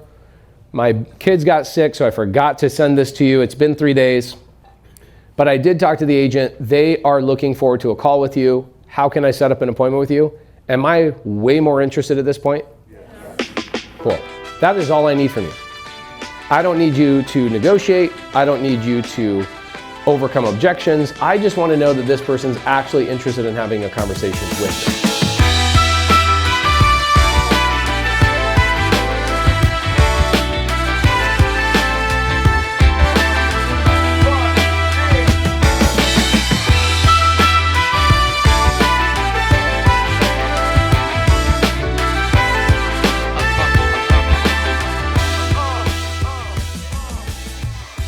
This is his first meetup. Really? We brought him, man. Oh my gosh, what up? Good to see you. So what we did here is we have a bingo card, and Sick. all the sponsors are getting people talking to them. That's great. So everybody's putting a stamp, and when everyone's bingo card is filled out, we redeem it and give them a raffle ticket, and actually the bingo card becomes a keepsake. Your face is on it. And is that a good thing? Yeah. And then at the bottom, they can also get an extra raffle ticket if they donate to Marcelino's GoFundMe. Okay, cool. And then we'll redeem that. So they can get up to 2 tickets with Explain to the card. YouTube audience who's Yeah. Marcelino. So Marcelino is a kiddo who's going through bone marrow transplant. How was the event? And his family needs $45,000 for lost income, medical costs, taking care of him, you know. And so we're encouraging people to give to his GoFundMe in order to help him through that process. He's a kiddo. I think he's only like 9 or 10. So he's really, really young. There's a link down below. Oh, there's a link down below. Come here, bro. Oh, yes. I'll talk to you. Hey, I just wired $1 million to this man. This guy is freaking incredible. Love you, dude. Hey, you need to tell this guy to get out of the house more often. Yeah. And like, he doesn't like being around people, huh? Good to see you, brother.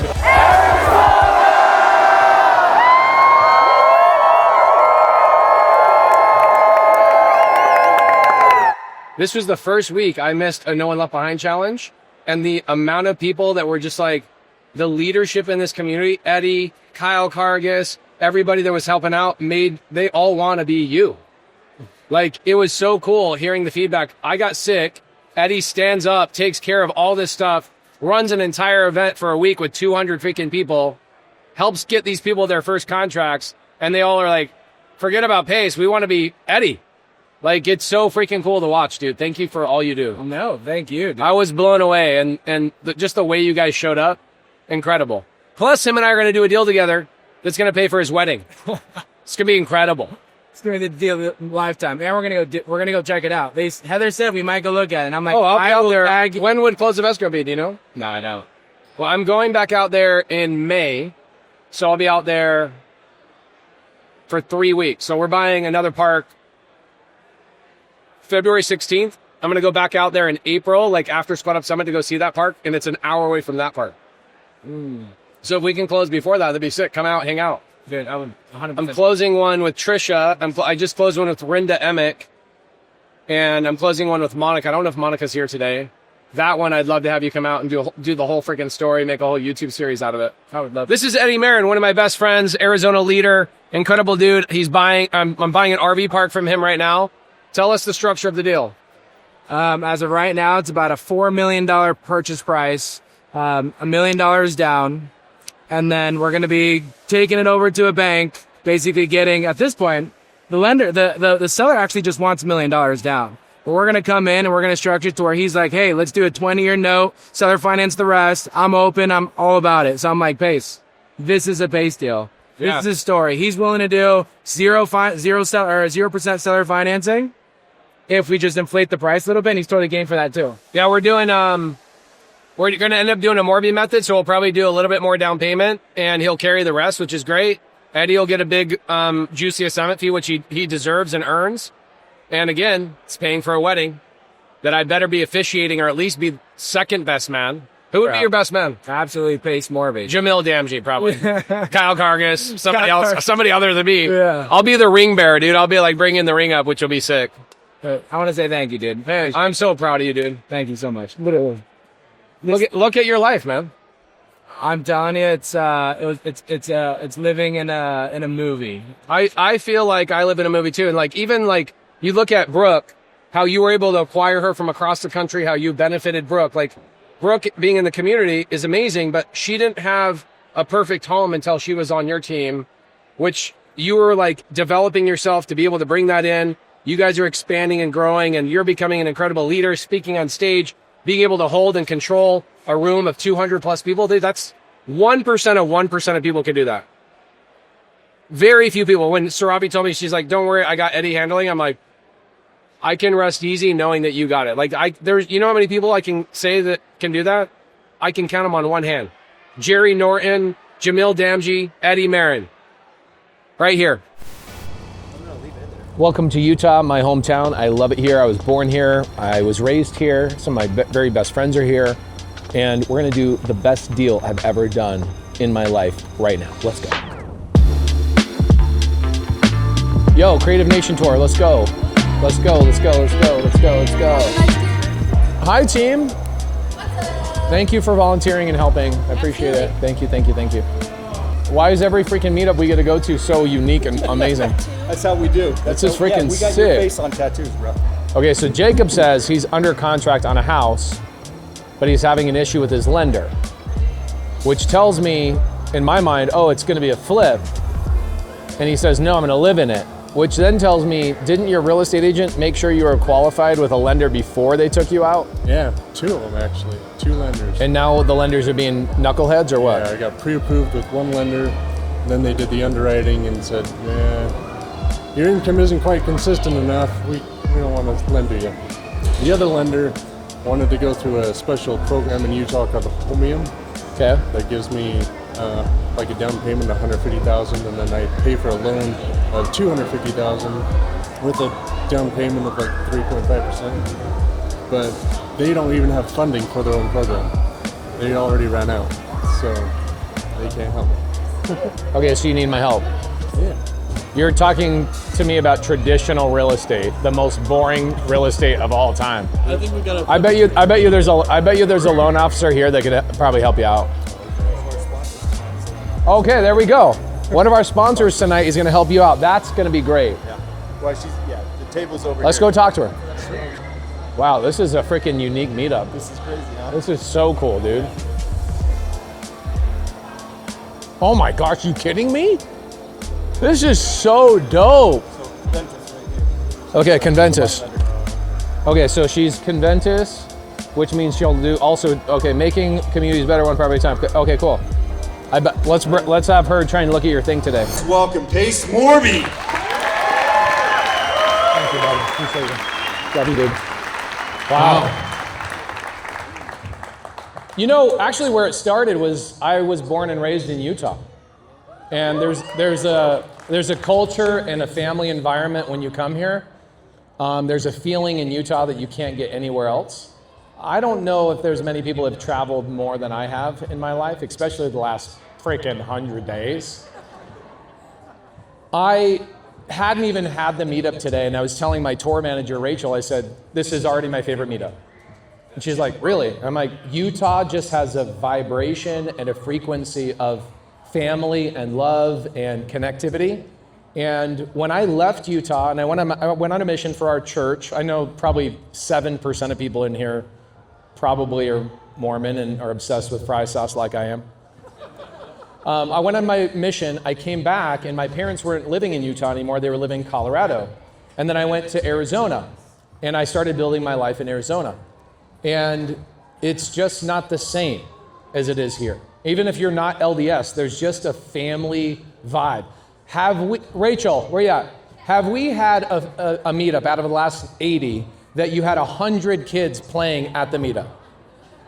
And also you have that sound in the background and nobody's bothered by 100 kids playing in the background. That doesn't exist anywhere else, right?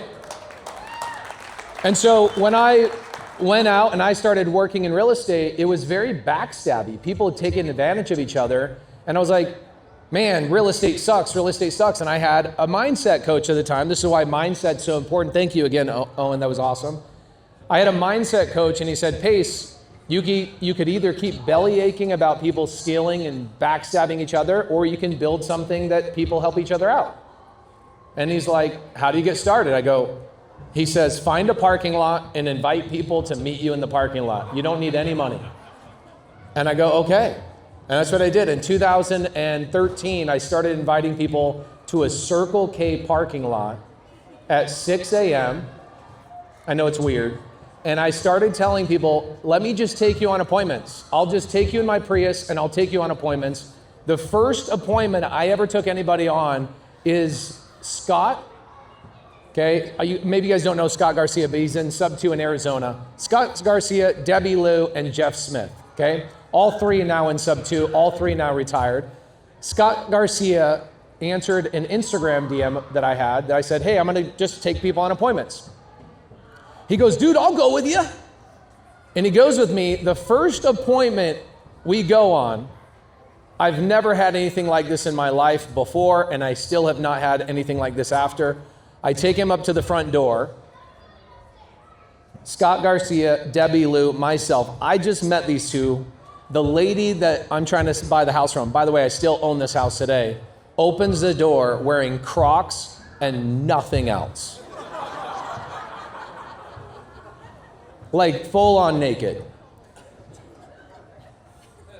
And I'm sitting here going, like what, you know, this goes through your mind really fast. I'd already been on 500 appointments. I'd bought a 500 deals by this point. I'm pretty seasoned. So I just was like, all right, just pretend like nothing's wrong. And I'm like, just follow her lead. She goes, come on in. She walks us to her kitchen table. We sit down. I'm sitting there signing the contract with this full on naked lady and wearing Crocs. And her daughter comes out and her daughter's like, Mom, did you at least tell them that you're a nudist? And she's like, no, they need to deal with it. No matter, and we're going through this. And so Scott and Debbie leave this appointment with me and they go, is this normal? I'm like, I've been on 500 appointments. I've never dealt with this in my entire life. Anyway, Scott Garcia, his net worth, he sent me his net worth statement the other day. He says, thank goodness for that appointment you took me on. I'm now worth $7 million. And he was a high school wrestling coach. And it's just amazing to see the success we've had in the community. And this year, we did a survey. We called 2,000 members of the community randomly. And did anybody see my Instagram story today? Freaking crazy. Let me read this to you guys real quick. You guys are in the right room with the right people, I'll tell you that. So our team, I was like, I got sick and tired of saying, we do so many deals and so many people are so successful. I hired a full-time team to do surveys with people in the community. And this is what I wrote on Instagram stories today. I said, we did a survey of 2,000 randomized SubTo members. Total profit in the last 2 years combined from those 2,000 members is $800 million.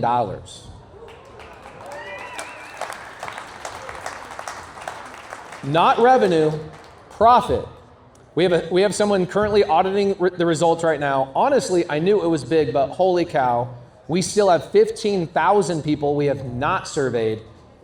My math and our team's math says that we have generated over $6 billion in profits for our members. That is the craziest thing on the planet. And you gotta ask yourself, why is it different? Is it because of me? No. It's because what I did in the very beginning is I said, I'm not making this about me. There's people way smarter than me, way cooler than me. Like if you know Owen's story and who he works for, and also I see Owen today, he's building something with my team that's gonna benefit the world in a way that is indescribably powerful. What we did is we removed one person from being the coolest person and just saying, let's build a real community and let's make so much money together, it stops being a community and actually becomes an economy where we can all thrive and grow together. And we've had so much fun freaking doing this. I'm so grateful that anybody would even come out to see me. But the reality is I'm just here to be your friend and do deals with you guys. It's just, I feel like the way it should be. You guys have been to real estate meetups, I'm sure, where there's one guy up front trying to be the coolest person on the planet, and I've done this, that even Lame. What do? He says, I'm gonna sponsor the event so I can buy deals from you, not sell you something. We are different. And it's not because of me, it's because of the energy of the people that we've attracted and the leaders that we have everywhere. So Dustin Seiler, Nancy Heckel, I could go on and on. Owen, thank you guys, everybody, for putting this all together. Can we give it up for the leaders, please? All right, now, Becca Brown, we love you. I'll give you a quick 45-second thought on Becca Brown. When you come to a meetup like this, it is a reflection of prior leadership. People showing up and doing meetups months and months and months and months, like for years, in order to create a groundswell of people that have a culture and a connectivity. How does Owen and Dustin and Tiffany and Allie and Nancy and all of these people know each other is because somebody stood up and said, I'm gonna be the leader in this local area. And I'm gonna make sure everybody's connected and has every resource that they need. And Becca stood up and did that against all odds, a mom of 2 wild freaking children. They're wild. With a heart condition that now she's hospitalized. She's had that heart condition from forever, to the point where she can't move too quickly or pick things up. Imagine running meetups for a couple of years to create a domino effect that this many people would show up to a freaking Ninja Warrior gym. By the way, when I was growing up, this was called a jungle gym. Becca, we love you. I'm gonna come see you tonight. We'll see you. I have an appointment to see her tonight at 7 o'clock. So, thank you.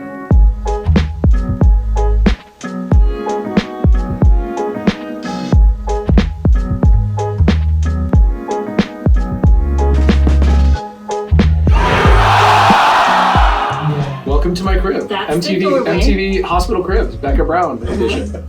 So we've Where's got, the Maserati and the Lamborghini? I don't have that. I got art.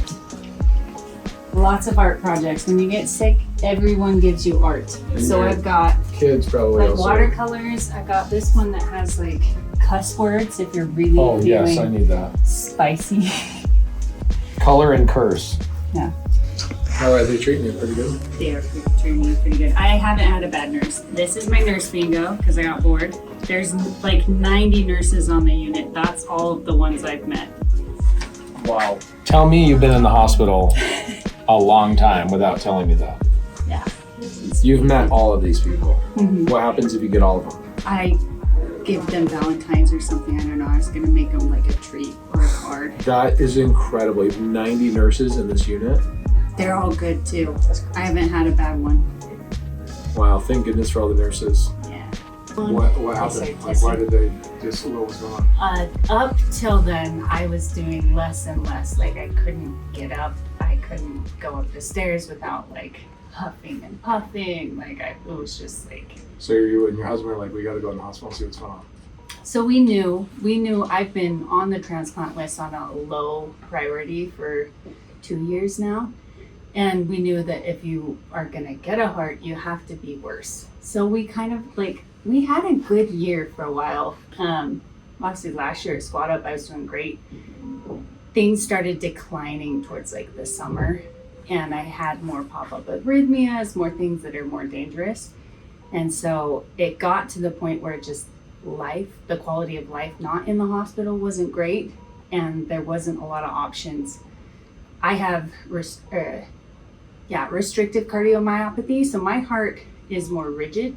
So it's bad at squeezing, it's bad at getting the blood everywhere where it should be. And so it just got to the point where I was exhausted. What happens with, like, you, let's say they call you up to the big leagues, they say, hey, yo, you're type O? Type O, yeah. Okay, so when they have a heart, they call you up and they go, hey, let's go. they prep you for surgery. They won't know for sure till they open it up and look at it. But they The heart. tissue type you, they see if you match. It's not just your blood type.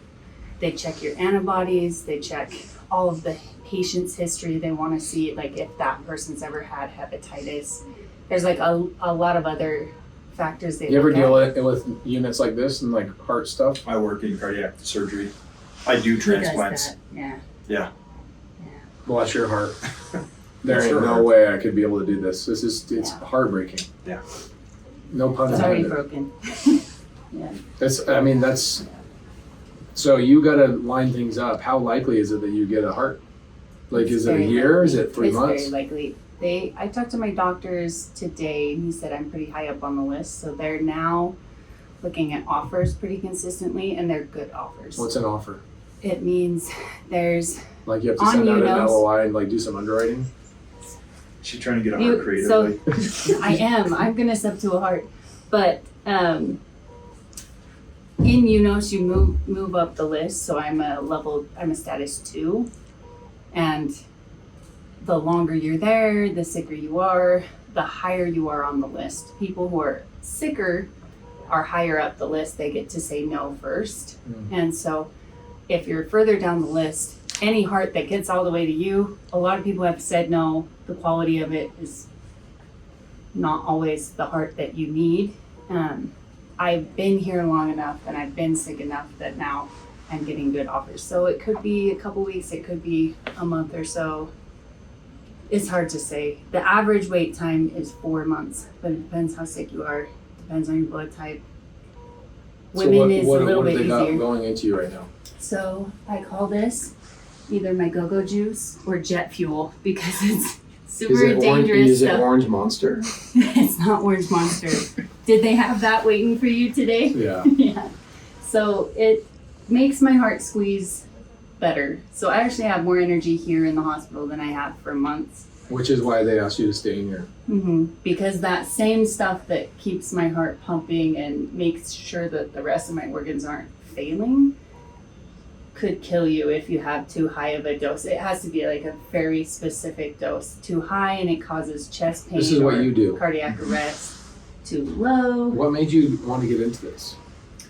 By the way, how cool is it that you have like a big brother that comes in and checks on you? Yeah. I was telling the team, like when you're driving over here, I was like, you know how much I love Dustin? That like, I watch you lead, I watch you show up, and then, dude, I could cry, like watching how you've helped so many people. Like even when Armand broke his back on the freaking lake and you rushed, you were like the guy. We were talking about that yesterday. And here you are, like big brother showing up and just being like, hey, let's go watch over Becca. Like, dude, thank you so much for being such a good friend. My gosh. It's a pleasure. You know, it's interesting. I get text messages about you and people that you've helped.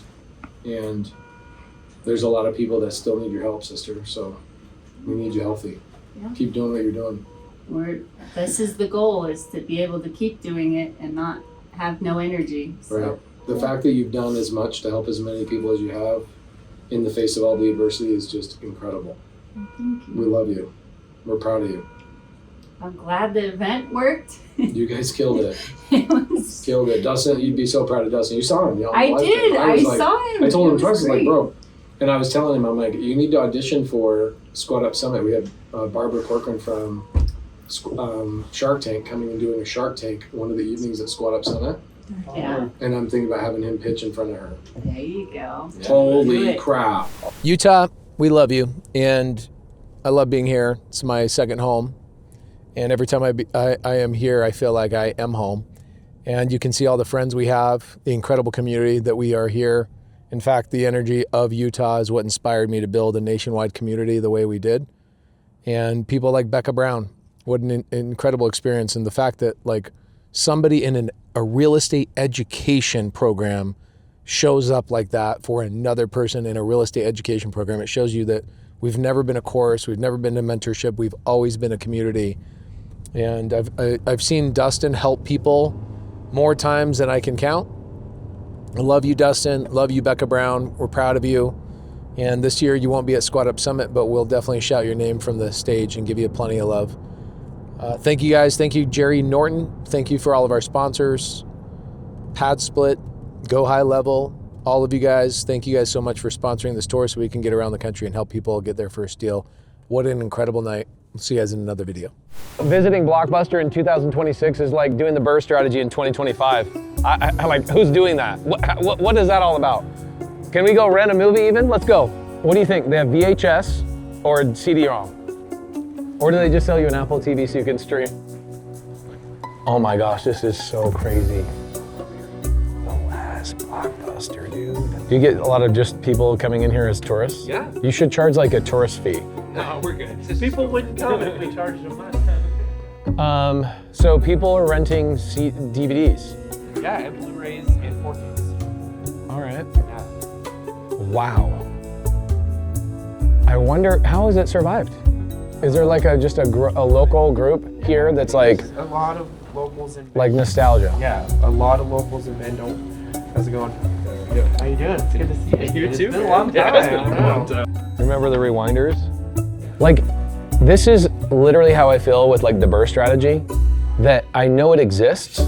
There's like people obviously renting from this Blockbuster that keeps it open, but I wouldn't even know what to do. It's like so outdated and the interest rates are so high, it like kills the deal. Even if I gave you one of these DVDs, what are you gonna do with it? Where would you play it at your house? It's the same thing with the burr strategy, guys. Like, what would I do with it? Go get a bank loan in this environment at 7% interest? Like, okay, that sounds great. It literally is like, I wouldn't even know what to do. Is there even a movie that I would be okay renting? Oh my gosh, The Indian in the Cupboard? Bro, what?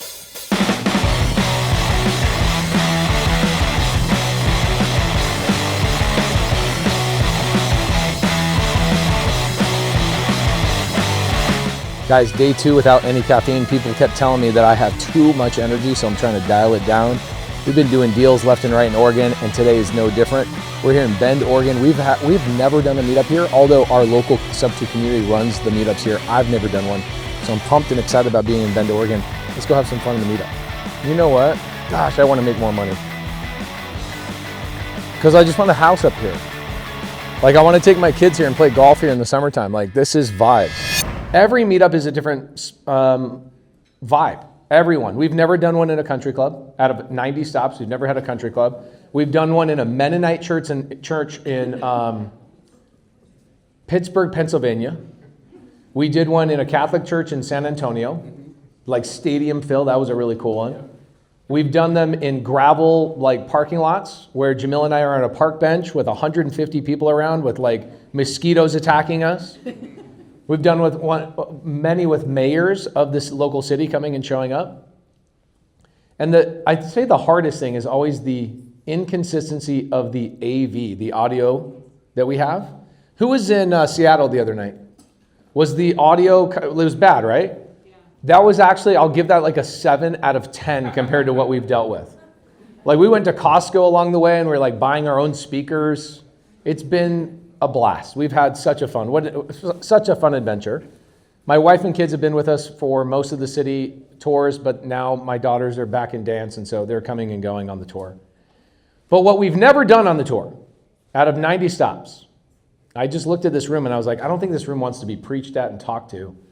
I think this room probably wants more like, hey, I have deals, or hey, I have a problem, or I have a question, or I have this. And I thought we could do a panel or like a Q&A. I know there's some people in here that stop me in the hallway that have deals they're actively working on. They're like, hey, let's talk after the meetup. I want to talk about a deal. I'm like, dude, let's just talk about the freaking deal right now.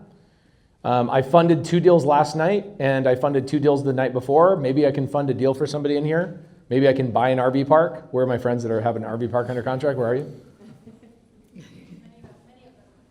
Oh, many of them. Okay, you 2 gals. I'm trying to get some equity. Are you guys cool if we do some sort of like Q&A, maybe a panel type of thing? We talk about deals or questions or problems that people have in the room. Is that cool? Yeah. All right, cool. I'll give you, how many people are new to Jamil Damji? How many people are new to Jamil Damji? Okay, so let me give you an understanding of Jamil. I'd say like 10% of the audience knows me, but they don't know Jamil, and vice versa. So Jamil has been the largest wholesaler in the world, like literally in the world. He owned a company called Keegley for several years, about 10 plus years. He had 120 locations, averaging about 30 deals per location, so per month. So think about that, 110, 120 locations times 30 deals. I mean, they're doing 400 plus transactions. No, you're doing thousands of transactions a month, thousands.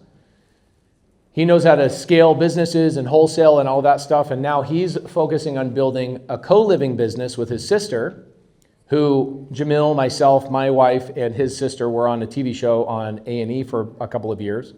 Him and Rahima are now doing co-living, and your primary tenant is a nonprofit tenant primarily. Yes, sir. Okay, so co-living questions, extraordinaire, probably one of the best in the business. Definitely the best in the business at comping single-family properties, looking for buyers, those types of things. And then I know wild creative finance type of stuff. So And I also know a lot of people in this room. So if people need connections or you feel like you're stuck on something or, hey, I'd love to buy more of these types of deals, I can connect you with people. I can do whatever you guys need, okay? So we'll probably have time for like 6 or 7 questions because I go long. I talk a lot. I'm sorry. And we'll do a group photo and then we'll network the rest of the night if that's cool with you guys. Are we gonna go play like a emergency 9 after this? Yeah. I want to make s'mores. This place looks like a place you make s'mores. Bro, at. I had to go buy this vest just to feel like I belonged in Bend today. Okay, so who's got something? Who has a deal? Anybody have a deal? Landon, you got a deal? Yeah. You definitely don't need help with it, but let's talk about it. I have a home. Right now it's a 4-3. We can easily convert it to a 6-3 or a 7-3 for a sober living home over in Sweet Home, Oregon. Where's Sweet Home? That's what I thought. He said Sweet Home. I thought about Alabama. Is that close to here? No, it's over the valley. Okay, hold on. It's by Lebanon? Oh! Rachel's dad is here. Over the mountain. Yeah. Okay. You're from Sweet Home? Yes. What's the population there? About 8,000. 8,000. You're from there right now? No, I live in Bend right now. You live in Bend. I grew up there, lived there most of my life. Okay, cool. So you got a 4-3 that can be converted into potentially a 7-3 or maybe even a 7-4 if you really want to spend the money. You think it's a co-living. Sober. I have sober. They're locked in. I had my operator go walk it. And, okay, so you're looking for a buyer. Pardon? You're looking for a buyer. Sure. Tell me the deal. It's up to 5.25%. I'll be into the deal for probably $4,000 total, if not less. I always like to give sellers moving money, and then I'll just wholesale it. So. Okay, what's the payment on it, and what do you think I could rent it out for if I did sober living? $615. Okay. I have sober living locked in at $3,100. Okay. For 2 years, then it'll go up to $3,400. Dang. In 2 years, so it's a locked in, Okay, so let me translate that, even though it's really simple. He explained it really well. So he's got a SubTo deal that he has under contract right now. It's not his primary area of holding in his portfolio. He's building here in Bend. He's building in, are you still building in Montana and Kalispell? And he says, hey, I've got a deal and it's already ready to go. And he already has the sober living operator that would rent it out. It's cash flowing about $500 a month? Gross. Okay, so the advantage of that though, is that there is no manager in between. You're giving, what's the name of the company again? Oxford House. Oxford. Anybody not know what Oxford House is? Raise your hand if you don't know what Oxford House is. Okay, so like 30% of the room. Oxford House is something you're gonna wanna pay attention to because they're getting a ton of funding right now. Oxford House is essentially a government-funded sober living facility. So they get people out of rehab and they're helping rehabilitate them. They're getting government funding. It's called COC, Continuation of Care. And so these guys are flush with cash and they, like your property over here, you do nothing with that property, is that correct? They manage it, they take care of it 100%. Anything that happens to the property up to, I want to say, $400 a month, they have to take care of it when you call. Okay, cool. So it is, we got utilities, landscaping, snow. If I want to buy that deal from you, Landon, how do I reach out to you? On Instagram or your cell phone? Yeah, you guys will see my photo up here. Scan that for my Instagram and just DM me. Okay, so by the way, even if you're not the buyer, if you were smart, I would be getting Landon's information. If you're like, hey, I have a deal, will you look at it? Hey, I need help with the seller. You're probably going to need Landon at some point, especially if you guys are in Bend, Oregon. Okay, so pull that information. I mean, it's an instant cash flow deal. How did you find it? PPC. Pay-per-click. Pay-per-click. Inbound lead in my wholesale operation. Amazing. Do you remember what the seller's problem was? I think he just can't afford it. I think she's a teacher, and then he just lost his job, but they're still making the payments. They just want to walk away. Yeah. Okay, cool. There's a lot of that going on right now. Okay, thank you, Landon. Anybody else got a deal? Okay, what do we got? I just had a question about the multi-dwelling for senior living or sober living. Yes. How do you find that that employee that's gonna run the show for you? Okay, so Oxford House specifically manages it 100%. So you wouldn't need to manage Oxford House. Oxford House is a massive organization and they basically sublease your property. So it's as close to a triple net lease as you can possibly get. Do you know what a triple net lease is? Okay, so it's as close to that as possible. You do not need to have a person in between you and them at all. How many calls do you get on that property here locally? How many calls a month do you get on that Oxford House you have here locally? Zero. Zero management. You would never hire an employee to manage an Oxford House. Now, if you want assisted living, now you got a different problem, right? Are you thinking about doing assisted living? We're just really interested in finding out about multi-dwelling in general. Okay, if I were you, I would go sober living, and I would go Oxford House if you're worried about management. I would definitely not go assisted living unless you have a bleeding heart for it. Who in here is a nurse? Okay, so usually the nurses or people that are like physician assistants, they're usually really good at that stuff, but if you do not have a bleeding heart for assisted living, I would stay away from it.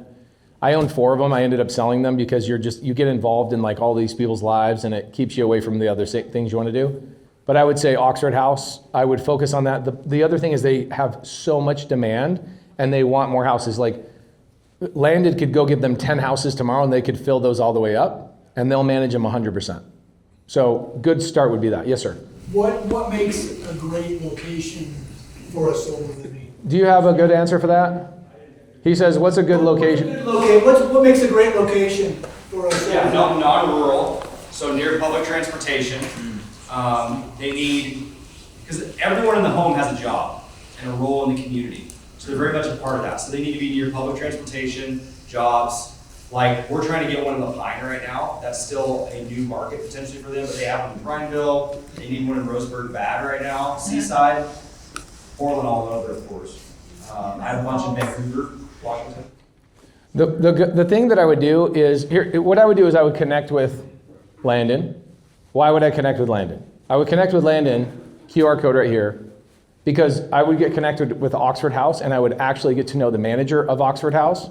They'll tell you before you lock up a deal and get something under contract if they like the house before you buy it. Don't waste your time going, hey, I'm gonna buy this until you have a conversation with them. Like Landon, you bought that house and tenants, the 0 down 0% interest deal, you had a tenant move in 2 days after you closed. The Oxford House, did you already have them lined up on that property? Yeah, so you want to have them lined up before you even get the contract. So let's say Landon finds you a deal here locally, right? You don't have to cold call, you don't have to negotiate. You can buy a deal from somebody like Landon. So Landon sends you an opportunity in your email and you go, okay, hey, give us a couple of days, we're gonna call Oxford House. Oxford House looks at the deal, they might drive by and they go, we love this, we'll do it. That's when you would say yes to the contract and get under contract. Make sense? Leverage, leverage, leverage. Get their information.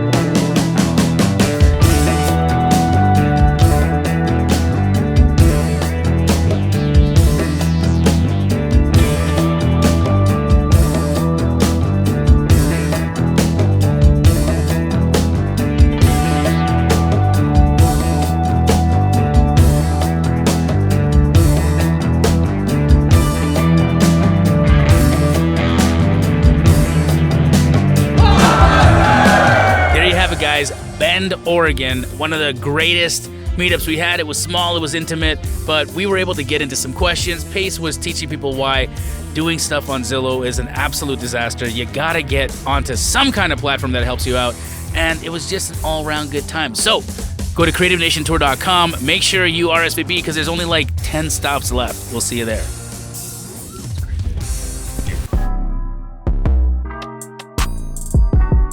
2021 and 2022, I bought 300 SubTo deals all over the country, and I spread myself into markets that I didn't really plan on expanding in. I was like, oh, 2%, 0%, 1.9%. Like I have one SubTo deal on the beach in Hawaii.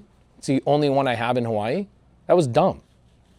Why? Because I didn't build it. I don't have enough houses there to build a team around. And so what I'm currently doing right now is over the last 12 months, I've sold about 100 of my single family houses and we're 1031ing either into RV parks or 1031ing into stuff in Arizona. So in 24 months, my single family portfolio will be less than 100 rentals and they will all be in Maricopa County. So Sacramento's awesome. The 2 SubTo deals I have here perform well. They, net me probably $500-600 a month. But I just wish they were in a market that I had more teams and more resources to even care about them, if that makes sense. And it's not even about the management, because I know a lot of people that are just starting out, what they'll do is they'll self-manage a lot of their assets. I started out in the business saying, I will never do that. I will never in my life do that. This is my personality. Some people go, I want to quit my 9-to-5 job so bad that I'm going to go buy a dozen rentals, manage them myself, and that savings I have on the management basically allows me to quit my job. I went deep enough that I bought 40 rentals, had somebody else manage it. Then I started phasing out of my construction business. From day one, I never managed a single thing. So when people ask me, like, how do you manage your assets? I'm like, I have an asset manager, always have. Well, the team manages them here, but the team's like, man, we have to deal with Sacramento stuff. And cool thing about Sacramento is you guys know about they're putting grants out to do more co-living here. They're just printing, your government's going to start printing money for you guys to do more co-living properties. And so I'm encouraged to be like, let's go double down in Sacramento. But I've already made a commitment mentally that we're getting rid of any single family house that's not in Maricopa County. So good advice for the whole room, and I'll shut the heck up. Take a Clifton Strengths test. If you haven't taken a Clifton Strengths test, skip your next 3 days of Starbucks and go spend $59. Clifton Strengths. So this is a psychologist that spent 50 years doing the opposite of what most psychologists did, which was, well, everybody else was trying to figure out, like, what's wrong with everybody? What's wrong with everybody? This guy goes, I'm going to find out what's right about people. Like, why are people winning? Like, and this is why I'm so good at understanding you. I can see the way you're sitting. I can see the way you're dressed. I can see the way you do your hair. I can see the watch you're wearing. I can see everything about you and understand your personality. But also you exude energy. You exude energy in a really cool way. And everybody does, just a different wavelength. This will teach you more about human behavior than anything else on the planet. Clifton spent 50 years figuring out what are the top 34 characteristics that every human being has. And he divided them into top 10, middle 10, bottom 14. Okay?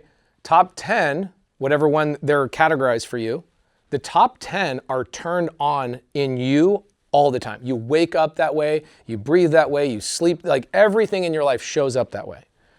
And I can tell you what your top 10 are. Not in order, but I could tell you which ones are in your top 10.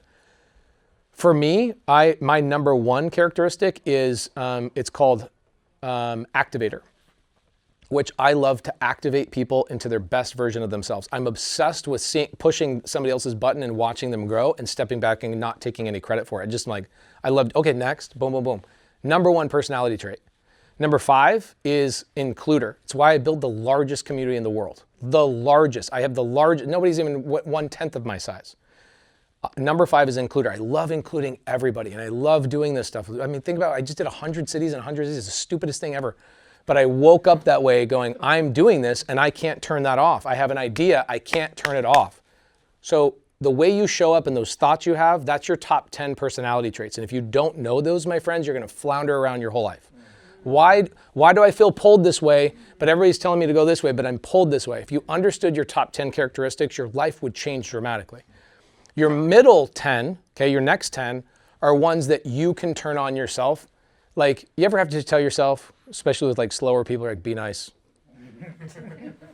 Okay, that's a switch I have to turn on sometimes, right? So the next 10 characteristics are buttons that you can turn on for yourself with exerted effort.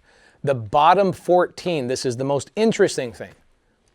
Okay, the bottom 14 can only be turned on by somebody else. So somebody else, your friends, like you guys challenge each other, you're bros, you turn other buttons on of each other and you turn each other into like better versions of yourself, right? Best friends do that. It's the craziest thing ever. Clifton Strengths, $59. And if you're a gangster, go to Clifton Strengths website and pay $200 to have somebody give you a one-on-one and go through your Clifton Strengths. When you walk out that, take your Clifton Strengths. If you're ultra black belt gangster, take that and the recording, throw it into ChatGPT and go, I'm currently doing this, this, this, this, and this in my life. I don't like these things about my life. Give me a 30-day game plan based on everything I just gave you. Bro.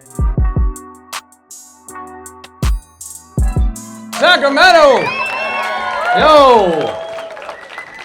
Dude, it's like 20 degrees colder in here than the room I was just in. Guys, thank you so much for being here. I'm so grateful. Wow, we got, best guess, I'd say 450 people in here. This is pretty cool. If you're in a room like this, what do you think is in here? Do you think that there's deals in here? Yes. Do you think there's money in here?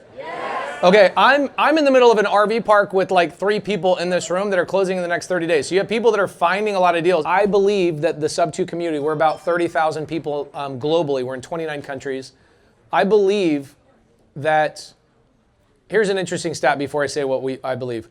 In Phoenix, Arizona, When I started teaching people how to do SubTo deals about 7 years ago, and versus today, the amount of foreclosures that make it to all the way to auction has decreased by 60%, no matter what the market's doing, up, down, left, or right. 60% less foreclosures are happening just in Maricopa County, which is where I'm from. Why is that? It's because we now have tools, and more people have tools to help these sellers that are in foreclosures, which is awesome. That's the same stat nationwide, which has been a lot of fun. But the thing I'm like just really, really proud of is that we get to help people solve affordability. Is affordability a problem in Sacramento? Cool, so what are you gonna do about it, you greedy landlords? Right? Are we gonna go do more Airbnbs? Sure, Airbnb works, but is that gonna solve affordability? No, and look, it's great because I know a lot of people love the tax benefits if you're a W-2 employee, but you're not really solving any problem. You're really just not. And I don't want to get into a business where I make a lot of money that I feel icky. Like I don't want to sell soap for a living, you know what I'm saying? Like that's a reference to a job I used to have. So I really wanted to be in a business that I can help people. And I've done thousands of transactions. There's never been a seller I did not help, and there's never been a tenant that I did not help make sure it's affordable. You know what, let's do a couple of Q&As. I feel like Mullet Man has a question. Do you have a question? Do you need help with anything? Austin, yes. The only thing risky about investing in California is single family traditional rentals. Okay, small multifamily, but what kind of tenants are you going after? Section 8, COC, HUD-VASH? Okay, one suggestion I would have is that everybody I talk to nationwide that's doing California deals, their biggest problem is tenant rights. And so if you're, by the way, I have 2 SubTo deals I own here in Sacramento. Thank goodness I made them into co-living so I don't have tenant issues. But whatever you're gonna do, my friend, small multifamily, I would go co-living, Section 8, continuation of care. I would go to Oxford House. I would do anything but traditional rentals if you wanna like your investment strategy. You say premium housing? Yeah, that's what I want to do. Like midterm rental, is that what that is? Yeah. Okay, midterm rental, Hillary says too. Can you name this again? Yes, I can name them again. So, Oxford House, Section 8, HUD-VASH. HUD-VASH is Section 8 for veterans. And then COC, which is continuation of care. It's the same department as Section 8, but it's way better. Who wants to do Section 8 at some point? Okay, I'll tell you why you shouldn't do Section 8. Section 8's amazing. It's a 10 out of 10, but I'm going to give you, Section 8's a 10 out of 10. I'm going to give you an 11 out of 10, okay? When Section 8 tenant comes into your house, they have to pay first and last month's deposit. They also don't pay the full rent. Like Section 8 won't pay the full rent. The tenant has to pay some of that rent, correct? When the tenant moves out of that property, who pays for the repairs on that property?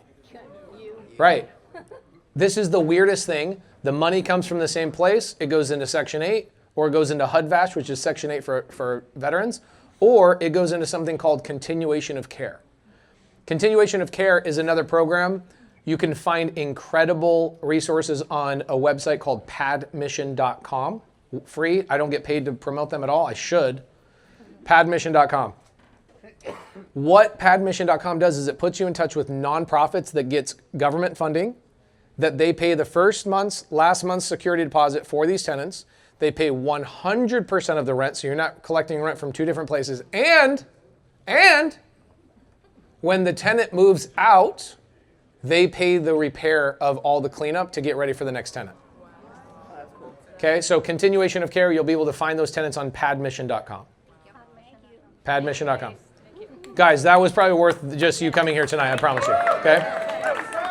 Yes, sir, absolutely. Okay, so I would focus on those types of things. Nothing against tenants, but I can tell you like a regular tenant is always gonna be your biggest complainer. They're gonna be the people like, no, I'm not moving out. How dare you? In California, I think you guys have a lot of weird counties that require you to pay a tenant to get out. Does Sacramento do that? That's like if I own a Subway sandwich franchise, somebody steals my sandwich. Like they order it at the beginning, they make my worker go through and do all the thing. Hey, make sure you toast that. Hey, dude, put double cheese on there. And then they're told what the price is and they go, yeah, I don't think I'm gonna pay. And then as they're leaving, they go, wait. I think you need to pay me to leave the store. That is your government, just FYI. And y'all live here, I just wanna let you guys know. But that's only regular tenants. So a lot of times you guys will hear me bash California online, but I'm only talking about regular tenants. Okay? So if you're going to do something like small multifamily with all of those types of tenants will work. Okay? Section 8, HUD-VASH, COC, Oxford House, all of those types of things. Co-living is awesome. 1, 2, 3. Sacramento, where you at? Well, we're here in Sacramento just wrapping up the day. What an incredible meetup. 550 plus people. Lawrence, Wes, Art, thank you for being our leaders here in Sacramento for the SubTo community. Lawrence, proud of you, man. 3 RV parks in the last 18 days. This is how you dominate. So proud of you. All of you guys that are watching, basically by the time you watch this, we will be done with the door. You've missed out. We've done 100 cities, 100 days. We've got 5 more cities to go. Actually not. We got San Francisco, Fresno, Los Angeles, Yuma. That's it? And Tucson. So we've got 5 more to go. CreativeNationTour.com. Come hang out with us. We look forward to seeing you. And if you guys want to go back and watch all of them, go to CreativeNationTour.com. You can watch the whole entire vlog list. Shout out to all of our sponsors, Pad Split, Home Depot, all the people. We love you. We appreciate you. We'll see you in the next video. Yo, guys, where you at? Wow, that was freaking amazing. Yes.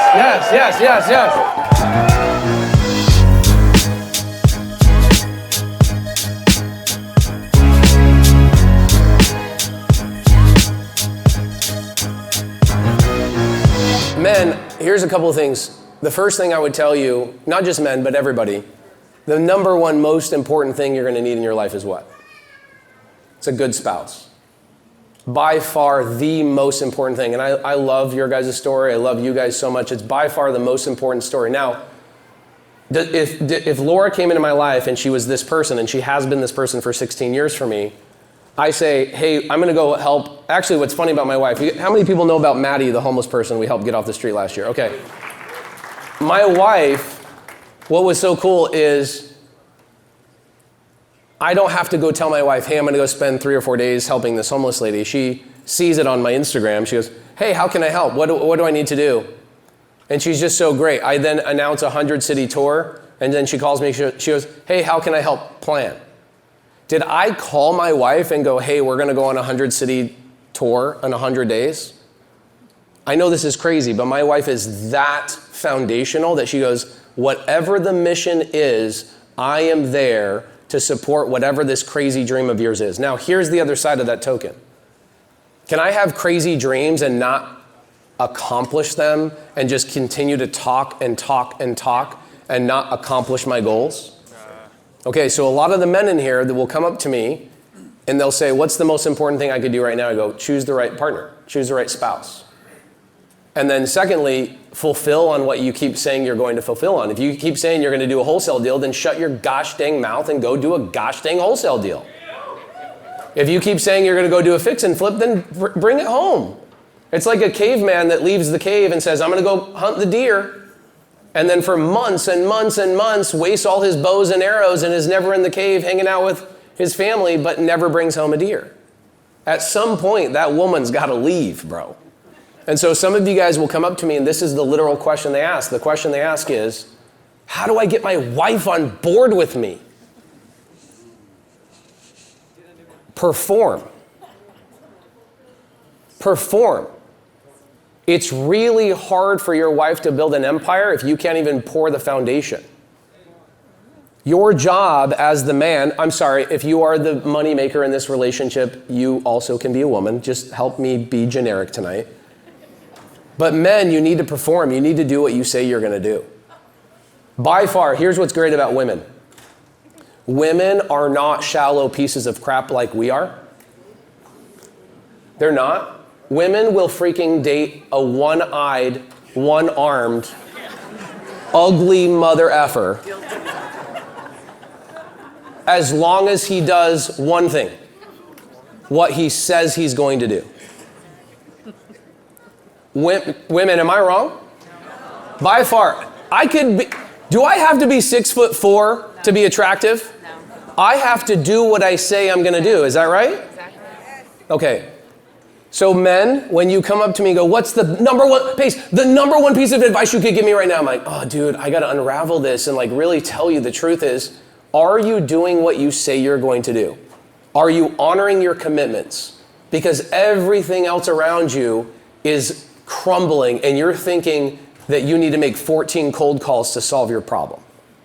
Your problem is you are not honoring your commitment, you're not honoring what you say you're gonna do, and you're not honoring the woman that married you or is dating you. She's sitting there pouring everything into you, believing in your potential, and you keep watching another YouTube video. Second most important thing you can do, I won't get into a whole big story here, but I'll tell you a story of how I met Jamil. I'm doing construction as a contractor. I'm working for Zillow and Open Door, these big companies. But I had this customer named John. And I'd been working for John for about 4 years. And over those 4 years, I was in, at this time, 3rd year, I would go do $100,000 in renovation, so like 4 or 5 houses for him. And then he'd pay me like $92,000. Okay, cool, I'm $8,000 behind on the bills, but he's giving me 4 more houses. So am I gonna be worried about the $8,000 or is he gonna pick that up on the next 4 houses? And that keeps going and going and going and going and going until John now owes me at this time probably like $480,000. I'm a nice guy. I'm gonna tell you guys, when you're nice people, or you're a nice person, you attract people that want to take from you. And you should filter them really fast. I did not filter this guy. And what ended up happening is I'm like, holy crap, I'm in a bad situation right now. This guy owes me a lot of money and he's got me by the cojones. I don't know what to do. So I asked around town and I found who else has done business with this guy, John, that can give me advice on how to get out of this relationship with him and get him to pay me the $480,000. Well, somebody tells me, you gotta find this guy named Jamil.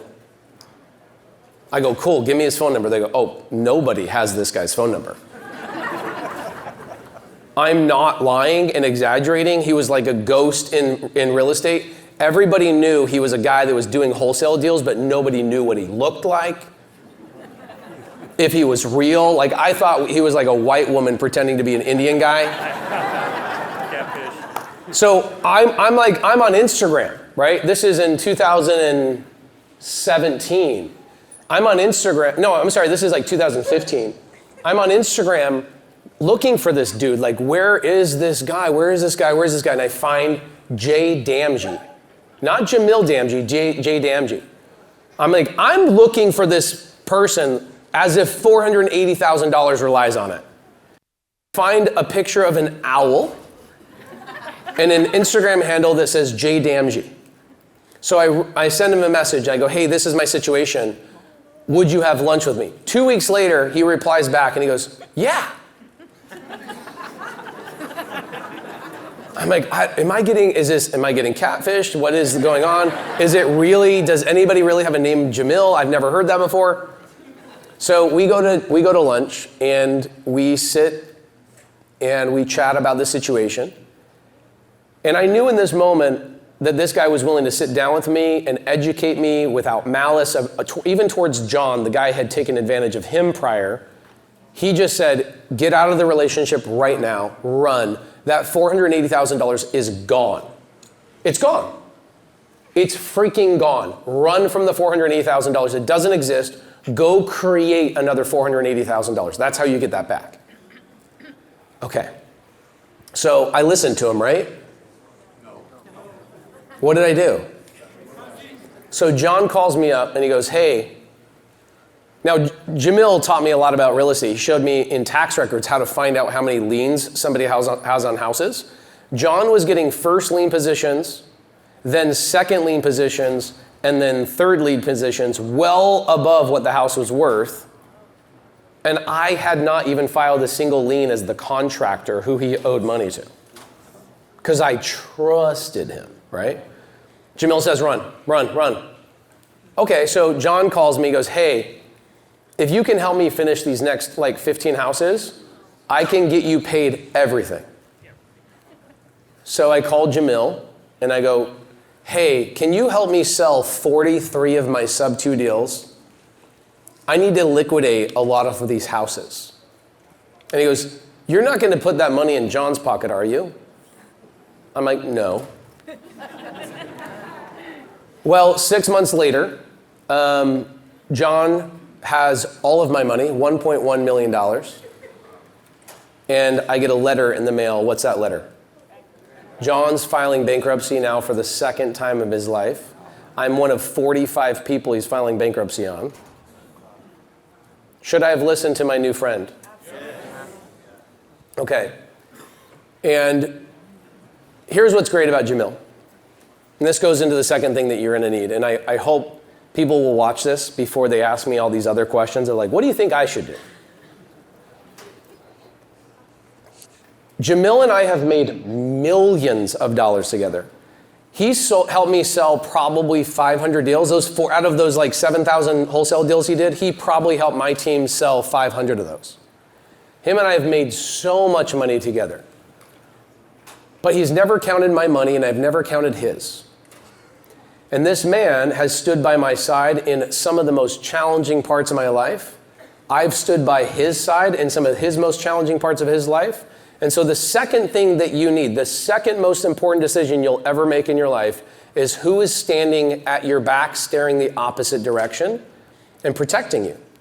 Who is your best friend? What are they working on all day long? What are those conversations that you're having privately every single day? Because I know a lot of men, okay? A lot of men are going home and you're hanging out with the people that you go to your 9 to 5 with. And they might be great people. They might be amazing people, but the conversations they're having are 9 to 5 conversations. They're not trying to solve big problems. They're not trying to do big things. And so every minute of your day is wasted. And you come to me and you go, what should I do? What's the number one most important thing you would tell me to do? I'm like, marry an amazing woman, do exactly what you tell her you're going to do, and then get incredible friends that will have your back that are doing the exact thing that you want to do. And there's a lot of people in here, you're going to go home, and you're going to go watch videos, and you're going to go read a book, and you're going to do all these things, but the friends and the people you hang out with are total normal people. Do we want to hang out with normal people doing normal things? If you are hanging out with normal people doing normal things, what are you going to do? Normal things. And does that mean you're a bad person? No. But if you want to do exceptional things, you have to be like, what is the day? I don't even know what day today is. What is today? I want to hang out with people that also forget what freaking day it is because they've been working so hard to do things for other people. Right? I don't want to be asking my friends, hey, when can you get paid time off? I'm not having the same conversations I want to have. And so that's the second most important thing. And the third most important thing, I won't go into a big story about this, but who is the group of friends that you're spending your time with? And you see these guys that are leading this meetup, and you see this room, you guys were already preemptively networking and spending a lot of time together. How many people have friends in this room right now that have changed your life? There you go. And the people who don't have friends in this room, raise your hand, please. Raise them higher, come on. Guys, I'm telling you right now, the most important people in this room are not the speakers. It is not me. I might be a good excuse that these people showed up, but by far it's the Casey Savages. It's the, let me say, Dave Lisi. Is that D-Rock back there, brother? Okay, D-Rock. I could go through and just name all these people that are far more important than me. The challenging thing is I spend all my time networking and helping them, and they help me, so I know them. This conversation of I'm sitting and looking at a speaker should be the last reason you come to an event. The most important part of the event are the people that are in this room. I'd say 30% of this room I already know personally, and I could name by name by name, and I could tell you the last deal they did. That is the third most important thing that you'll do in your life. It's not picking a strategy. It's not making a certain amount of phone calls. It's not doing any of those things. And you look at a guy like Dave Lisi, Alaskan right there, blue shirt. Dave has now been to 53 meetups, I would guess. I've been to 100. He's been to 53. Why would he go to 53 meetups? That's a freaking great answer. Whoever gave that, who said that? Somebody said that it's cold in Alaska. You're not wrong. That is true. He had a plumbing leak in his house the other day. He's like, screw this. I'm not going to fix it. I'm just going to California. So Dave has traveled around the country because he understands who cares about pace. Pace is really good at getting people to show up, but I want to get around the room and do deals. Dave has helped multiple people get their first deal on the tour, gone to appointments for them, bought the deal for them, gave them a $10,000 check. You've got those people in this community, in this room. So that is by far the third thing. And so people will ask me, what's the technical thing that I should do? And I'd love to get to the technical questions, but I'm going to tell you, if you've picked a bad spouse or you're not honoring your spouse, you're going to have a really hard time doing what I tell you to do. If you have bad friends and you guys are doing stupid crap all day long and you're wasting all your time and you're going and watching stupid things and whatever, you're not going to do what I tell you to do. On the contrary, if Casey Savage, for example, I bring Casey Savage, he's front row, so I'm going to pick on him a lot. If I bring Casey Savage an RV park, okay, to look at, he's going to help me underwrite that RV park. He's then going to pester me. He's going to bother the piss out of me until he gets what he wants, because that's the kind of friend I need him to be. He's that gangster. So he will go to me and go, what's going on with the seller? Hey, when are you going to talk to the seller next? Hey, when can we meet with the seller? Those are the friends that you need. Not the people that are like, hey, what are you working on today? And what's going on? And how are the kids? Guys, if I cared about your kids, I would never ask about your kids. I would help you produce income for your kids. Do I care about your kids? Yes. The point is, if I'm here hanging out with you, I'm taking time away from my wife and my children, and guess what you're doing too? Taking time away from your wife and your children. And how dare I think it's disrespectful if I'm not coming to the table to produce something for you to take home to your kids. Okay? These kinds of friends are the third most important thing that you'll ever need in your life. Second most important thing, third most important thing is a group of them that are hanging out. And you hang out with a bunch of badasses, don't you, Casey? By the way, his last name is Savage, and he is freaking savage, which is awesome. Okay, so we got a lot of people here. It's already really late. I hope that I gave you guys something. Was it somewhat helpful? A little bit? Okay. It's the stuff that I hate. I hate mindset so freaking much. I'm a blue collar guy. Show me the blueprints, give me the hammer, shut your stupid mouth, let me get to work. That's my personality. But the more people I met 30,000 people over the last 120 days. Those three things are everybody's biggest problem. Your spouse doesn't believe in you because you're the boy who cried wolf. You keep saying you're going to do what you're going to do, but you don't do anything about it. Then you go home to losers, and you have loser conversations, and then you think that reading a book is going to solve your problem. It won't. If you don't have these three things, don't even try getting into an RV park. You are going to struggle. Period. End of story. Okay.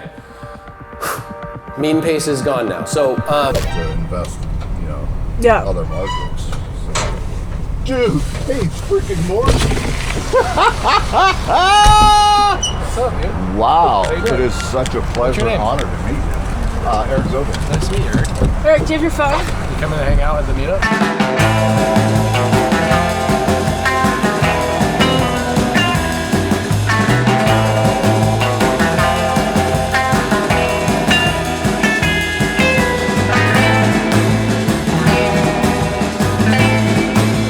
I would actually like to just give a happy birthday and give Pace a quick little song for you, sir. So, if Pace would mind at least standing up for us while we wish you happy Happy birthday to you. Happy birthday to you. Happy birthday, dear Pace. Happy birthday to you. Thank you. Are you having me come up? Yeah, let's do this. I appreciate you. All of the sponsors came in here and put money up so we could all be in here. How much money did you guys pay to be in here? A lot. Zero. Who paid $0 to be in here besides your gas money? Okay. So we got to be grateful. The problem is if we haven't paid for something, a lot of times we don't appreciate it. And so I want to make sure that tonight you guys walk away with what you need, okay? Who in here feels like they're stuck? They need something. They feel like, you are? Yes. Bro, you got the greatest angel on the planet. Best cheerleader ever. Best cheerleader. Okay, cool. So Tommy, where are you stuck, brother? How can we help you tonight? Well, we're paying someone else's mortgage. Okay. So, and I'm kind of new to SubTo, so I'm kind of trying to figure out whether I want to go with RV parks. I was going to start out with bird dogging a little bit. But okay, you're paying somebody else's mortgage, meaning you're renting currently. Correct. Got it. Okay, cool. So you guys are renting. You want to expand, and you're thinking, should I jump into single-family RV parks, mobile home parks? What should I jump into? Yeah. Okay, cool. This is probably one of the best questions we could come up with tonight. Anybody else stuck with that question? They're like teetering, like I don't know which way to go. Come on, Reno. Nobody else has that question? Or you don't know the question? Great question. Okay, so the question basically is like, I don't know exactly what path to go. Should I wholesale? Should I fix and flip? Should I go after single family? Should I acquire stuff? Okay, you are in your 50s? Mm-hmm. Okay. Whenever you hear people talk about wholesaling, I want you to realize that that is not for you. Why?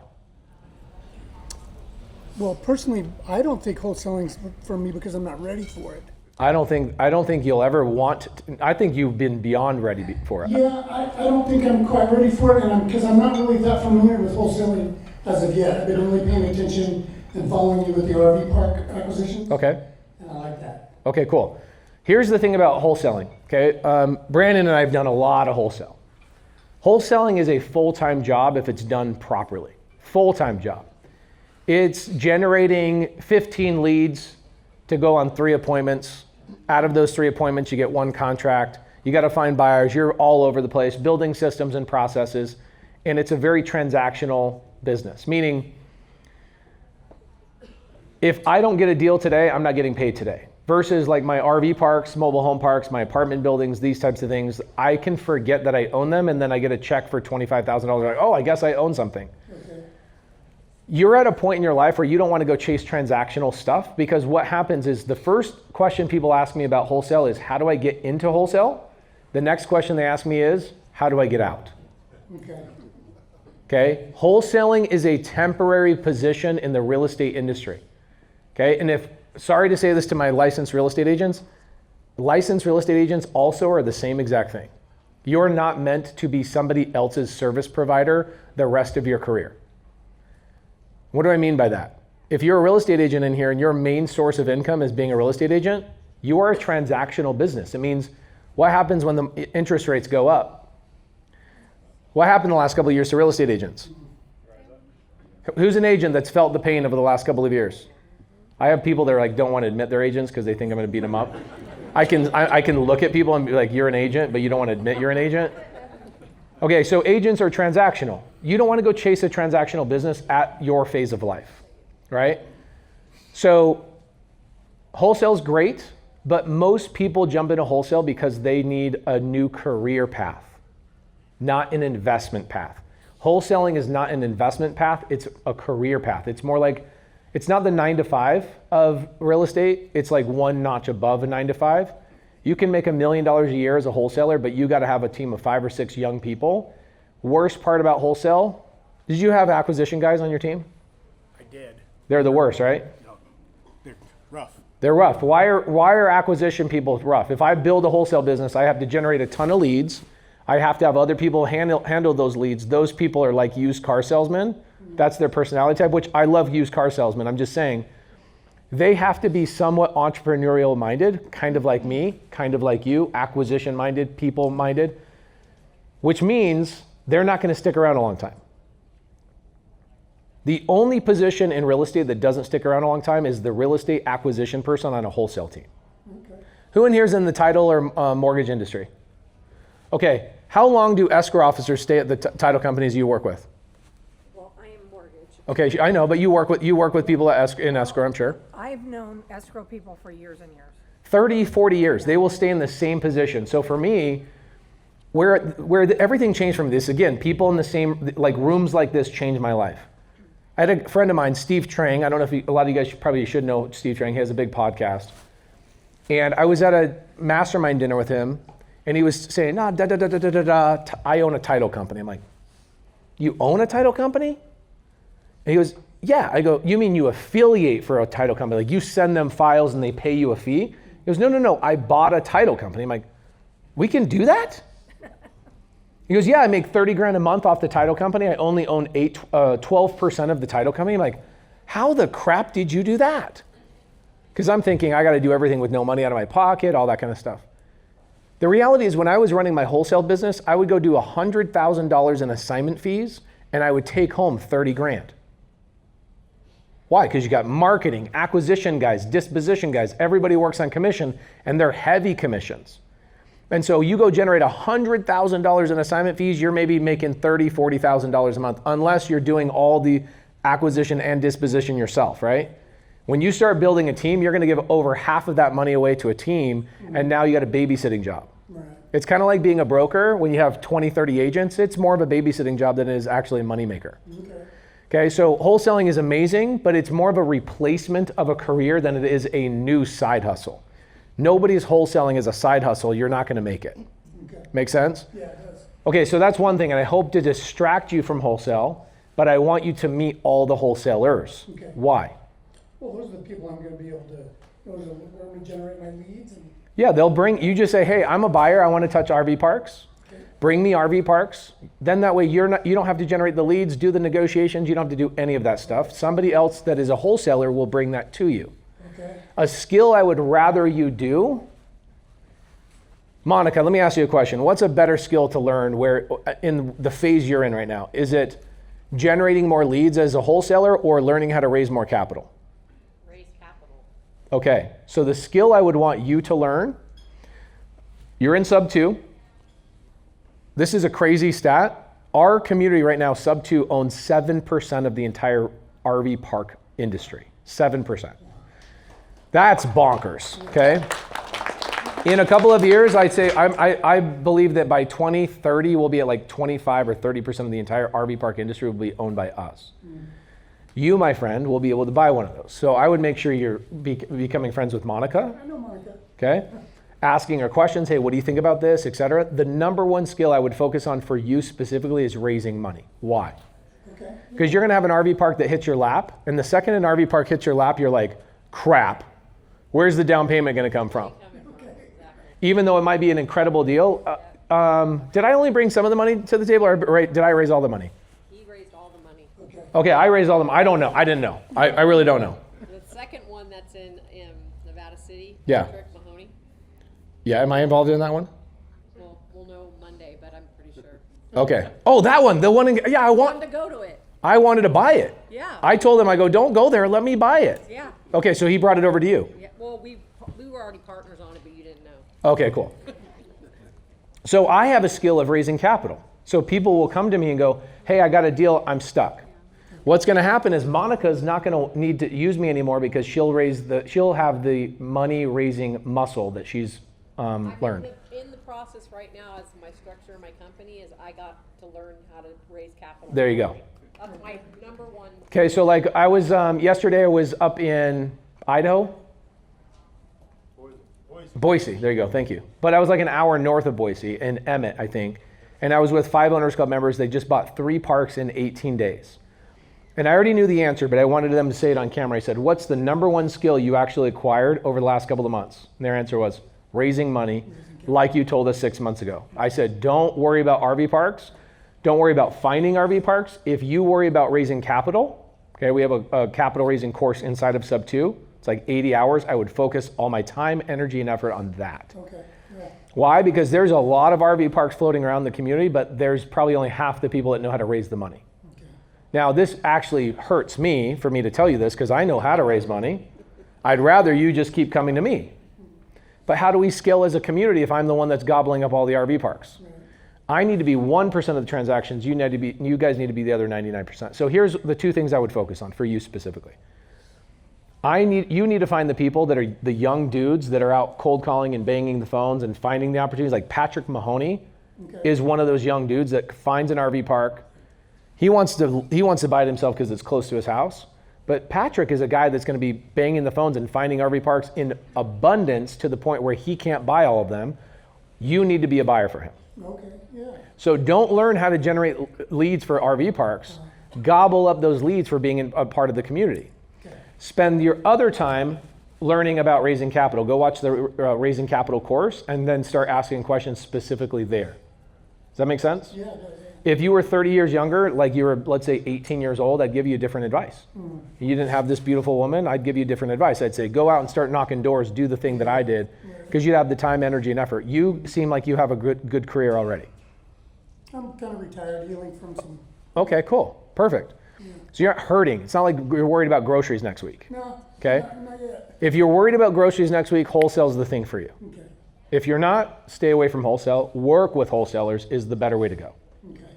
Okay. If I could go back, I was a wholesaler specifically for 8 years straight. I should have done it for 3. Okay. I should have got out of wholesale way faster, and I'll tell you why. If I buy one RV park, like we have 12 now, my average RV park nets about $18,000 a month. That's free cash flow.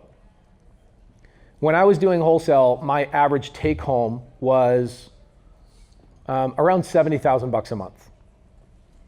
So how many RV parks could I have just bought and replaced my entire income and stopped running a 19-person wholesale operation? Oh, yeah. All I needed was 3. Right. If I had 3 RV parks, I would have replaced all of the 19 people I had working for me. So do you feel in alignment with this, that this is a better way for you to go? Yeah, it does. It kind of puts things a little bit more into a different perspective. It certainly does, yeah. Okay, so this is the same goes from. I started out with the bird dogging, and then I got distracted with the RV parks, and then it's kind of like, but that kind of puts me back into a little better focus. One thing I would also add is, like, some people go, I'm getting distracted. I would say you didn't get distracted. You were aware that you were capable of more. Okay. Yeah. Right? You realize, oh, I'm capable of more. There's other people that look at the RV park thing, they go, that's too big for me, that's scary, and they focus on bird dogging instead.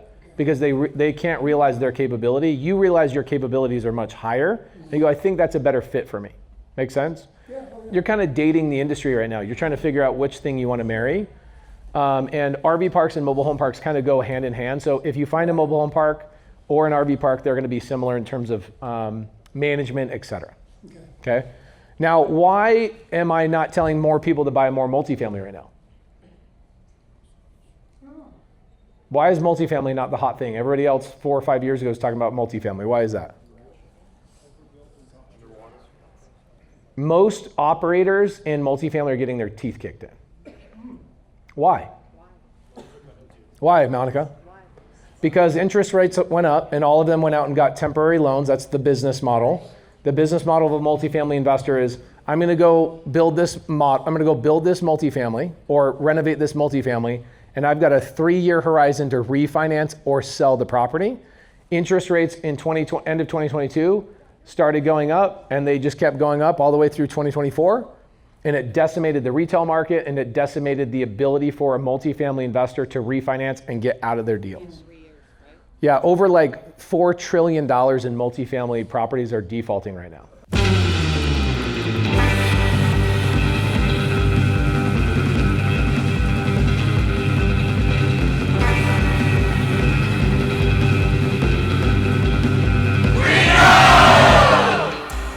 Looks so good, huh? 35. This is Monica. She's my good friend, and we're going to partner on a park. How big is our park? How many spots? We have 76 spaces. 76 spaces. It's the Permian Basin. It's the oil. They just found another 1.6 billion barrels of oil there in where we're buying a park. 76 spaces. Ooh, yeah, best birthday present.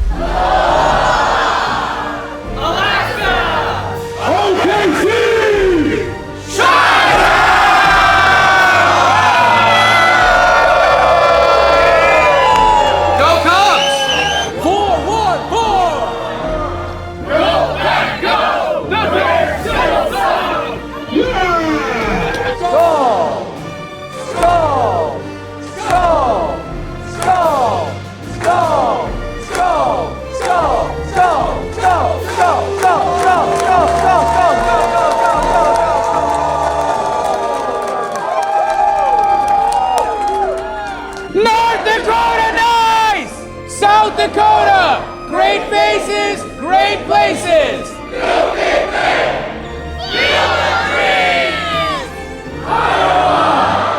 St. Louis!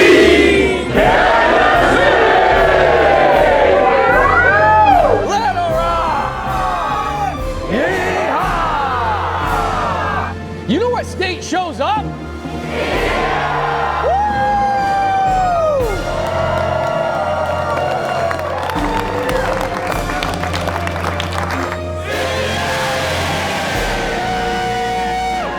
West Virginia, Mountain Mama! Jerry is the flipping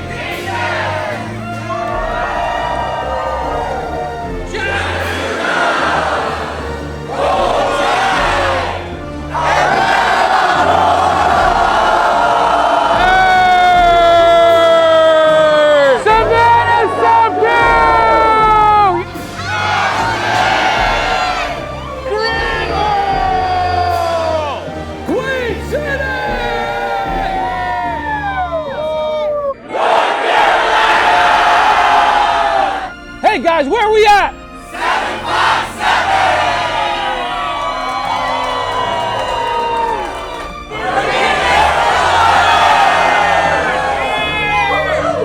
Washington, D.C.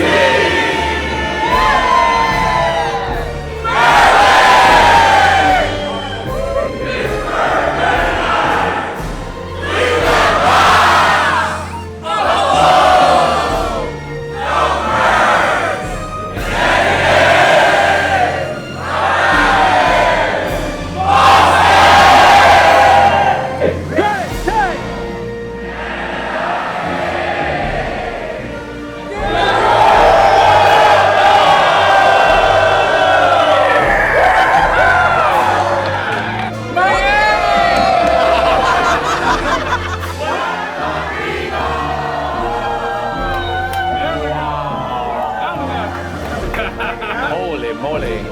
Yo, where we at?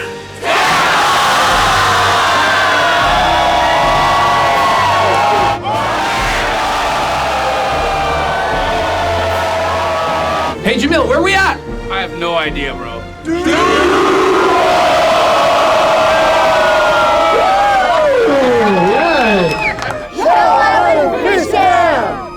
RV Resort.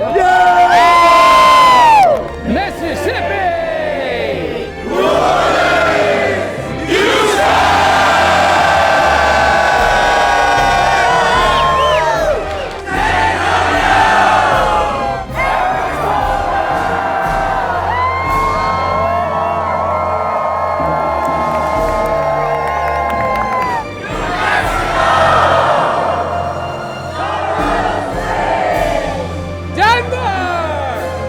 Adler, where are we at? Yes.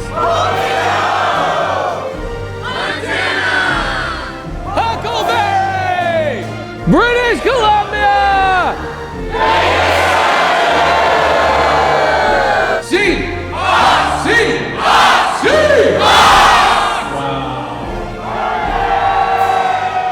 Wow, that was freaking good, guys. Blockbuster! Rise on! Freedom! Like the beat! San Francisco! Fresno! Wow! That was freaking amazing. Yes.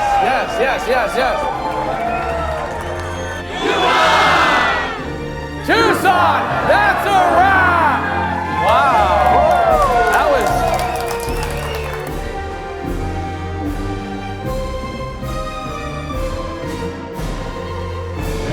Sure, finance.